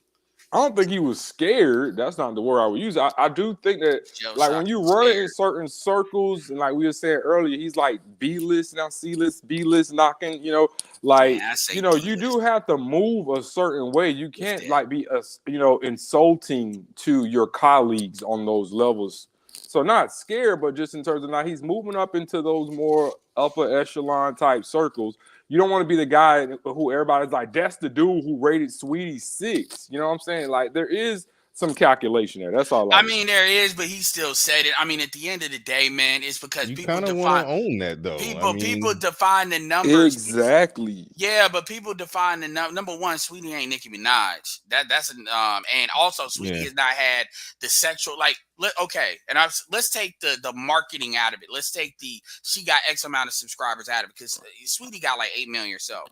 I'm gonna ask you a question. So y'all talked about Nicki Minaj at her height. Who do you think, like right now, like looks wise, who you think? And I get it, because it's like your preference versus the sex symbol aspect of it. Sweetie is still somebody knocking at the door. Nicki Minaj held control for the most part of the female rap game, part of it because corporations. She was the number, just like Cardi B, the number 1 pick right now. Other than we'll say Megan's like the number 2 or 3 pick. But you get what I'm saying? She was like a sex symbol, and these are women didn't fight against that. Like, I'm talking about in the rap game. Beyonce's more pop. So Sweetie doesn't have that same impact at all. Sweetie is, at the end of the day, like that FTN chick, that chick that Lita Turner doing videos on, she's taking the same path that Sweetie took. A chick that, even though Sweetie didn't do the OnlyFans chick, she's taking social media and trying to make a rap career out of it, because everybody wants to try to do that because Cardi got lucky. Cardi got lucky. That's what that was. And Cardi had more of a personality than the rest of them do. Sweetie has a personality too, which is why she has the followers she has. But my point is, Sweetie at the end of the day does not have the same kind of impact on men that even at us, you account for age, that Nicki Minaj did. She just doesn't. She just doesn't. And right, no, I don't mean like before he said it. I'm talking about after the kind of blowback. yeah, And like not when from he women, to be adjusted it. honest. When he Yeah. adjusted it, I mean, at the end of the day, he adjusted it. He did, but it don't really matter. Dudes that think she's, because it was a lot of, to be fair, and I'm not arguing with you to say you're wrong. I'm just like adding myself onto it. It's Right. But I remember because I don't pay attention to what these bitches say half the damn time. I don't be listening to them. It's the dudes that I be listening to. I can tell you there was a lot of dudes in this space, not the adjacent in the male niche space. There was a lot of dudes in this space that was like, no, man, he capping, yo. Are you serious? And that's when I came in and said, you do realize she's built right. You do realize Saweetie, because what it is, it's that Blasian thing that these dudes like. She's built. If you look at her before all of that, you wouldn't, you'd be like, oh, she light skinned, but other than that, you wouldn't be like really, you know what I'm saying? And so people be giving Sweetie like all these props. I'm like, at the end of the day, I give a little bit more props to people that got talent. You know, Nicki Minaj had to kind of get it in the mud, and she kind of got one before she got to work. People forget that, you know, even though it was kind of like close, but it's not the same kind of sex symbol impact. Sweetie does not have that same impact. She just doesn't. Now, Chloe Bailey has a capability of doing it, but the problem is Chloe Bailey wants to follow the crowd. Chloe Bailey doesn't want to create her own brand of sexuality, which is interesting given, you know, she's bringing dreads back. That's when I look at Chloe Bailey and I say, okay, if you want to go this route and then Beyonce and Jay-Z is kind of technically over you, Beyonce created her own brand of sexuality, you know, her own style where it was sexual, but there's still a classiness to it where you gave it a pass. You don't think of Beyonce and think of ratchet. I'm gonna go ahead and say J-Lo started that, but I'll fall back. Well, Beyonce will do a ratchet ass dance, but people will still people will talk about it like it's classy, like that. I mean, that's just basic ratchet. And ratchet J-Lo girl is twerking. different. J-Lo, I get what you're saying, because I remember when you look. Okay, and I'll say it this way: look, Beyonce's first music video, I'm talking about on her own, came out. It was "Crazy in Love" in 2005. I remember because I was a senior, and then I also remember J-Lo's, because that first album, because it was Waiting for Tonight was on there, because that was around the turn of the millennium, and it was If You Had My Love. So if you look at their sexuality, it's different. J-Lo went into dancing. I'm not, obviously she could dance because she danced for Janet Jackson. But if you look at them first couple of albums, them things was not, that was not dancing. That was more like what Carrie Hilson was doing. Then as that became more popular with Beyonce, then she switched into it. And obviously she has that background so she could do that. But she wasn't doing, she was doing more R&B, hitting Latin music at those first couple of albums. I remember. Yeah, she wasn't doing, I mean. And Beyonce. I agree. Yeah, so, and I'm not, so I this get is, it. For the record, this is a 20-year-old Beyonce, because this was in 2002, and I know she was born in 82, the same year as me, so this would have put her at 20 years old. And yes, when we was having to talk, what was prime Beyonce, y'all probably can't see it zoomed in, but just look, she's definitely at least a 9 fully in her prime. If you talk about prime, that's fine. And you know, I'm not right about everything. And then you look at, but Kelly Rowland in her Hoop prime. Jargon. Shout out to Hoop Jargon real quick. Hold on. I just clicked on that and then lost it. Oh, there you go. I got it back. Hoop Jargon in the building. He says the late Patrice O'Neal had a rating scale of 30 instead of 10. It was brilliant. It actually was. Me and Kuda did a collab on that a long time ago, and we didn't even get the scale right. We had it all wrong. It was confusing, but now that I understand what it is, it is a brilliant way of rating, the way that he did that. Look that up, it was the best way to do it. It got rid of that whole little murky, confused area everybody get in when they start dealing with 6 and 7, because 6 seemed too close to 5, and 5 is average. 5 is on a report card scale. well, I mean, it's not on a report card scale, but a 5, that sounds like 50%. That sounds like failing, you know, on a if you grade in a paper and you got half wrong, you see what I'm saying? you failed the test. So don't nobody want to say they're 5. Or if it's average, it put you too close to average, but then a 7 jump you way up. And this it was a way he had a good way of, you know, categorically just breaking down and explaining it. So yeah, shout out to Patrice O'Neal, the way he But Kelly worked that. Rowland, but people underestimate. Yeah, and honestly, a lot of Latoya Luckett was up there too. I mean, it wasn't Beyonce up there, but that first, you know, Destiny Child's group. But shout out to Kelly Rowland because, yeah, and Kelly Rowland even now, like if you talk about without makeup, without nothing, Kelly Rowland's better than Beyonce. Like without Oh nothing yeah. out the bed, because I've seen it. And I mean, and obviously they're both attractive, but dude, women, don't even get me started. I just uploaded earlier this morning my final thing of that Steph Co shit. We're talking about the death of the high value man and Yeah, her that was wishful goofy. thinking. Yeah, oh yeah, I had fun with it. And for this video to pop off like right after that, it's fun. Go ahead, man. Ain't we supposed to be building, Bernard? Why are we up here talking about chicks? Oh no, I knew it. I already explained that yesterday when they tried to hit us with that. You look, the real work goes on behind the scenes. Exactly. This is what we built the platform, you know, having conversations about women. On the back end, we do get things done, so cut it out. What kills me about that is there's certain things. See, and this is a problem with fucking pro. I'm gonna say it like this. And even though I do consider myself pro-black, I'm an economic pro-black. So meaning the money, because that's what actually does the quote unquote building. Niggas want to act like you ain't doing free labor on some Habitat for Humanity shit. You can get the fuck out of here. But the thing about it is, this is why they never go that far, because they too busy looking like wanting to look in front like they doing shit to women rather than actually doing it. So when you sit here and come, like, that's how you know you have nothing to say. When you always want to talk about, oh, well, ain't we supposed to be building? You mean talking about building versus actually doing it. Right. That's what it sounds like you want to do. Yeah.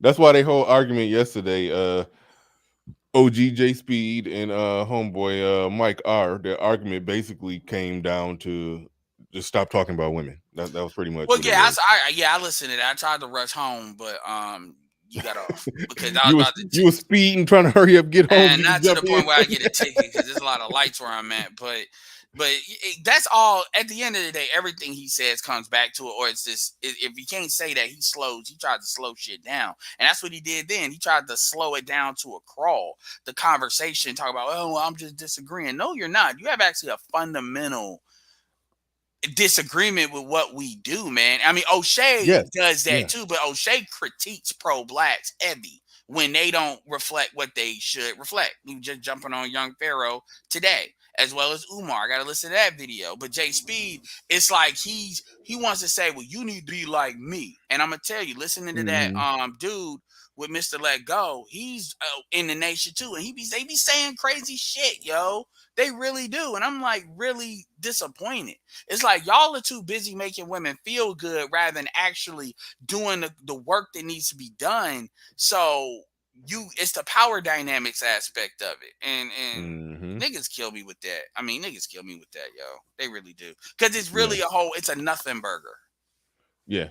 No, it truly is. And see, I'm divided on that because look, I like when people come up that disagree.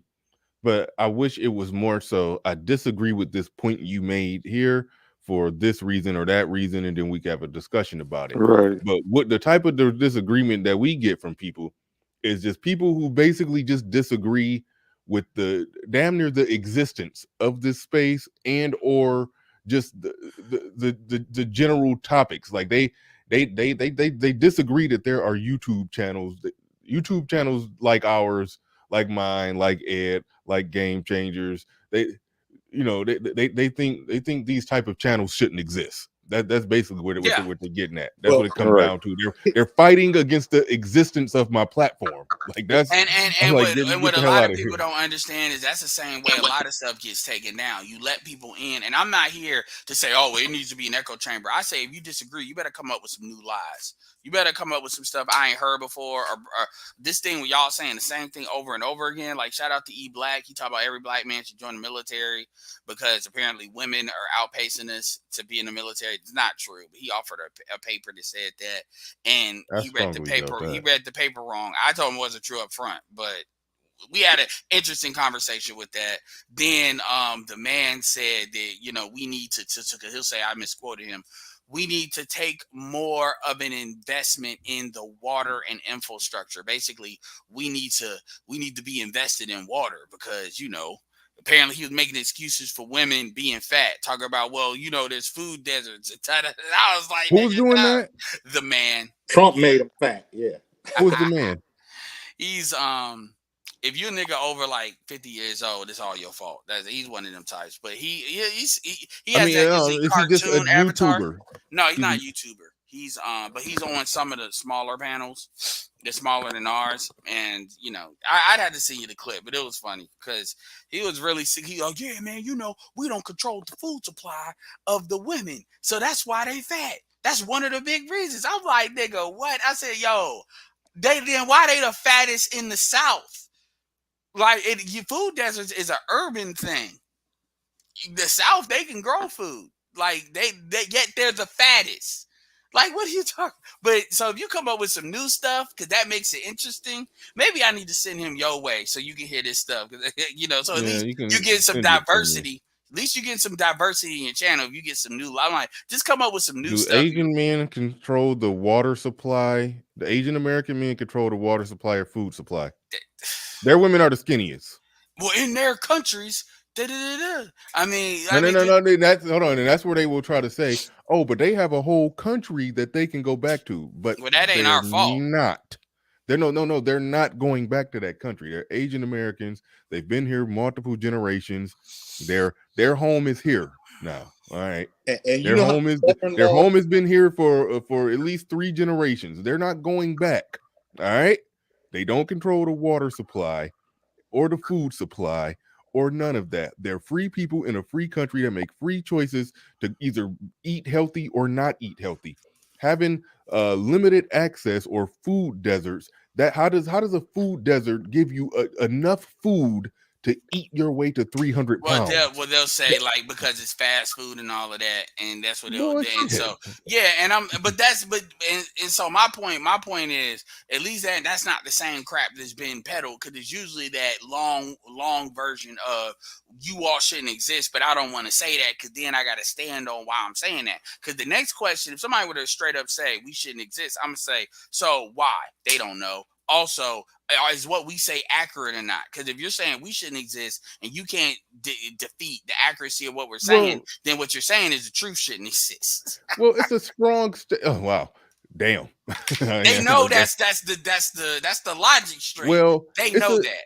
It's a strong statement to say that they're basically saying we shouldn't exist, but what they're if somebody has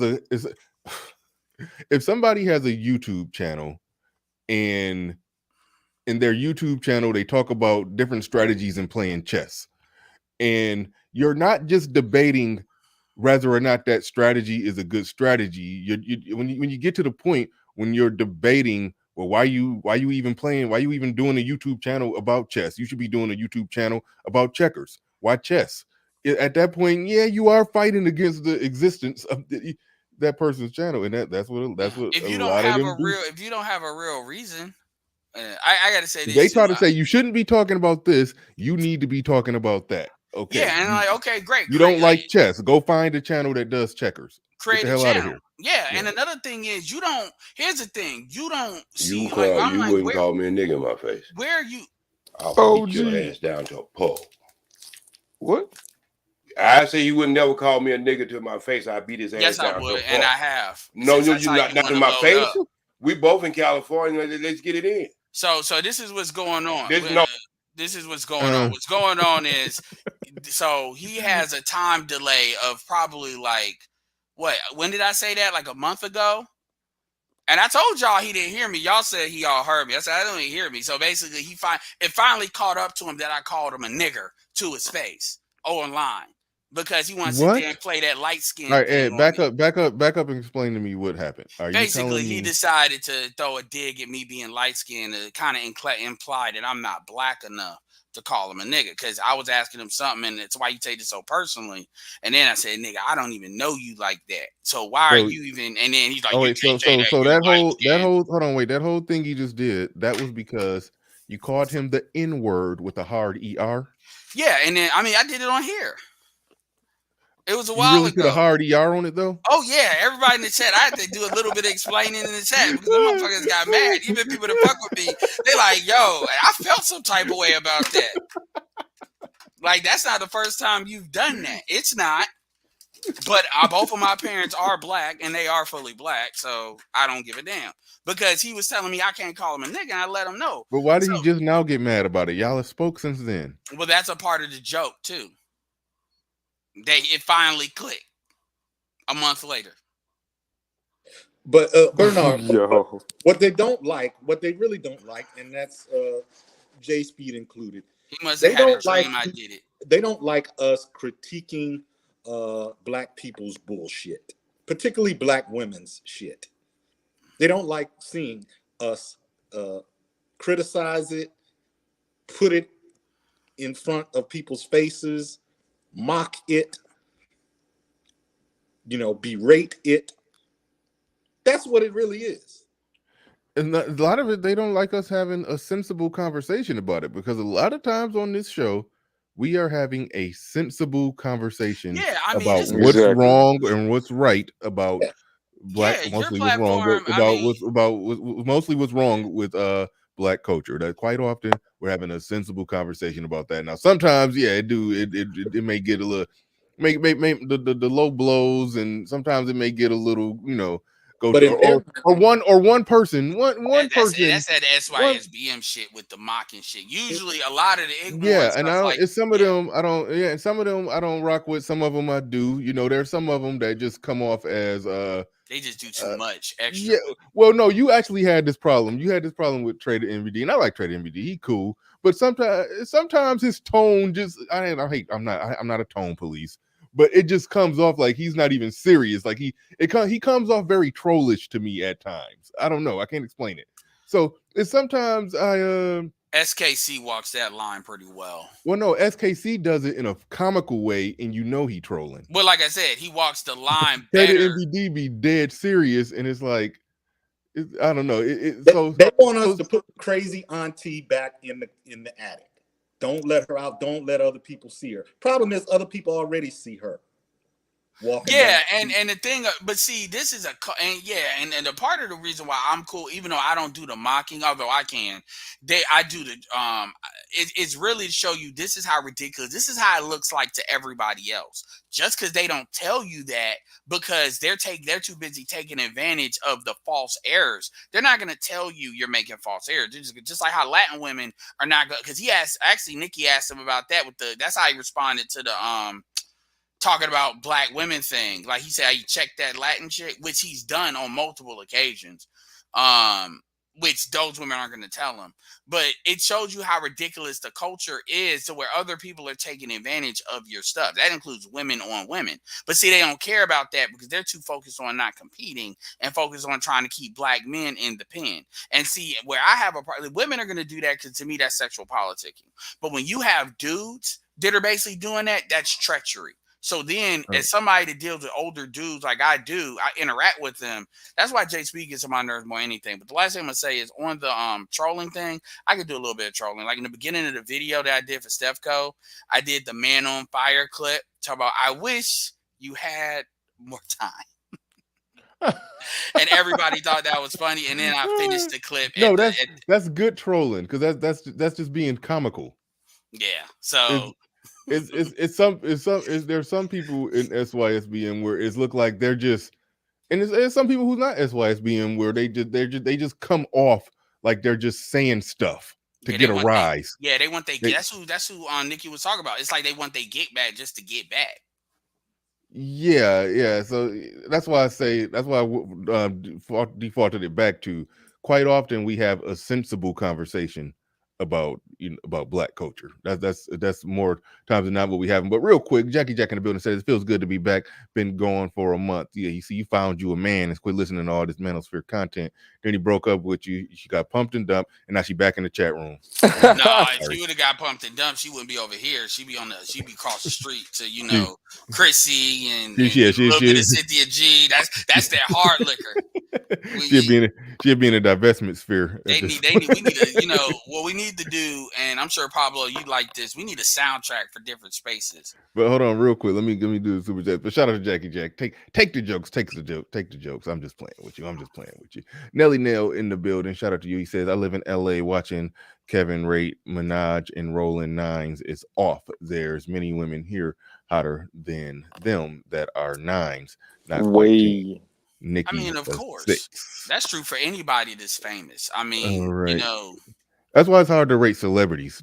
But anyway, because I mean, look, you will see a not regular chick, but a fine chick who ain't famous, who got a regular life, but other than just her exploiting being fine, but she just a regular fine chick. I mean, let's go on Instagram.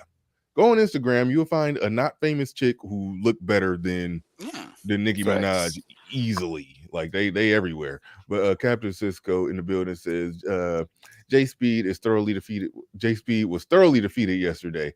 I wish Edward got a piece of him. He lost the debate, then somebody paid him to get off. All right. Oh, they did? I didn't get there when that happened. He got last minute. He got paid to get off. Listen, J Speed, I dropped you down because if you just gonna come up and the first thing come out of your mouth, just mid conversation, you just came up and was like, "Call me a nigga to my face." Like, I was like, "What happened?" I thought he was having. I thought he was. No. You ain't got to drop off. But I thought he was having I thought it was a hot mic conversation that he was having with somebody in real life. No, I thought that's what was going on. I was like, oh shoot, we caught it. No, he be taking that shit too seriously. And my thing is, like, it's funny how people are the main people to tell you what you need to be doing, but they the main ones slowing shit down. Like, I'm like, for real, that's the biggest issue I have. It's like he takes shit personally. And I'm talking about before that, because the reality is you started that shit. All right. So you say I had a hot mic. Now, what you think, Bernard? I don't know what kind of men you ever hung around in your life, but when a man say something personal to you, did he know you dislike? I don't know what you usually do in your life, but I fought for 20 years in my life in the ring, and I pretty much ain't never had too many fights outside the ring. But I tell you what, see, this is what's wrong with a lot of this black YouTube stuff. Y'all say all this stuff, but you won't say it in people's face. And that's the problem. You get to be a wizard. You get to be a wizard over the computer. But when you have to man up and be in a man's face, this little short should be suing the city for making the sidewalk too close to his ass. He looked like that damn thing on the goddamn on the damn Planet of the Apes. Look at his picture. He looked like something on Planet of the Apes, but a light skin. So you're calling me a monkey now, a light skin monkey. Look at your picture, bro. Look how big your mouth is at the bottom. J Speed, that's mighty white of you calling a this black is man the pro-black. Well, I'm just saying, once you call me the N-word, I can call you anything, man. Well, you don't want to take that personally. But look at his picture. Now, I'm not lying. Look at his picture. And then go back there, and what was that one, that head star of the Planet of the Apes? What is his name? Cletus or whatever the hell he was named. You know what I'm talking about. He looked just like him. Caesar. He looked just like him. And Pablo, you with your Stevie Wonder ass glasses on. You call me and you used to be friends. But I don't take you serious, Pablo, because you're an old ass man on the damn internet. Talking all hey, yo, put my some picture, max my picture out too. So I don't take you serious, Pablo.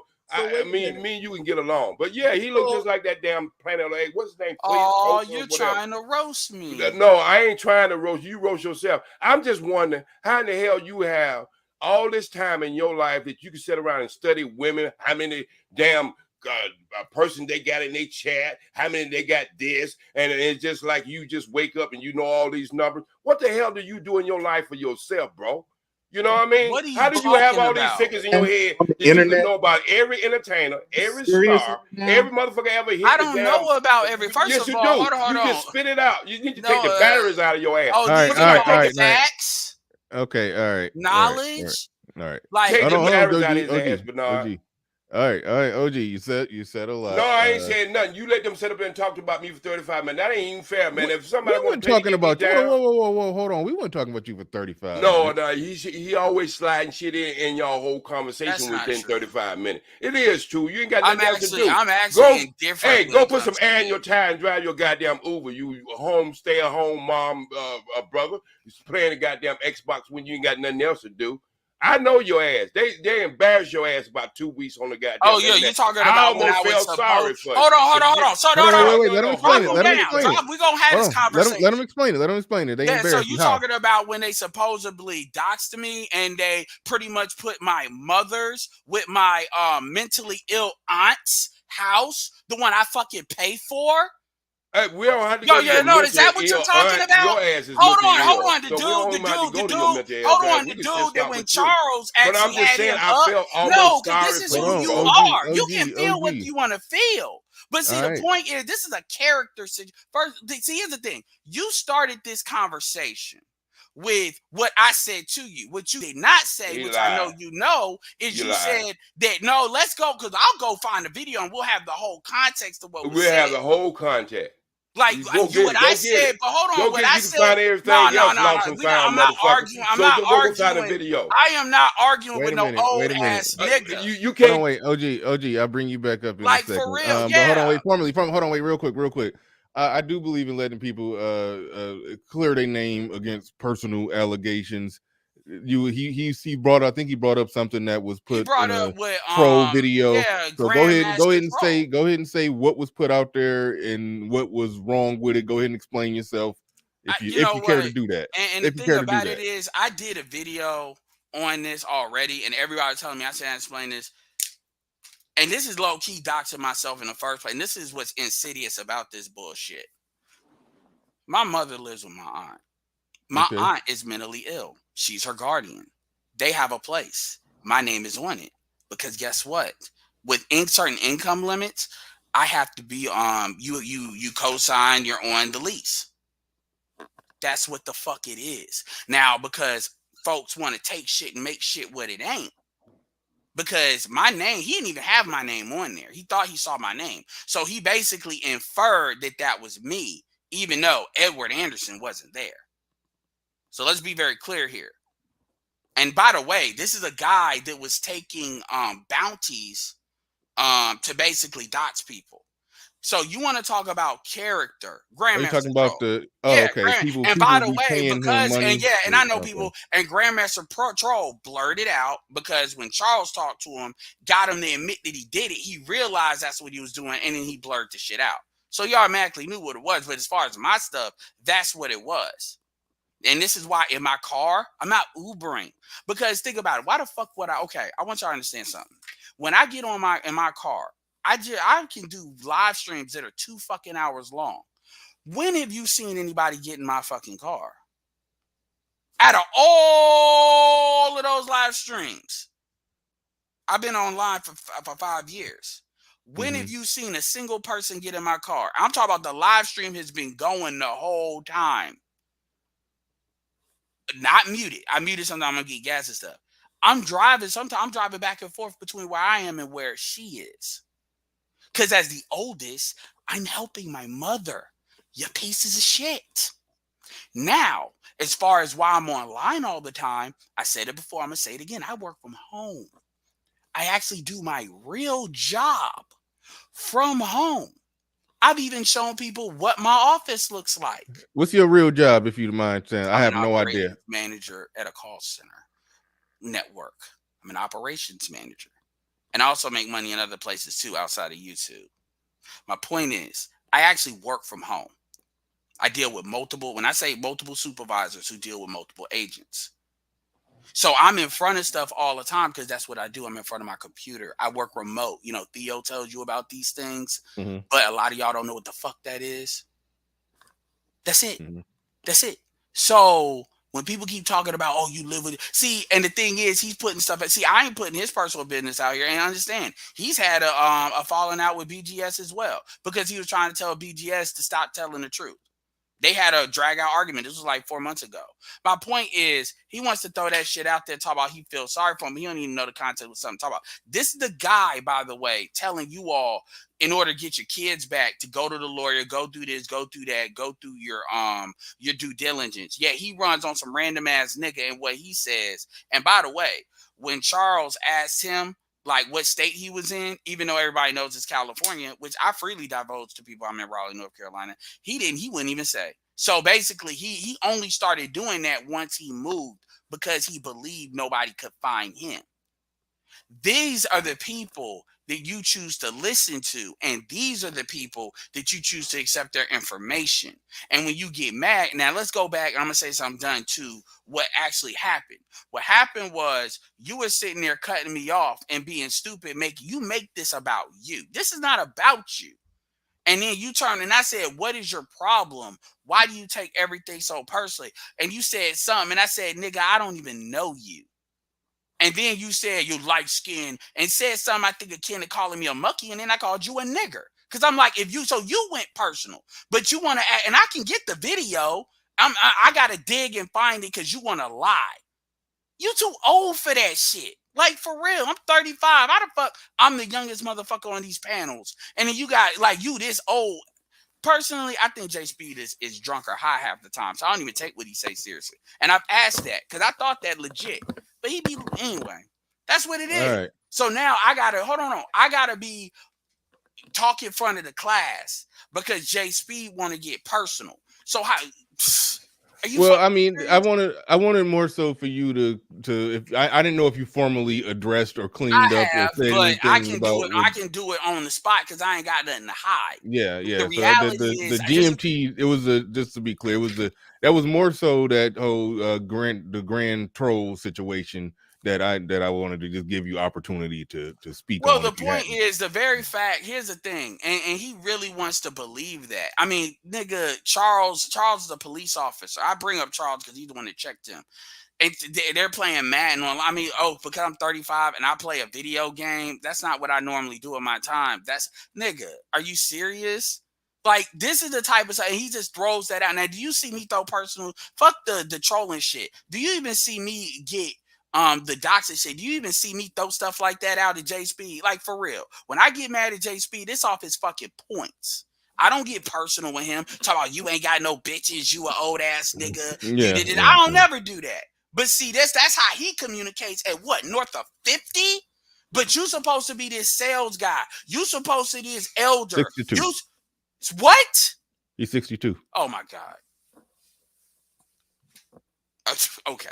Anyway, and he just called me an old nigga on the internet. See, like, he can dish it, but he don't. He basically BGS. Yeah. I mean, I'm not gonna make it about him, but my overall. Go ahead, say your super chats. Well, no. I mean, you can go ahead and finish up, then I'll get to the super chats. My problem is J Speed is not taken seriously because he doesn't present himself as a serious person, and really, it's very disappointing. And if you want to get personal, it's embarrassing. That's why I don't like being up when you're up. You're embarrassing. That's the truth. And I actually don't like the bounty shit because I think it's real disrespectful. But honestly, you embarrass yourself. I know, fucking you, Bernard, don't like to do that shit. But it's like you become you chose that shit. Nobody made you like that. You chose that shit. Yeah, and then you chose to be the villain. At me. It ain't about being the fucking villain because you can be a villain and be serious. He's not serious. I think he do be serious sometimes. No, I mean, like, most of the time. His arguments are not serious. Put it like this. Me and him talked in the back chat one time, and I'll divulge. It's not no big thing. Like I'm not exposing anything, but it was after me and him got into one of our epic back and forths. Then we had went to the back chat. And he was like, "Hey, sometimes that can be good. You got somebody on the show that the audience hate. It's sort of like the the Howard like Stern Kay. type of thing. Yeah, exactly. Kay is the best example. She's not Okay. serious either. Yeah, and I was like, yeah, and I get that, and I'm with that. I'll have somebody on, the audience hate him, we go back and forth, and if he makes solid points that I'll pick apart, and he'll try to pick me apart, and we go at it, that could be good entertainment. So he's acknowledged that he's the heel of the show. That's like cool, but the he don't objectionable, the contemptible person that that's cool, but he don't stick to the points though. It's like he wants to be this Uncle Ruckus character, but the pro-blooded. I'm the inverse of that. Like for real, it's not it's almost like what points do really Uncle Ruckus makes a couple of points, but what really usually he's throwing insults to the ad hominems and shit, and that's what he's doing in the inverse to us. I don't have a problem if you got a point. I don't have an issue, but he slows the conversation down to a screeching halt. And so, and the personal shit's got to stop with him. I fuck the doxing shit. Even before that, he's always trying to be perfect. Look at what he did with Pablo. Remember how Pablo, how you handled that? The last nigga, remember that other nigga not trusted you to deal with it? And then you showed your Facebook and told him to show his, and you became you went from not having, he didn't have a problem with you to you an old ass nigga too. Pablo remembers. Yeah, because I trusted Pablo. You know how hard it is for me to shut the fuck up. And I said in my head, I'm trusting you to deal with this nigga, and he did. All right, Trady in the middle on $10 super chat. He says Lizzo lose 200 pounds. She will be a solid 7. Real talk. It'll be a lot of hanging loose skin. Wait, we'll see if it ever happens. That'd be a lot of loose skin. I mean, I don't know if you ever been with a chick that lost a lot of weight like that and had that loose hanging skin. That's worse. Yeah, they had surgery for that to happen. Yeah. She hadn't had the surgery. You look like you're remembering something. I put it like I'd rather fucked her fat. That damn skin. we about to go through a time jump in the episode, but for real, man. But Al Boogie. See, Bernard, I knew you were Chubby Chaser. I knew it. No, she had lost the weight. She had lost the weight when I met her. She told me she lost 200 pounds. I was like, wow. But she looked okay. She looked solid. She looked good, but something looked weird about it, and I couldn't tell. She looked good with clothes on, is what you. Yeah, really exactly. She looked good with clothes on, but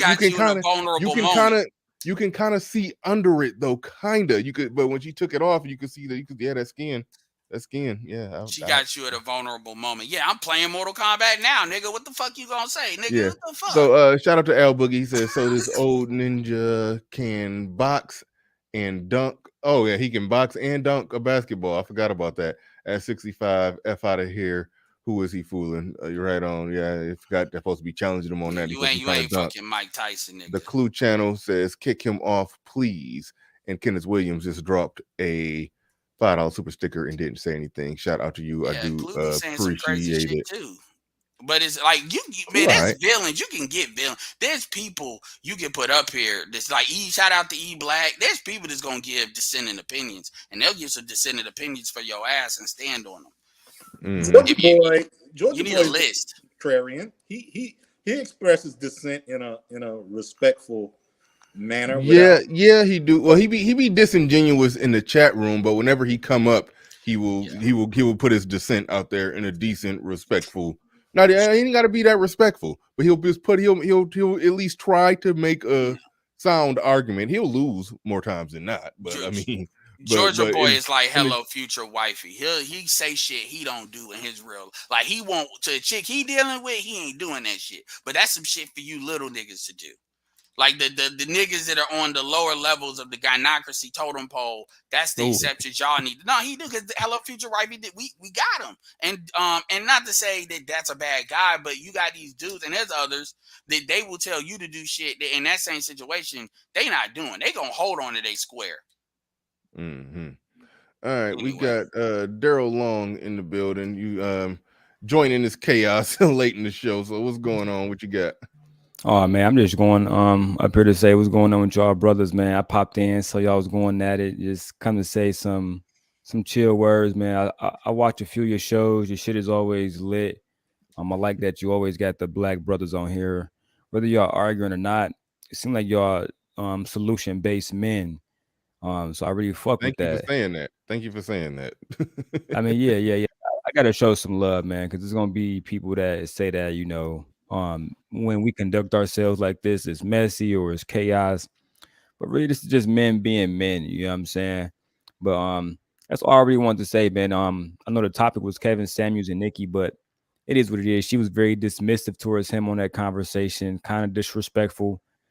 She was, using the patois, slang words, et cetera, et cetera. If you know any Jamaican people, she was saying like the blood clot and the pussy wool and stuff like that at the end of the stream. But yeah, I know what that was about. When she started saying some Jamaican stuff. Yeah. It sounded like she was like being subliminally disrespectful, but it is what it is. If it's not directed, it's not respected. That's all I wanted to say, man. Ain't about to take up too much time on your stream, bro. I appreciate everything you're doing out here, brother. Hold on, real quick before you go. What's going since on? you're here, because that's your channel, Uncut with Daryl Long. Yes, sir. Okay, and I'm looking at the first video that you get. Well, I think the one that you got highlighted. The Anton video. It says Anton Daniels threatened my life. I just hold on, wait. I just responded with the same energy. R.I.P. Right. I don't know why that says that. Then you. Oh, I don't know what that. Who you R.I.P. Anyway, what the hell is all that about? Well, you know what, bro. Look. I mean, you have a disagreement, right? I wouldn't go on my page and say, I know where Bernard lives at. I know where his family live at. A whole bunch of goofy shit because some men take that serious. Yeah, that's what he like Jay Speed. Go ahead. Hold on, wait. Did he literally say that? Yeah, that's a threat. Yeah, that's a snippet of the full video. I still got the whole video. Just sound like some shit Anton would say if he mad. Go ahead. I posted it. I mean, when I posted it, he copyrighted the video, so that's why I posted that small clip. You know what I'm saying? That's the clip I'm looking at. Hold on. Yeah. Hold on. Wait, yo, I got a trick for you, man. I shouldn't even give this away, but I'm going to. I just figured it out. Yes, you can, if you want somebody, let's say if you want your people to find something, but you don't necessarily just for like evidence, this is what you can do. Put it, upload it, unlist it, but put it in a playlist and make the playlist public. That way people can still get it on your channel. So they just got to know to go to playlist, and then you name the playlist whatever you want to name it. Most of the time, if people looking for some shit, they can't find it that way. I just figured out that you could do that because I'm taking a lot of my videos on my channel where I'm having my car rants, and then I want my uploads to be seen. So that way the people that really like my car rants, they can find it because I'm a categorize them in playlists, but you can unlist it and do that because I've checked it in incognito, so it works.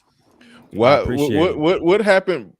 Why did he say he know where you live? What happened? He put out some statements saying that what was y'all beef? What was y'all original beef about? Was the original problem? What was that about? The original beef started. I saw a reaction that he did with Courtney or whatever, and they was talking about black people was trash, black culture was trash. The specific words that I was upset about was the Black Panthers were nothing more but men who just got in rooms and did nothing. Because I'm real versed in, like, let's say the Chicago, Illinois chapter. Fred Hampton died at 22 years old or 21 years old, feeding 3,000 kids per day, no government stipends, no government loans, et cetera, et cetera, et cetera. Okay. He formed that Rainbow Coalition, et cetera, et cetera, et cetera. Doing a lot of good shit out there, but to not acknowledge that and to say that black men were doing absolutely nothing and Pookie and Ray bullshit, bro, it's a whole bunch of goofy shit. I addressed that to him directly via DMs. I came on his show. I said, look, dog, I noticed you say a whole bunch of goofy shit, but I got to slow down because I was going to come at you disrespectfully. But now we can have a conversation. He returned by saying, you know what, I'm going to come on your show. Never really did that, right? The next thing I know, because my YouTube was on my TVs. So my girl, she get on the call and she called me like, I think this nigga online talking about you. I'm like, what you talking about? He said, blah, blah, blah, blah, blah. He know where we live at.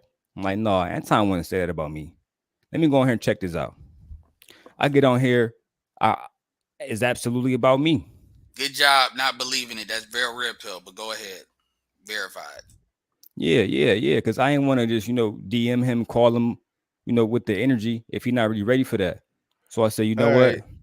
All right. They say you were beefing with El Wapo. El Wapo wouldn't wouldn't hurt a mosquito after a mosquito could bite El Guapo, and he'll just flick it off. He won't even smack it. To be fair, I fuck with El Guapo heavy, but El Guapo will say some shit if he thinks he's morally justified. Because that's happened. I've seen that. I'll speak on that too. Shout out to Conversations with King Hormiku. We was on King channel. It was King ideas to even do the show. I never really saw the thing with Guapo girl crying on the internet or whatever. King did, but during the show that everybody said that, you know, everybody said something smart about the whole situation. I said that Guapo was unattractive and I'd probably take his girl. He came the next day, right? Oh, you was that dude? Yeah. I remember hearing about you. He came in the next day saying, you know, I was in the military, so I got bodies and all this goofy shit. I'm from Baltimore, so I guess he like Omar Little with some shit. You know, I was just like, look, dog. And then at the end, he was, you know, he hit me up. I want to have drinks. I don't do none of that goofy shit. Like, you know, we on one side or we on the other. Yeah, most spaces. You was on a panel with this man after he had talked about a situation that I personally say he should not have put on the internet. Yeah, that's all I was saying too. It's gonna come back to that. That's gonna always come back to bite him in the ass. Yeah. But I think him and his woman, they stayed together after that. So a year later, when he announced their proposal or engagement, or no, I think they already engaged. When he announced their wedding, somebody gonna pull out the clip. So I mean, that was a bad move. I mean, in my opinion, even though it was a lot of good stuff. I mean, listen, I almost did some follow-up content on it, but I didn't think the audience was I didn't think my chat room was stable enough to have a serious discussion about it. Yeah, they would have just been clowning him, and I didn't want to do that to him because he's a good brother. He came on my show before. I definitely got a lot of respect for him. Shout out to Guapo. But overall, so with that said, y'all ended up on a panel on somebody else's channel, and you just hopped on there unprompted and just basically said, "You ugly, and I'll take your girl." Right after he announced that him and his girl was in a little that's not what happened. That's not what happened. I was doing a show regularly with King. I had been on there regularly since the first episode, right? Regularly, and so then King hopped on. Okay. King sent me a link saying we're gonna talk about what happened on Guapo page. I said, cool, let's talk about it. Once he described the situation, I gave my opinion on it, like everybody else did. But I believe he really single-handedly. I think he came at me that day because Lapeef was down. I was like a known anti-adversary. It sounded like you came at him first, though. Only thing I said is I'll take your girl. If you comfortable, but you said that in the context of that whole because you got when you everybody make a video said that like you got to that, be comfortable. Do that. Yeah, you got to be comfortable in your masculinity, bro. And you 56 almost. He's 56, almost about to be 60. So little stuff like that. Wait a minute. He shouldn't have did it. But I think any objective person can agree that if you started it out, if you kicked down the door, I mean, okay, I'm not even gonna say kick down the door. Everybody was invited into the room. Y'all sat down at the table, and you looked across the table and said, "Nigga, I take your girl." No, this is the video before that. He came in responding. He came in responding to our video beforehand. We had a video like 3 days before that. And then he came in and was like, let's have a conversation about that stuff you said on that video. I was what did you say on that video? On the video? I said, I'll probably take his girl. I said, somebody like that, I would take his girl. Somebody who would cry over a girl on the internet like that, I'll probably take his girl. I wasn't even talking about LaBea. Right directly.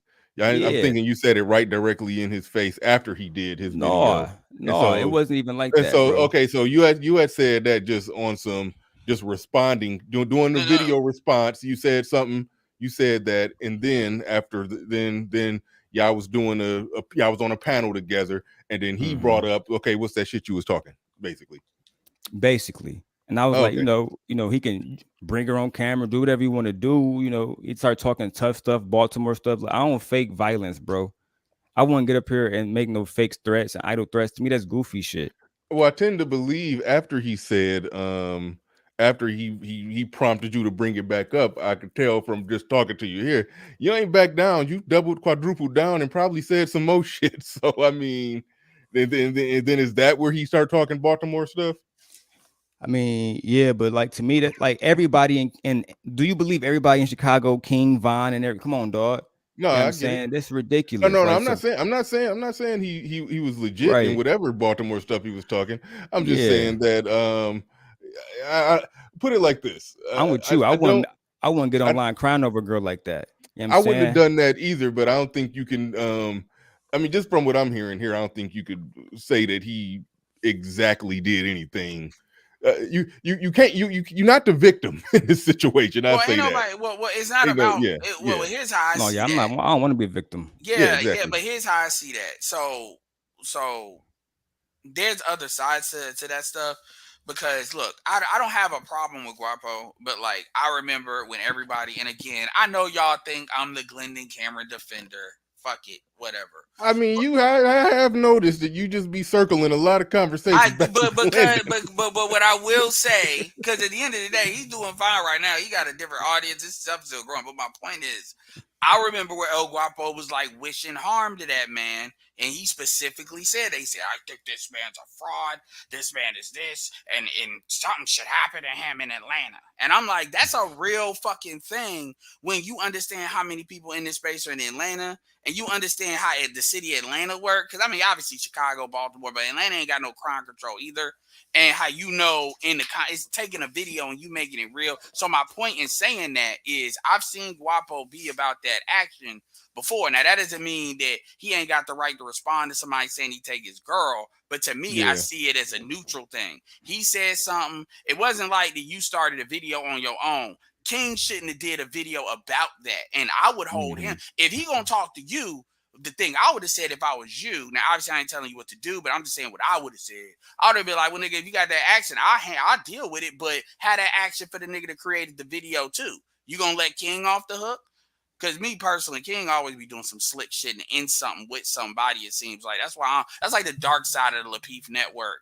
And so I gotta stay away from that shit because there's always some shit running around on that. Because I've heard him be called the robe wearing, by Glendon too. I get tired of that. I stopped listening to Glendon for a little bit because I just got tired of all that bullshit. So it's like like the other side you don't see. But go ahead. Bro, that's what Jen did. You know what I'm saying? Shout out to Osmosis Reacts. But when Jen came towards the end, she was like, it's apparent. Like, bro, I went off camera. I'm smoking the blunt and everything. Dude's still talking about me. Dude saying, don't nobody watch your channel. Nobody know about you. If I go in spaces I've never been before and people talk about me, they know about me. They, you know what I'm saying? They reference in my videos. He was on the call on that video talking to Colette saying, nobody knows this dude. 5 seconds later, literally referencing my content. Look, I'm not in competition with nobody but myself. The thing about Guapo is like my man's above me said, everybody was saying it, King, everybody. You came at me because for one, I look better than you and you felt some type of way. At the end of the day, it's like nobody can come on here and say, I take Daryl girl and I'm gonna start attacking you because I wake up and I do certain stuff in my life to make sure I'm straight. So I feel so good that no simple words is going to bother me. You got to take action. I got to see something from you. So, as far as like throwing it on King, I wasn't going to do that either. Hey, he said this too. No, bro, you got something to say to me. Say what you got to say. I didn't say that, but what No. I got your point, brother. I got your point. But hold on, real quick. Shout out to the Clue channel. Shout out. Whoa. Time out. All right, this conversation is when it's expiration point. But hold on. But the Clue channel in the building. He says this started because he wanted to save Black women from criticism from Anton and Amira. All right. Okay, listen. I don't need to get down. I mean, we got to go down that path. Yeah, I mean, no, you hopped up on my panel. When somebody hop up on my panel, I don't know who they are. I'll just type their name in, and then I saw the stuff with Anton, and then somebody said you in the chat you had something going with El Guapo. So that I just did some on the air due diligence because before I start letting somebody come up regularly, that beef is over with. I'm done with that stuff, man. I don't want to, I gotta. This was some on the air due diligence that I probably would have did off the air in the event that somebody was coming up semi regularly. I got to know who the hell I'm talking to, so I just did it on the air. But all right, yeah, Katie, this was a background check. This was a background check. I don't know fully. I don't know fully what to make of all of it, but all right. I mean, these are all right. Thanks for coming up, bro. I appreciate it, Bernard. Peace. Yep. All right. Yeah, and I mean, I'm gonna check his channel out, see what he's saying. I can listen to shit 2 times playback speed. So, But yeah, and that Amira thing, I understand why people might, especially him talking about the Black Panthers like that, why people would have took that a certain way. Because as soon as I saw Amira's channel, her channel is very conservative, and Anton keeps that on the low. He lets it come out in certain situations. You know, I can see why people would be offended by that. I definitely can see that. But also, it is what it is. But yeah, that's a side I've seen that side, and it's like I said, I don't like being in beefs, and it ain't because I can't stand on nothing, but it's that honestly that's the waste of my time. Yeah. And Well, people see me, I'm skeptical of anybody if their biggest if they have a smaller channel. He got like 500 subs. I'm skeptical of anybody who in this space got 500 subs and their biggest claim to fame is beefing with bigger content creators. Like I'm always going to be skeptical of that. But y'all know how I am. I give people they say. I'll let somebody explain themselves and we'll go from there. But I never heard of them until today. I just remember it was somebody who was, you know, from my vantage point, I remember somebody being disrespectful to El Wapo after that video and saying something, I take your girl, or you this, you that, or you ugly, or blah, blah, blah. I remember that was happening, and I never knew who it was. I just found out who it was today when he came up. But yeah, I'm always going to have that skepticism because I don't like that. I'm not saying that he did it purposefully or intentfully.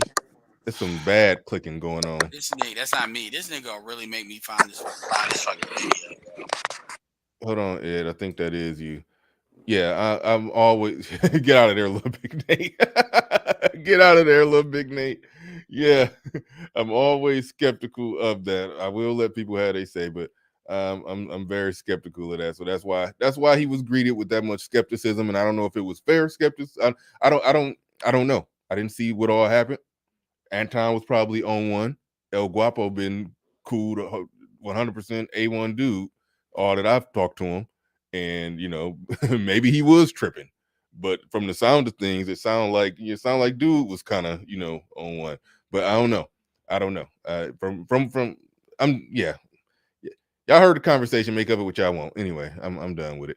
E-Black TV in the building says he will clip this and put it on his channel. You're welcome to do that. I mean, I think that's in bounds. I can't. It's preference. Yeah, hey Bernard, can I say something real quick? Yeah, and in respect, he said it was fair. He appreciated. Yeah, I mean, I won't say I G-checked you. No, I was just I was just asking questions. It was niggas be putting these names on it. Like no, like G-check. Yeah, I didn't think it was G-checking. It was just me asking questions. But all right, go ahead. Bernard. So a comment was made about driving Uber. Let me say this. Yeah, go ahead. We have to stop as Black men and Black people taking a shit on honest work. I drive Uber. I use it to travel around the world. You know, wait, explain that. Explain that. Somebody, I know what you mean by that, but somebody may not understand what you meant by you use Uber to travel around the world. So I have 3 streams of income. I have my 9-to-5 government job. I have an Airbnb property, and I drive Uber and Lyft. So the Uber and Lyft is my fun money to make all the working worthwhile, so that I can have enjoyment and not just work to be paying bills and saving for retirement. And that you have to have some fun in your life. And I know Ed has a full-time job, and it's ever since I've followed him on here, he either has had that or he was doing something else to earn money while he was working, doing whatever else it was he was doing. You understand what I'm saying? So what I'm saying is, my point is, Black people have to stop using work, honest work, as a put down. It's not a put down. I use it, and it helps me immensely. Thousands of dollars of income per year that I use taking people from here to there. Yeah, I was just about to say, the Uber workout for you. I mean, obviously you're doing it part time, but would you say it? It help you make just an extra, few $100 a Oh, week, easily. $500 a week, or It easily has gotten me somewhere near close to $10,000 extra dollars a year. Okay, good. So it's making you an extra $800 a month. You save Yes, up that $800 a month that you're making on the side, and that turn into your turn into your travel money, exactly. and your tricking money. Hello. Well, yeah. Well, the funny thing. Well, the funny thing Uh, is too, is you can make thousands of dollars of Uber if you know what you're doing. Now, this depends on the market you're in, the type of car you well, the use. people I did find that out. People that do it full time, they can make good money with it. But Yeah, like Pablo's explained, it's a good part time income that you that's can put another off to the thing too. side. Yep. Yeah, And I know. So the point, yeah. I mean, and it's funny because the thing about us as a people is when we get mad, who you are is when you mad. And y'all have seen me get animated and know what I do. But when people are mad, they anything. The rule character don't mean shit when you mad. That's bad. And the women are like that, and then the dudes are too many black men are like that. And then they'll say anything's inbound because what they're trying to do is destroy you. And I don't have the intention. One thing that anybody can hold me accountable to right now, hold on, I wait, have time out, never. time out, time out, time out, time out. Just to be sure, are you talking about Pablo? Pablo said about 10K a Said year. No, yeah, I said for the year. The For the year. year on the side, doing it part time. yeah. Got a day job, government job, but on the side, he rake up extra few $100s a week, and yeah, a couple And hundred real dollars a week talk, you that can he make a used few to travel. $100s, and make no mistake, because Pablo, I know you can talk about when you do it, but like if you do the stuff on Friday, I just want to make it clear, you can make a few $100s in a Oh, 4 or 5 hour period if it's the right 4 or 5 hours. So if you're I've doing Yeah, like Friday, let's say you Pablo's age, you don't care about clubbing, Friday nights, you do that Friday from 10 to like 3. I've done $300 on a Friday night. I've done that's where 6, it's and at. don't even count, and don't even get started if you don't care about really the new year like that. So Or you do drive Uber. They was right. They got you, Ed. You just admitted with it. me, I drove Uber in 2015. Like everybody knows that because I was literally on BGS's Coliseum stuff while I was driving Uber. That's why I asked folks that was there. Look, everything you know about me is because I told you. That's Right. I'm short because I told you. I'm light skinned because I showed you. You know what? So that's what kills me. Like the people that'll sit there and try to call me out. I put out more information. I'm not even talking about JP at this point. I'm talking about anybody. I put out more information than y'all put out. Like I'm Yeah. pretty transparent. Y'all the ones y'all want to throw stones from your damn like supposed glass houses and stuff. But anyway, like I said, everybody knows I did Uber back then. I didn't hide it. In fact, I Mhm. had bitches on the like we were literally talking shit on the Coliseum, and people would be talking to some of the times because I would do that. And here's the funny thing. And I didn't do, and by the way, the majority of money I made in Uber was not driving Uber. The majority I made in Uber was an affiliate recruiting Uber drivers. And part of how I would recruit Mm. Uber drivers was for me to know how to do Uber so I could give them an incentive saying, hey, I'm going to teach you the ropes. I got this ebook, this, that. I got this Facebook group. And I made $1,000 doing that because I told you motherfuckers I'm an affiliate marketer.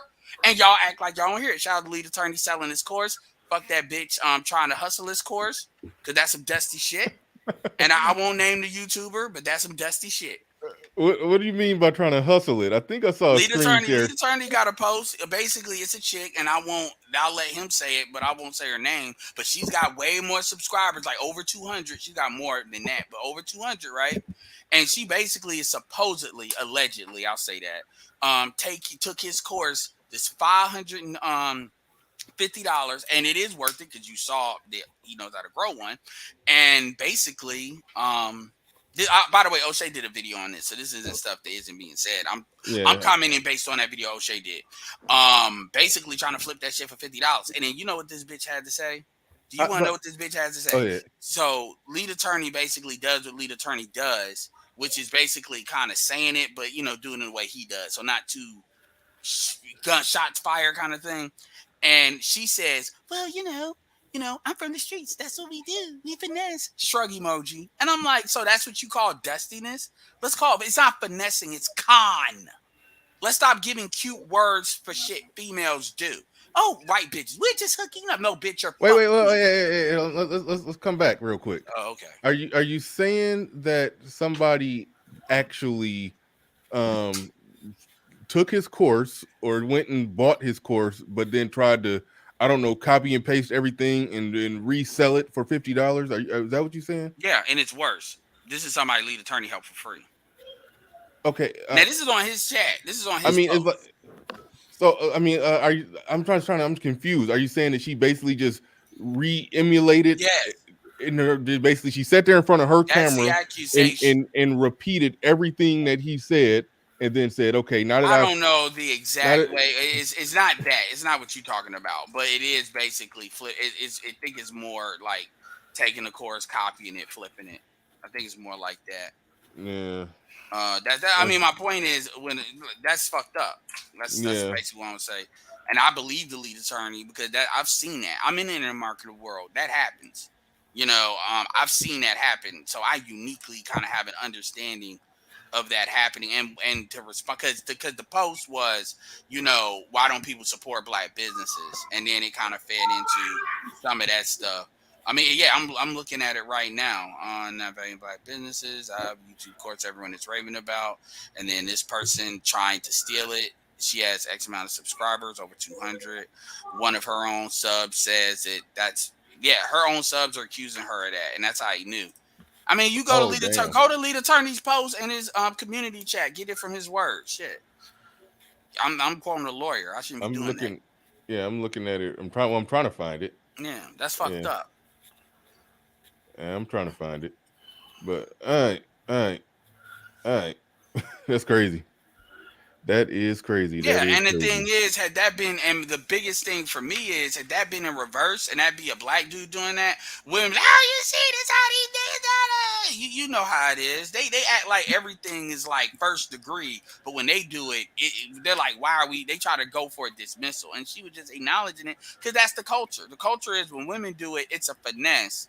When men do something, which I'm not saying they should, because Tariq had to deal with that a lot too. It's all these words that come from it. But my biggest point is I've never come on here trying to destroy nobody. And this idea that like people, like even when it comes to Jay Speed, and I'll hop off so he can basically say what he gonna say. But this idea, I don't know what the fuck he gets so mad at. Oh, how you know all these knowledge and facts? I actually read.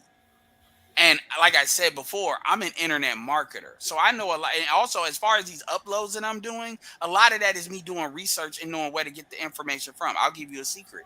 One of the big channels that I get a lot of information from is Impressive TV. There's another dude. There's a couple of dudes, too, that really knows the inside on a lot of stuff. That's not where I get all my information for. But to get context to certain things, because I don't be knowing all these celebrities like that, these new ones. I know Nicki Minaj because I grew up on that. But these people after like 2015, like the baby, little baby, young, I don't know these motherfuckers like I know who fucking ASAP Rocky was, except he's the person Trump let out. That's the dude Trump. But I said, oh, she had a baby with him, and then I found out, oh, his dad's from Barbados. She's from Barbados. Oh, I'm gonna do a video on that. This is research. The fuck? All right. Captain Cisco in the building. Hurricane Edward is the future. J Speed, your time has come, and now it's going. Actually, no, we about to go a whole different route because I'm about to de facto Christian Hutchinson. I'll bring you up in a second, but I'm about to flip this into an interview with the lead attorney. So this lead attorney down there, I'm about to drop you out real quick and make this a one-on-one interview, and I am going to clip it. So we got the lead attorney in the building. What's going on? Give me 1 second. My mic ain't all hooked up. Oh, your mic ain't all hooked up? Okay, cool. All right. Yeah, all right. I can hear you. Oh, that sounds good. My bad. I'm hopping on stream. You know I'm struggle streaming now. Yeah, man, it's all right. No big deal. You can struggle streamed your way to 150K subs. So that struggle streaming is definitely working out for you. Listen, but I need to be like you, man. I'm looking at your show today, the background and everything, the camera, the lens looking crispy. I mean, crispy in a good way. not that Tommy Sotomayor. I got to clear that up, right? Right in the photography world, crispy is it's a huge compliment. So yeah, I love the way that your lens is looking and your background and everything. You're killing it. Thank you. Appreciate it. Let's get to it. What happened? Somebody tried to steal your course. I understand it. It's so weird, and a lot of this, I totally agree with what Ed is saying about the whole double standard if a woman does something versus a man does something. But basically what happened was this lady asked me to come on her show and to talk about the Tasha K stuff. So I went on her show. I mentioned that I had a course. We were talking about it. We were talking about other things. We were talking about the Tasha K situation. I was, one of the things that I talk about in the course is, setting up a Patreon, because I've seen, what it can do for me and other people, right? And she's been on she's had a YouTube channel for 5 years and then started Patreon. So I was like, listen, like, to give you some game, start a Patreon. How is it that you got 275,000 subs? You've been on 5 years, you don't have a Patreon. So we're talking about stuff like that. And then things started to take a turn and started talking about relationships and stuff. So I left. And it was all good. And then I started getting screenshots on IG from some of my followers who were saying, yo, what is up with this? And I look at the screenshots and she's going back and forth with people talking about and again, I don't have it in front of me, but she was basically saying, hey, one lady said, hey, the course is really good. It's worth 10 times the amount. I can give it to you for free. And, I thought the lead would have given it to you. And then she's like, well, listen, I need that login. She was like, I'll pay $49.99 for it. And then so I sent her she wrote me on Instagram in the DM, and she was talking about something else. But then I responded to her. I was like, yeah, people are really weird. Ha ha ha. And I sent a screenshot of what the people sent me about her trying to get my course for $49.99 when the damn thing costs $5.50. And she's like, oh, well, I'm in these streets or something like that. I'm paraphrasing. I don't remember the exact quote, but I put the screenshot up there. So I'm like, okay, we're going to be ha-ha, he-heing about it. That's fine, right? So I did a post on my community tab, and if she wants to ha-ha, he-he, I can do the same thing. I can put little smiley emojis just like you. So that, everybody started saying, oh, well, she was just kidding. She was just kidding. Well, I'm just kidding too, right? Because I got the smiley emojis. But here's where I'm coming from. I don't know this lady, right? She came and asked me to get on her show. So I got on her show, shout out to E Black. E Black asked me to be on his show. I was on his show. It's not like, oh, you got to have a big subscriber base or something like that. She asked me, she got 260. E Black asked me, I don't know how many he has, 1,000 or something like that. Yeah, he like right at around 1,000, if I understand it right. He just getting started. Yeah, exactly, right. So I'm gonna hop on your stuff, man. It's all love. She's a Black woman doing her thing, talking about Tasha K stuff, and I was there at Tasha K, so the collaboration made sense. But then that's the only time I had been on her show. That's the only time when we've communicated, when she hit me up. Now, where I'm from, if me and you, Bernard, if we want to kid each other, we can do that. But, you and I have a kind of relationship where we've known each other for a while. We've done collaborations together, right? And even then, it's not like we know each other. So any of the jokes, there's going to be a limit to them, right? Right. And if I'm talking to you on the phone, or I'm about to do a collaboration with you, and we're on the back chat and I'm chatting, we're joking, that private joking might have one tenor, but if we're in public, I'm gonna clean that up for the respect that I have for you and our relationship. And people might take it wrong. I don't know this lady at all, who is a content creator, and she is joking about stealing my shit. So I feel a certain way about it, to be honest, because I don't know you for you to be. If you say you're joking, fine. You don't know me to be joking like that. When is it where you see two men get together, they've never met, and one man starts joking in front of 260,000 people about stealing the other man's shit? Like, that doesn't go on. And can you imagine that, Bernard? Like, some dude you just met 2 hours ago now is joking in public when you're not around, joking to other people about stealing your stuff.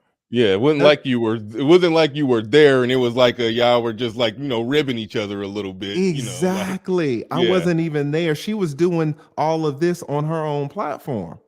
So I'm like, where is it that that they do this? So I call it out. Now, of course, But wait, a lot hold of on. people. I want wait real quick. I want to make sure I understand. Like, so did she have the course at the time that she was saying that, or no? I don't know. She was offering to buy a password to the course for $50 when the Okay. course is $550. So to me, you're stealing because I'm not even getting the $50, right? You're getting my course for free. How where would she get?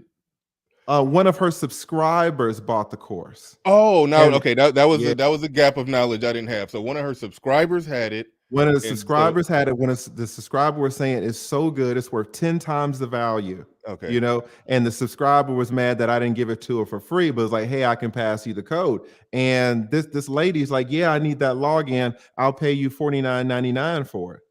And So then she's when I trying to called her buy it. out on it, she's Okay, like, go ahead. oh, well, I'm in these streets. And I'm like, lady, you don't know me to be joking like that in public about stealing my shit. Right? But because this old man-woman dynamic thing, you can't really call a woman out, right? But if you saw my post, I called it out.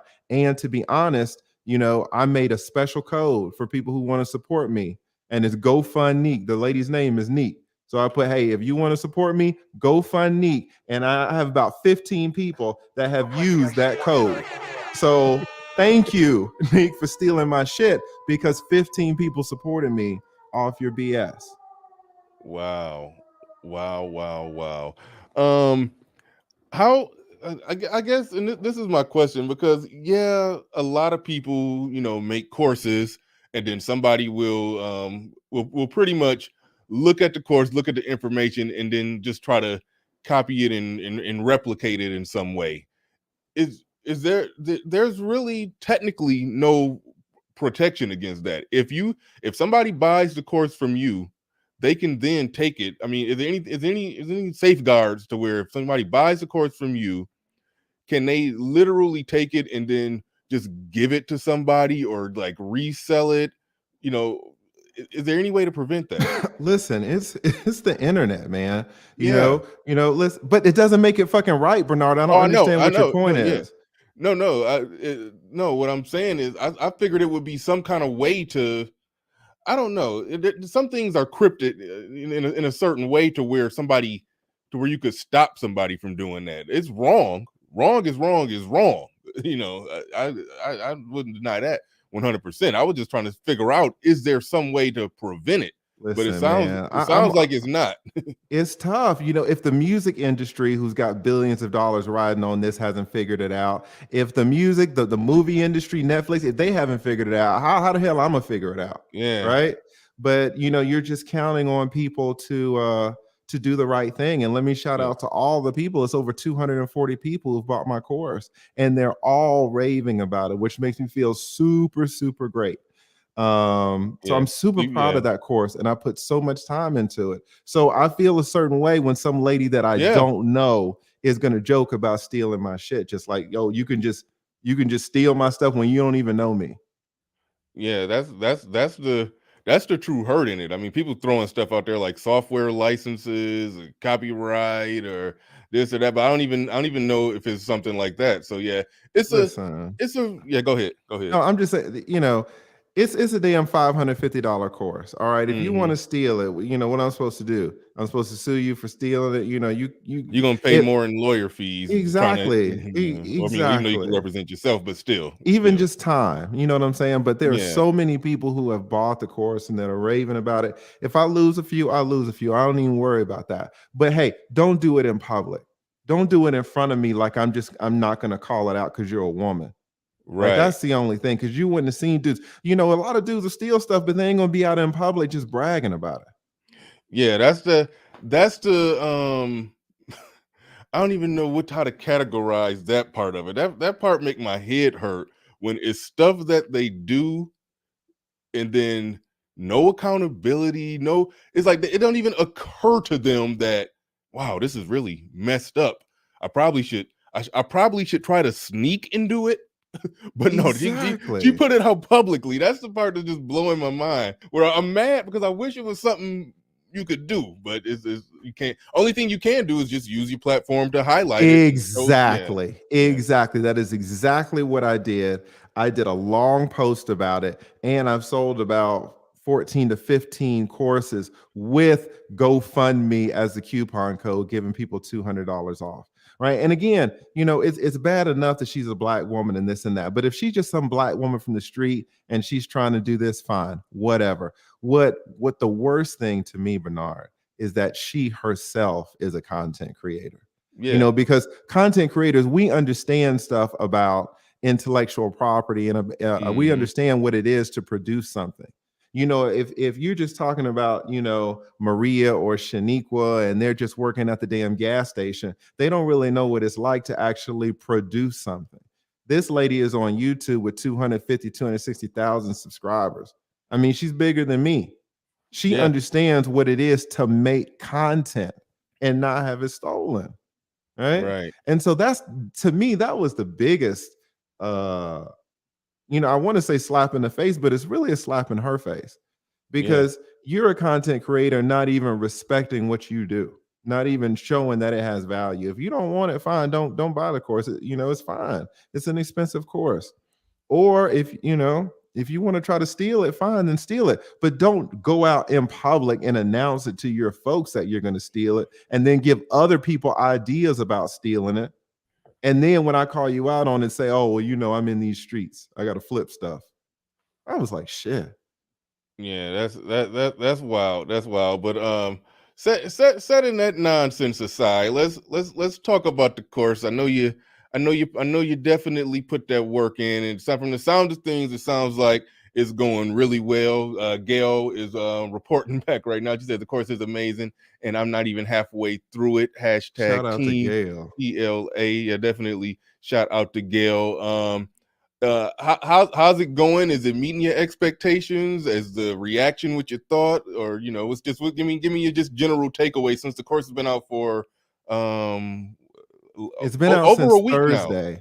I released it on Thursday, and it's Wednesday now. Okay, so it'll be a week. It'll be a week tomorrow. So it's your 1 week review or analysis of how's it going? Did it meet your expectations and everything? It blew my mind. It blew my mind how well this is being received. I was gonna give up on it because it was too big of a project. And I spoke to this black gentleman. His name is Zan the Man, and he gave me a free consult. He didn't even charge me.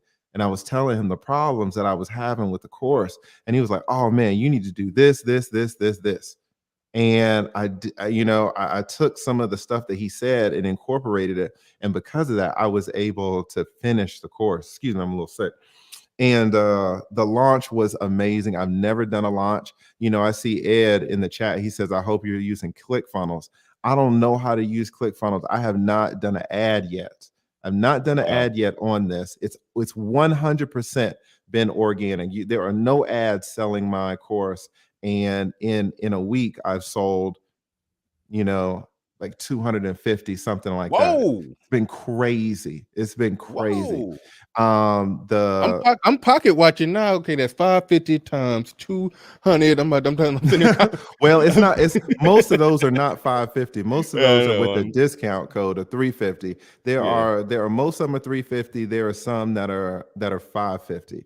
I will say this: one of the biggest things that I've just been blown away by is the fact. Shout out to Gail. Gail put the GoFundMe code in there. One of the things that I'm blown away by is my my refund rate. Usually if you try to sell something online, you'll get a lot of people who are buying this and no, I want a refund.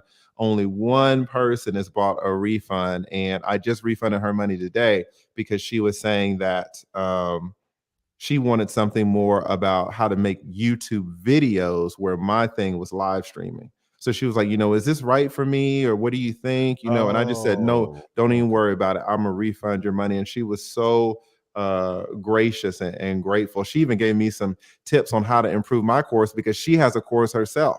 And she was like, hey, you need to do this on Teachable. And it worked out for me amazing, because I didn't know that. I didn't know how to use I don't know how to work Teachable. I'm teaching all of this stuff to me by myself. Is so daunting. So that the launch of that was just amazing. I mean, it did super well, and everybody is raving about the course. People like you know, you could do a whole course yourself, right? You would not be a good candidate for the course, but there's a lot No, of I still gems think, in yeah, no, I there. think I still need just when me and you had that conversation that we had, well, that I made, you know, some one-on-one clips out of it. We talked a little bit off the air, and you was giving me some good info there. And ever since I joined your Patreon, it's been solid info. You know, I'm winging this YouTube thing still. It's still a lot I need to We learn. all So are, right? We yeah, all are yeah. just trying to figure it out. But now when I look at content creators, like I'm looking to see if I learn stuff. You know, I look at Kevin Samuels, try to learn stuff from him. I watch Tommy Sotomayor. You know, in terms of live streaming, Tommy Sotomayor got it down. You can say what you want about his content. Yeah. But I mean, the way that he sees everything and does everything, I mean, he's kind of a master at the live streaming stuff. So I'm just looking at ways to improve what I got going on, and then other things too. And I really try to excuse me, I really try to study it. And Yeah. so there are a lot of great things into that course, and I put my heart and soul in it. It is expensive, you know, and some people said that, you know, the price, it wasn't going to get a lot of traction because of our community and because of this, like this lady, right? It was an example of a portion of our community, right? But there have been so many people that have supported the course. I'm amazed by it. I'm blown away. I am absolutely blown away. Absolutely. But yeah, look, man, like I said before, and like I said it when I joined the Patreon, a lot of good information on there. If you're starting a YouTube channel, is you up and coming, or you already got one off the ground, I mean, yeah, you definitely want to check out TLA's Patreon. I can't fully 100% vouch for the course. I haven't seen it, so I don't want to do that. But from the sound of things, from everybody that I've heard speak about it, Gail and so many others, they've all reported back that it's definitely on point. So I mean, if you're trying to get this YouTube thing going, trying to get it rolling, yeah, definitely want to look in TLA's way. He's definitely doing good work, putting people up on this YouTube game, and he got the proof in the pudding when you look at his channel growing like crazy. I'm trying to get on this level. I'm trying. Man, you're killing it. You are killing it. Your production value, the way that your studio is looking even now, man, it's just it's awesome. And shout out to E Black. I see him in the chat. I did a collab with him yesterday. And he was like, yeah, man, some of these other courses by these white folks, and I know they're valuable, but you know, they'll charge you $1,000, $1,500, $2,000. My course is, I charge for consultations. When people want to call me and have a consultation, I charge $350.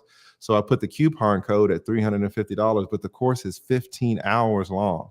So instead of talking to me for 1 hour for the same price, you can get a course for 15 hours telling what I know about this live streaming stuff. Right on. Absolutely. But thanks for coming up and speaking on that. I'm gonna clip this and make a video out of it. I had to drop everybody down. Yeah, I had to go on and use your. I know you don't like it, but had to use your YouTube celebrity status to try to get me some extra views on it when I clip. Shout out to you. Listen, I'm working on a clip right now. I was watching your stream and I jumped on, but I'm editing in Final Cut Pro a clip that I'm about to post now. So it's all about the clips. Clips are so important. So yeah, well, let me ask you this, because this is one thing that I noticed. Sometimes clips, they won't get as many views, but when you throw clips, when you clip your content and you put it out there pre-recorded, what I noticed is it seemed like it hit the algorithm differently. Like the live stream audience seemed like those are, you know, mostly people that generally rock with you. But I don't know, it seems like, and I don't even know if there's any data on this, and I don't know if I'm just shooting from the hip, but I noticed that when I start making pre-recorded videos or taking clips and putting them out there, the YouTube algorithm, because one, those clips are clean, you get the green light on them, you get the green $sign on them because the clips are clean. The live stream is ratchet sometimes, but you get a yellow light on the live stream. But 100% of mine turn yellow when I hit end recording. Exactly. So getting those green pre-recorded, green lit, green $sign clips, that's for those that don't know, that YouTube, will basically okay it and say this is clean. We can share this with all our advertisers. That helps YouTube put more of your content in the algorithm, and it just helps your channel grow. I haven't read that anywhere. That's just my observation from posting pre-recorded content. What's your views on that? I was about to let you go, but now I didn't ask another question. So no. I mean, really, it's when you talk about pre-recorded content, you're talking about like an 8-minute clip, a 4-minute clip, a 15-minute clip. What you're really doing is really touching a whole nother audience, because there are people who will never, ever click on a 3-hour video. They will not do. I don't care who's in it. Jesus Christ could be in it. They are not sitting there for 3 hours. They won't do it. And then there are other people who will only click on a video for an hour or last 2 hours. I did a live stream on truckers. There was this guy who had caused an accident. He was a trucker. And I was surprised how many truckers I had listening to me, because they all came up on the panel. And truckers love my streams because they're long. They can just, hit play, and they don't have to switch every 4 minutes, 5 minutes. And they just love to rock out with it. So you're actually hitting two different audiences. Now, there is some overlap. I'll watch your stream, which will be, hours long. And then I'll also watch a Kevin Samuels clip, which might just be 5 minutes, right? So there are people who will watch both, but there's a ton of people who are either or. And when you make clips, you are really targeting a lot of people who would have never seen your material, your content. They would have just never seen it. They would have heard about you. Oh yeah, I heard about Bernard, but I ain't clicking on nothing that starts with a 2. 2 hours, I ain't doing it. Right. But if you put an 8-minute clip, like, all right, let's see what this Bernard talking about. Because I've been hearing about him. I'll click on something 6 minutes. I'll click on something 9 minutes. But 3 hours, you got me fucked up. I hear that all the time. Hey, people will stop their day. They will stop their day, pick up their phone and write a comment to me. They will stop their whole day to write a comment to me telling me that they will never watch my streams because they're 4 hours. So people feel passionate about this. So if I put up an 8-minute clip, that's going to hit a lot of people. Even if it doesn't get a ton of views, it's still going to hit people that I would not have hit otherwise. And I've got clips on my channel that have given me 500 subscribers, clips that have given me 1,000, clips that have given me 1,500 subscribers off a clip, right? Yeah. And those 1,500 people would not have come with a dang, 4-hour stream. Yeah. And I noticed that and found out the hard way, because there was a moment where my channel was growing fast. And then I stopped doing pre-recorded stuff because I was like, hey, the live stream is what's killing it. And the live stream stayed killing it. I was doing great numbers on the live stream, but it was like, man, I'm not picking up any new subs. This is just that live stream audience that already rock with me, and just maybe a few more sprinkled in here and there. So, but when I was doing pre-recorded stuff before, I was noticing growth, and then that growth came to a complete stop because, again, there was those people that just won't click on it. And so when I did that one-on-one with you that we pre-recorded, and I broke it up into 4 segments, they didn't kill it with the views, but I was like, I'm getting subs now. They're like, the subs started coming back. So that's exactly right. And you'll get the views over time because people are subbing. And live streaming and just pre-recorded stuff, they're just totally different. I see my man KD in the chat, and KD supports me so strongly. Everybody you just put about shout out to Bernard, quick on the production, right? But he supports me, and not only me, he supports so many Black content creators. Well, hold on. Wait, real quick. Speaking of KD, I got this. Just hold on. Wait, where is it at?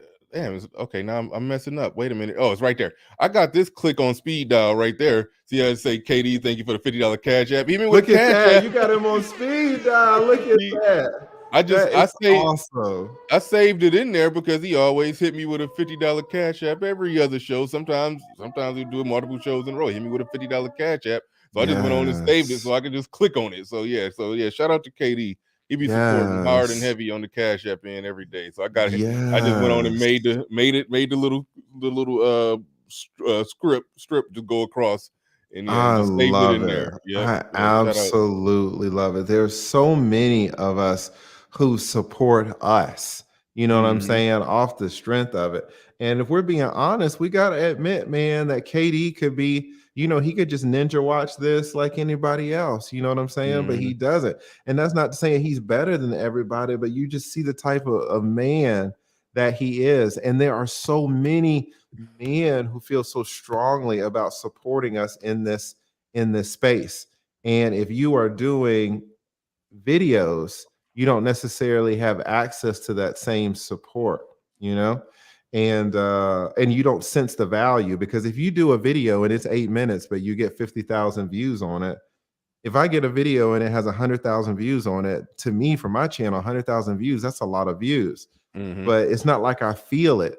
I feel a KD $50 cash out. I'm like, man, all of this hard work, people are really supporting it. People are really believing it. And it gives me the energy and the drive to keep going. Whereas if I get, 100,000 views on something, it just doesn't hit the same. You know what I'm saying? So doing the live streaming, we can talk to real people and have real conversations, have real interactions. And you just can't have that with an 8-minute video. Even if the 8-minute video gets 1 million views, it still doesn't have that same interaction to me. Right. So I'm a huge fan of live streaming, and my course is only for live streaming. And I've done the whole videos. When I first started YouTube, a lot of my stuff was just, the Final Cut Pro edited videos, 8 minutes, 10 minutes, 25 minutes. I've done it. But live streaming for me is where it's at, Yeah, definitely. I love it. Yeah, definitely.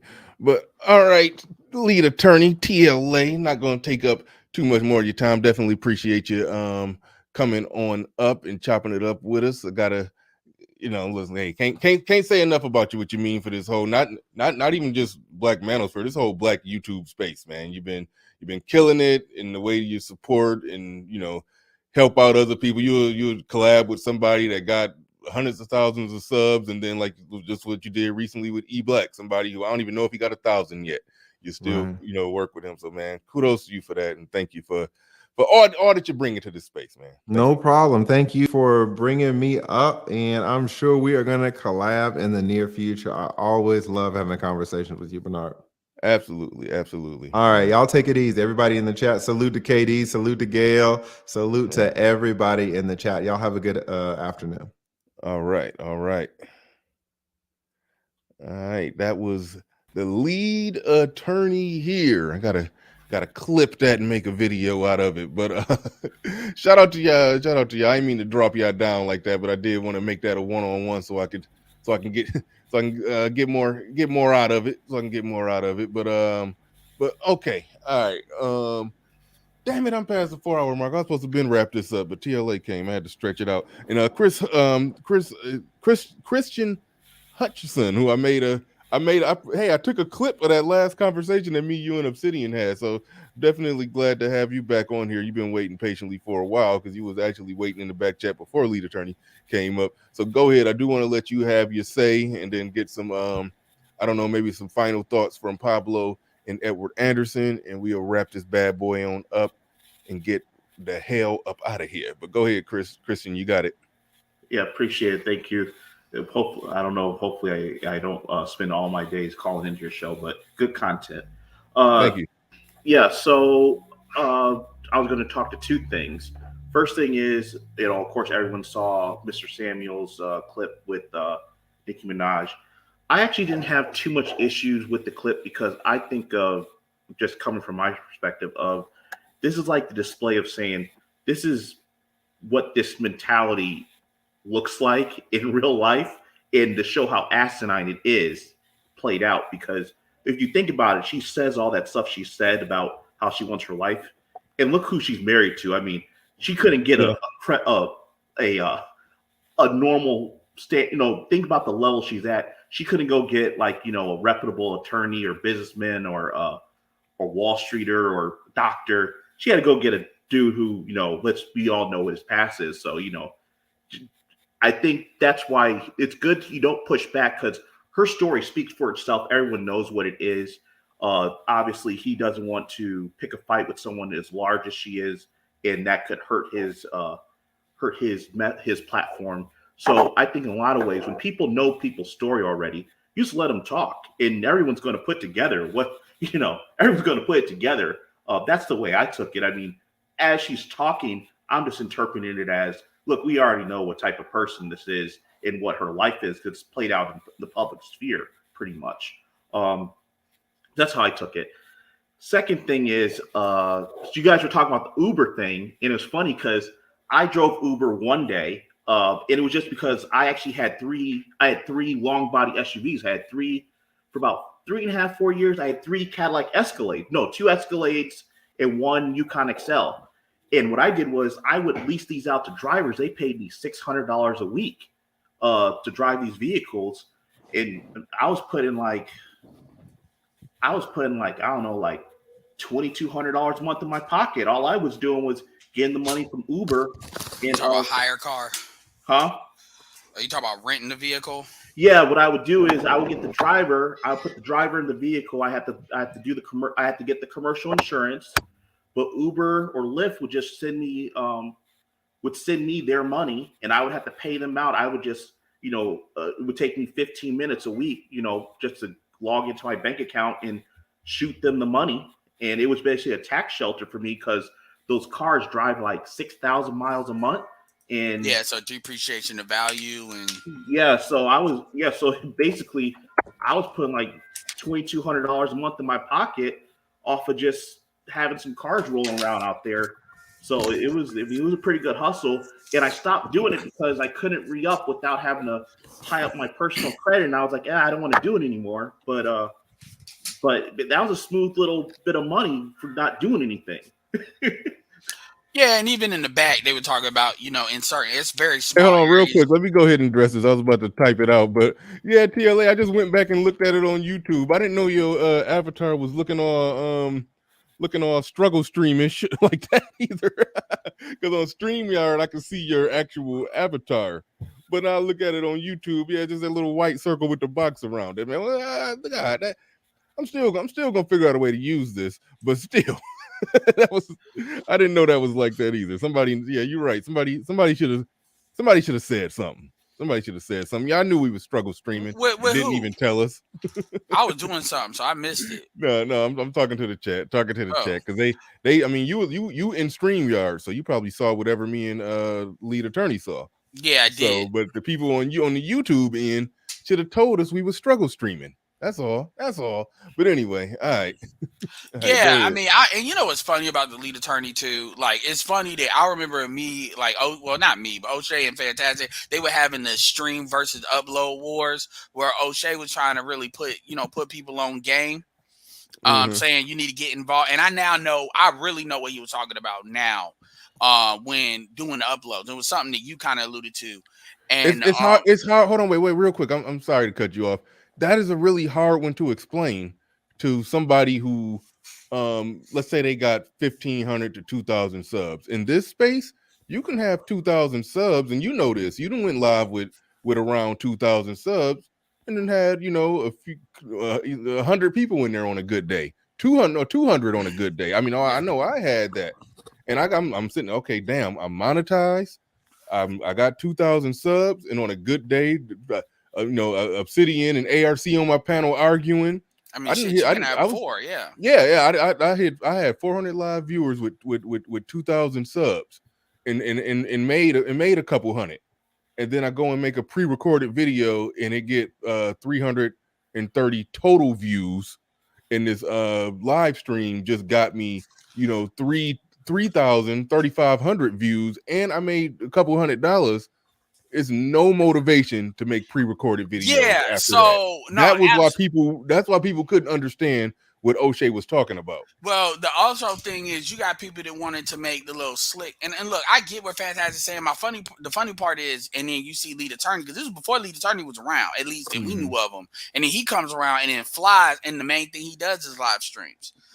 So it's kind of like, but even O'Shea was starting to see, because before him it was Kevin, but then people said, well, Kevin blew up, so that's a little bit different. But Kevin had his uploads, but Lead Attorney be doing the 6-hour live streams and stuff. He pretty much validated that, but the point is though, he was still, it's not one way to skin the cat, but you have to understand it depends on niche by niche, because we are niche. There's Black YouTube, which is its own niche, and then there's wait, at the time of that, Ed, what part of the argument you were on at the time? I was on there's room for both, because I understood that uploads had their place because of the monetization piece, but I didn't see it in the back in the analytics what I see now. Because because I'm really responding to Bowdy Thug. He said, "Now y'all understand after the fact." Shaking my head. No, that's not what it. That's that bullshit that I be talking about. And that's don't another come in reason. here. Don't come in here charging people up. Yes, it was some people who were saying absolutely hell no to pre-recorded. That wasn't me. That wasn't Ed. So don't come in here and charge me and Ed up with being them. Yeah, that's what our most disingenuous detractors do. I don't play that no more. Yeah, me neither. And O'Shea did live. You act like O'Shea didn't do it wasn't like, okay, Angry Man, same thing. He was Angry Man was talking about the cheat code. So you got folks that still do both. So the folks that were telling you this still does both. Like even Obsidian did more live. Some people may do more than the other, but they still do both. And then with O'Shea, everybody was getting mad because they were talking about, oh, well, you do a celebrity, you ain't to be taken serious. But it's like you have to understand, just like how if you do a man's magazine, there's certain things they put in there to pay the bills. And do you all really want us to be asking for super chats, or do you want us to expand bigger than that so we can get more money, so that we can do more things like get better like interviews and stuff? Like you got people like Lead Attorney, but you also got people that make one little brown paper bag money, like people like David Carroll, rest in peace, and stuff like that. And so it's like people don't see the bigger picture. But my point is with the uploads,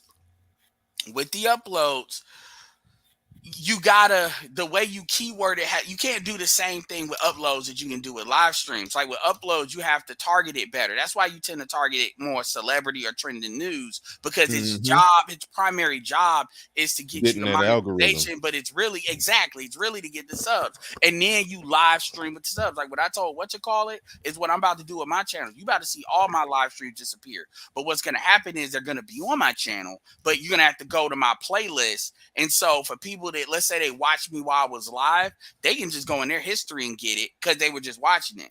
And that's another thing with the views too, Bernard. The reason why your views are so high is because, let's say, like right now, how many people you got? Let's say it's 300.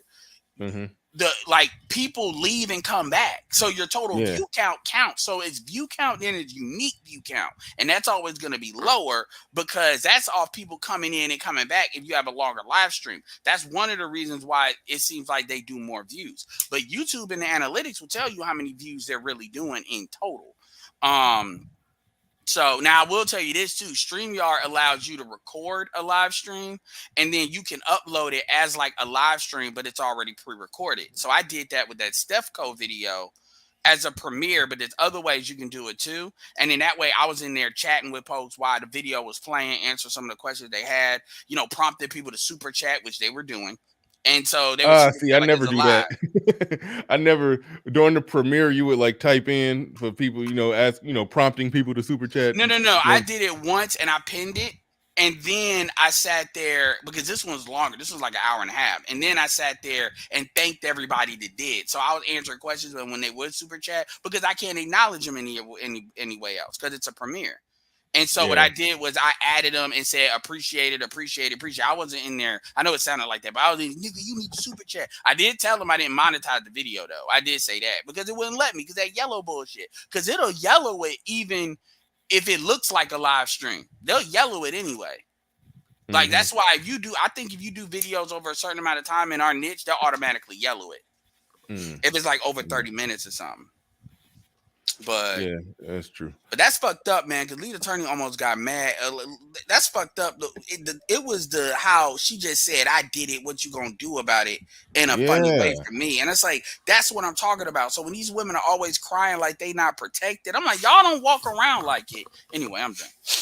No, I'm about to pass it to the person right there. Says, "Am I swinging a chair with my feet?" Yeah, there's a chair in front of me that I got stuff sitting on because I'm, it looked like a nice setup in here, but it's kind of. I need an additional table. But anyway, that's a chair. That's a chair Yeah, I'm a right there. little That's funny. hyper right now. That's what's going on with me. I had some That's a little. Coca-Cola earlier in the day, so FYI. Coca-Cola just get you hyped up like that. I'm talking for the chat. We gotta remember, I'm a smaller person, so it doesn't take that much more. Since everybody wanna, yeah, you a short little nigga, you closer to the ground. I'm like, nigga, you 60. All right, Pablo, what you got on Yeah. the way up out of here? Final words, final I'm, thoughts on anything yeah, I'm that's gonna been discussed. close. Take it anywhere. Yeah, I'm gonna close in response to what follow up to what Christian was saying, and I'm really happy that guys like Christian more and more are coming to this space Mm-hmm. because to the point I made earlier about honest work, and we talked about this yesterday. There is a underlying culture in Black America of the scam, the Yep. finesse, the not even borderline, but outright illegal and immoral ways of trying to enrich yourself. And I think what people don't hear and don't see is guys like Christian explaining how they got there. And so they don't see the things that Christian was doing before he could buy 2 or 3 Escalades, right? They don't know what he may have done, what types of jobs or things he did to acquire wealth. And so they will say, they're quick to say things like, "Oh, nigga, you driving Uber," right? I do Airbnb. There are multiple millionaires who do just that, and they use other people's money to do it. They don't go out and buy a home. They go out and rent one or go to a landlord and say, "Hey, I can make you X amount of dollars." I made $18,000 last year on a home that I own with my mother. So, on Airbnb, huh? No, I was just saying Yeah. that's what's up. Yeah, that's. Yeah. I think So people know. Sorry, I think people know how to make the money. I think what happens is people don't have the capital to get started. So like, I did the Airbnb thing for a second. I didn't like it, but I actually am doing furnished rental properties to all these travel medical professionals, so nurses, doctors, because all this COVID stuff. So, and I have some people in from like Korea at another property because there are a bunch of engineers working on this project here in Detroit. But like, there's a lot of ways to make money. I have a 9 to 5. I just don't hustle all day, but I have a 9 to 5. But people do need to understand. I think one thing when we talk about this is, people need to know what they need to get started. And lots of times, yeah, I had the 3 Escalades, but it didn't start off like that. It started off with, I was officiating, kids soccer games and high school basketball games, getting $50, $60 a game. And I was putting that money away. So that way I could go do a bigger play in maybe a year or two, because you got to build yourself up. And lots of times people just think of, I'm going to come out the gate hot and do something big. And that's just not how it typically works. You got to get that first probably 3 to 5,000 to make the play to do something else. And, and it's easy again to talk about it once you've gotten somewhere. It's hard to say, to someone who's like, hey, you don't get $10,000, go get a rental property. And they're like, man, I only got $700 in the bank right now, and I don't know if I can make my rent this month. It's, we do have to take people through the journey. But I completely 100% understand what you're talking about. I'm not trying to. Right. Yeah. Right. They didn't hear the part. Yeah, they didn't hear the part about you being the referee. I already know this, that you did that. You didn't have to tell me exactly what it was, but I knew it, because most men don't make it there without starting somewhere on the ground floor and then one thing leads to another, and to another. And that's exactly what I was getting. Yeah. So here's a perfect example: wholesaling. This guy, this is not anything against osmosis reacts. So I have a lot of real estate. This is a perfect example.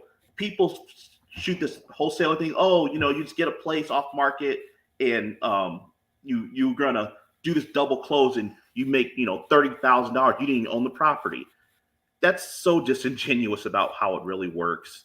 And I have wholesalers call me every day, and I take the calls and I just abuse them for fun for 15, 20 minutes just because I like to beat up on people who think that, I can tell that they obviously don't own any real estate.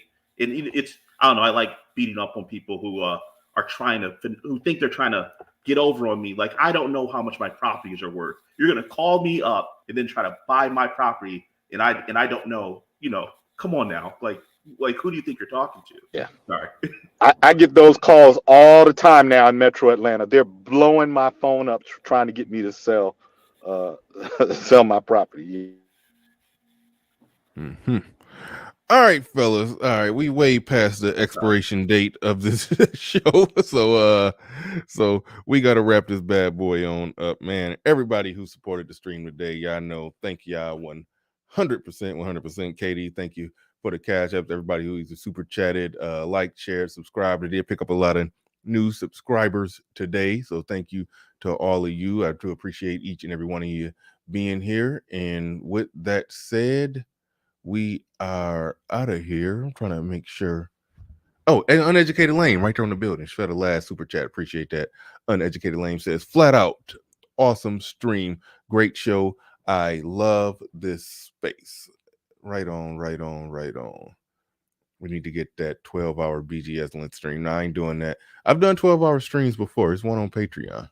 It's one on my Patreon. So yeah.